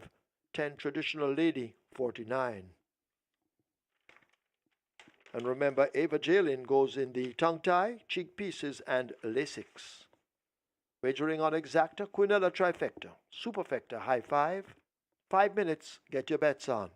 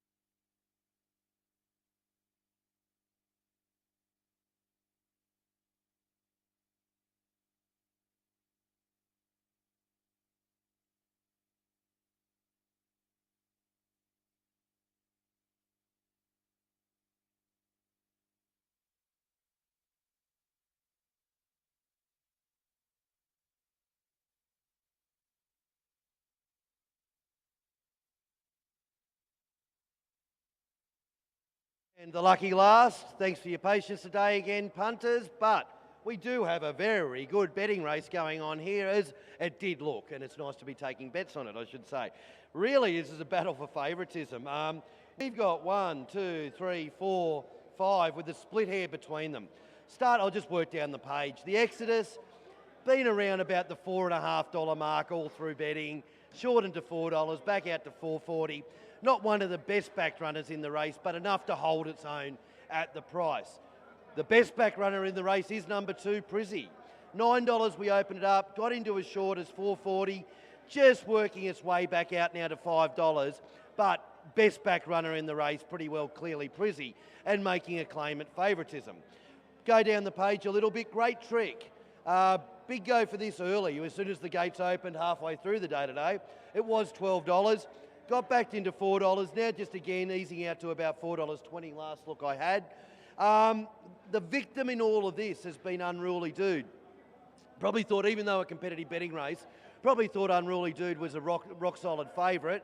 Open 250, can't write its name in the book. Out to $4.40 now and begging for support. And Traditional Lady, similar to sort of the Exodus, not taking a huge amount of money, but enough to hold its position in that $4 range. So really the first battle before we get the battle on the track is who's going to start favourite. Best back runner, Prizzy. Next best back runner, Great Trick. The victim in all of that is Unruly Dude, but terrific betting race. Plenty of time to go. So make one of these favourites, punters, and let's finish the day on a winning note. And we'll be back tomorrow with 8 betting races, even if I've got to get the crayons, the paper cards and notepads out to take bets from the first race tomorrow. But thank you all, good luck, and we'll see you tomorrow for 8 betting races.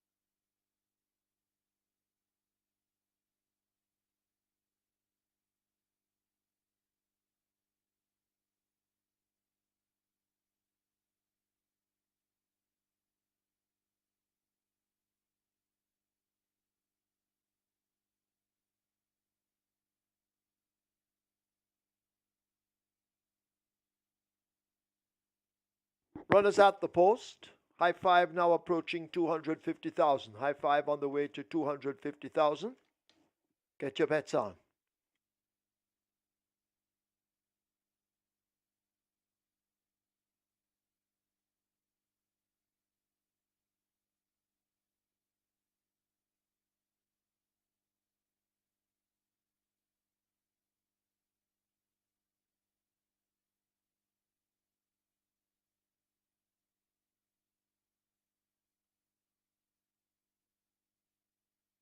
Your attention, please. Trainer Stephen Todd asked to go immediately to the storage room. Stephen Todd wanted in the storage room.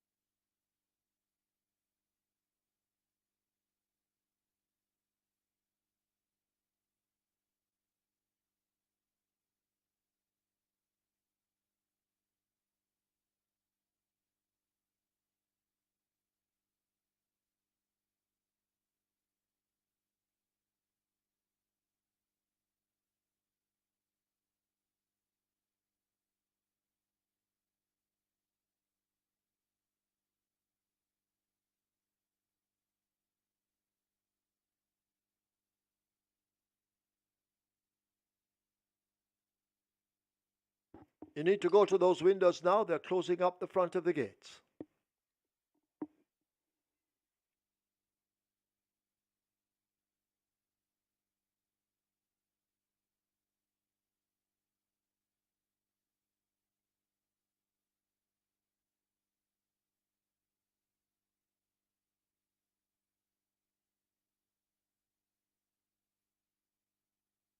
High five on its way to 300,000 now. Cash coming in. High five on its way to 300,000. And you have time. Get your bets on.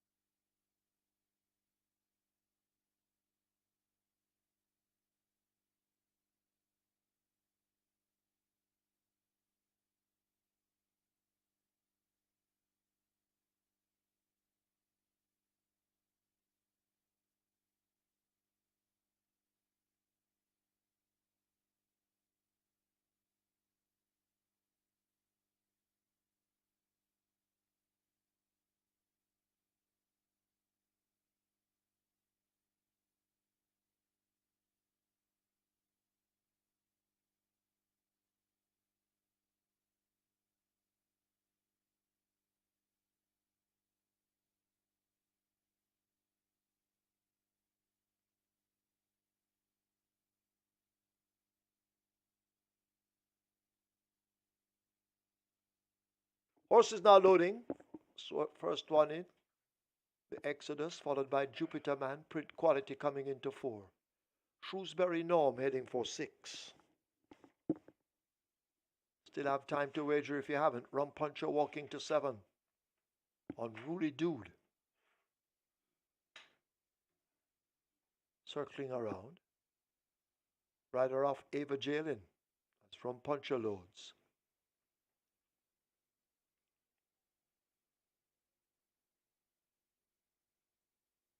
Six to load.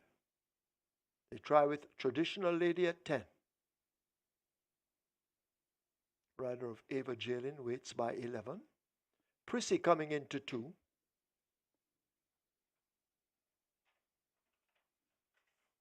Prissy goes in. Ava Jalen in. Waiting on Great Trick, Unruly Dude, and Tigre Express.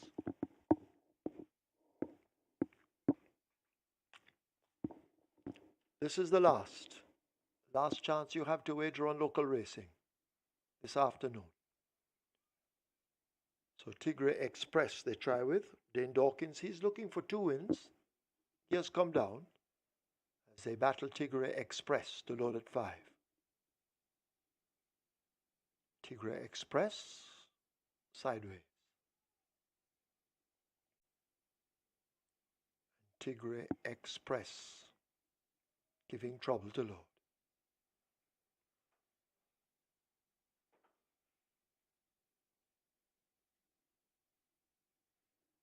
In goes Tigre Express.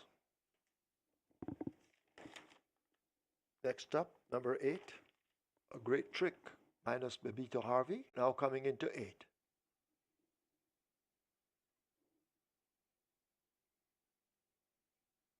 Great Trick being forced, part of the way in.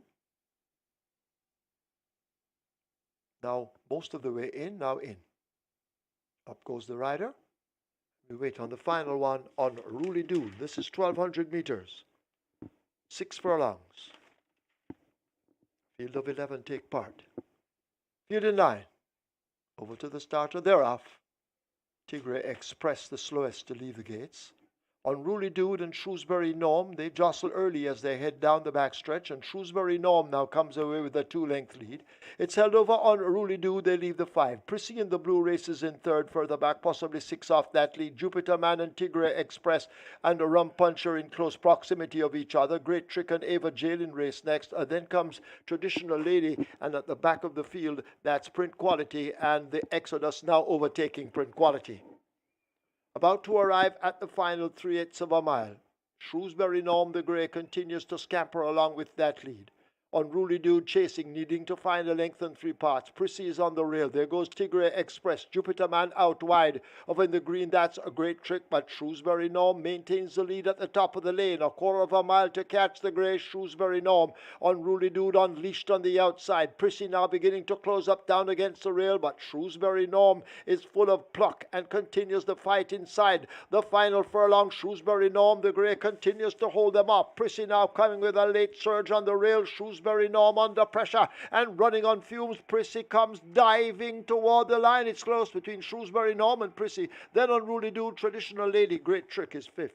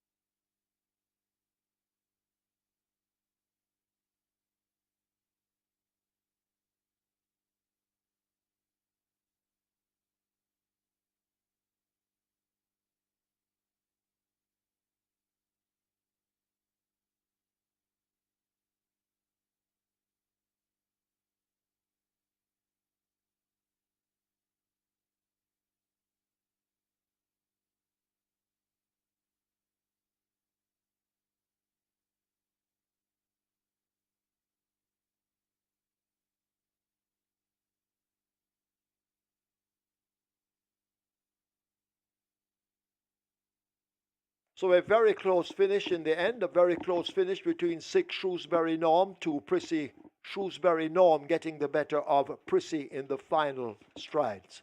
So Shrewsbury Norm is the unofficial winner.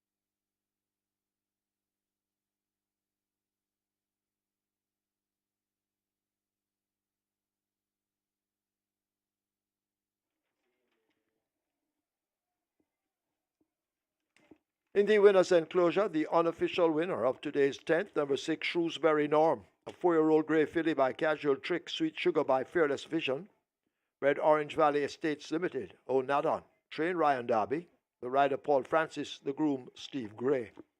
Second, 2 Prissy. Third, 9 Unruly Dude. Fourth, 10 Traditional Lady. Fifth, 8 Great Trick. Running time, 1200 meters, 1:15 3/5.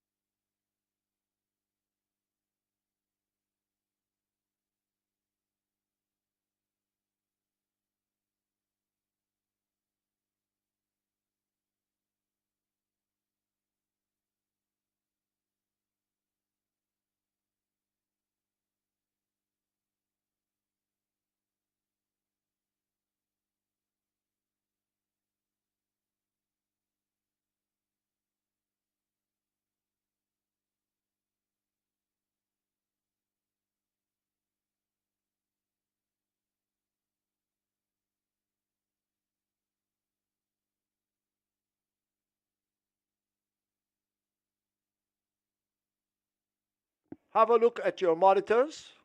Photograph for first, Shrewsbury Norm getting the better of number 2 Prissy. 6 Shrewsbury Norm, the grey on the outside, 2 Prissy on the rail. Shrewsbury Norm winning by a short head.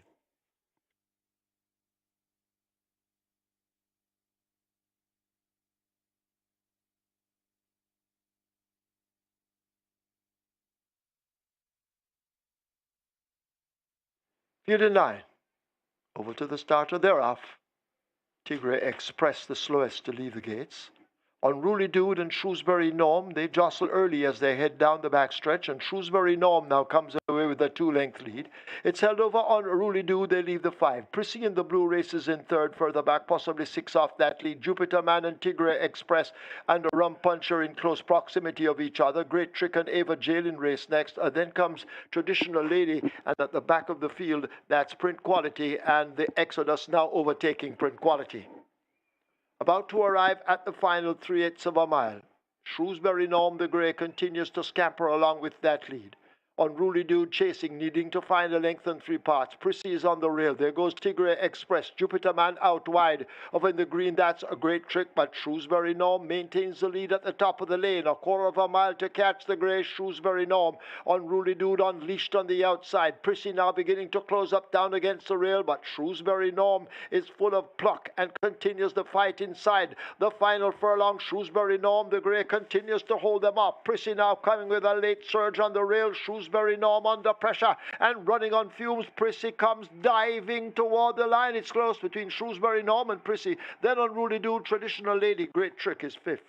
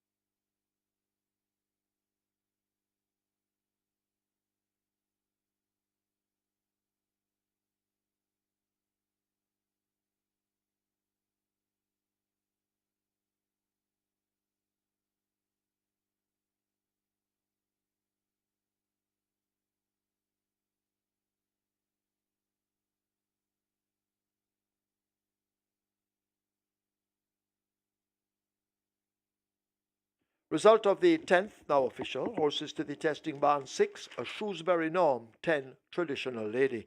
6 and 10 both go to the testing barn. The winner, Shrewsbury Norm, 2004, 24 to win, 402 to place. Second, 2 Prissy, $260. Third, 9 Unruly Dude, 164. Fourth, 10 Traditional Lady. Fifth, 8 Great Trick. The double event, 24,188. Quinella, 17,810. Exacta, 13,027. Trifecta, $25,002. Superfecta, 147,936. One high five, 219,705. 112 triples, 5,409. 386 winners of the place spot 8, 940 each. Single winner bonus in the place spot, 682,648.69 cents. 63 winners of the Twilight 6, 71,968. 15 winners of the Catch 9, 135,855. Rather, 5 winners of the Catch 9, 5 winners, 135,855. Single winner bonus, 772,390 and 30 cents. 21 winners of the Strike 4, 25,442. Single winner bonus in the Strike 4, 781,986.29 cents. 7 winners of the Late Pick 5, 56,681.50 cents. Single winner bonus in the Pick 5, 1,070,995.27 cents. Splits are 23-3, 49-2, 1,200 meters raced in 1:15.3. The margins are short head by 4. We'll be back with you tomorrow for more racing. Stand by for a recap. You will get that shortly from Michael Kane.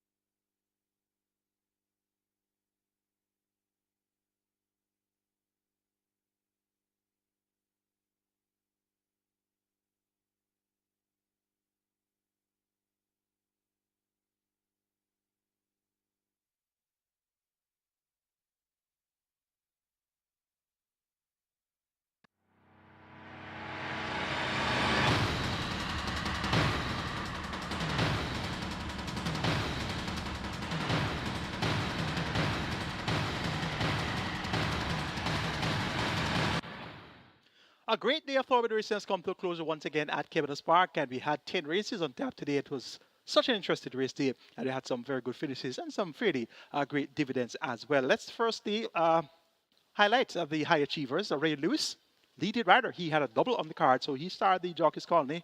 He won races 2 and 3, and he was aboard the favorite in the first running, the inaugural running of the hovercraft sprint, and that was Digital One. So he got the job done in races 2 and 3. In the trainers category, Gary Griffiths had a double. He won race number 1 with a 26-1 outsider. Turn on the Light, ridden by Tevin Foster, and he won race number 6 with Here Comes Doc, a 5-1 chance, ridden by AJ Allen. So Gary Griffiths, he started the show in the trainers standings. And we have some great news.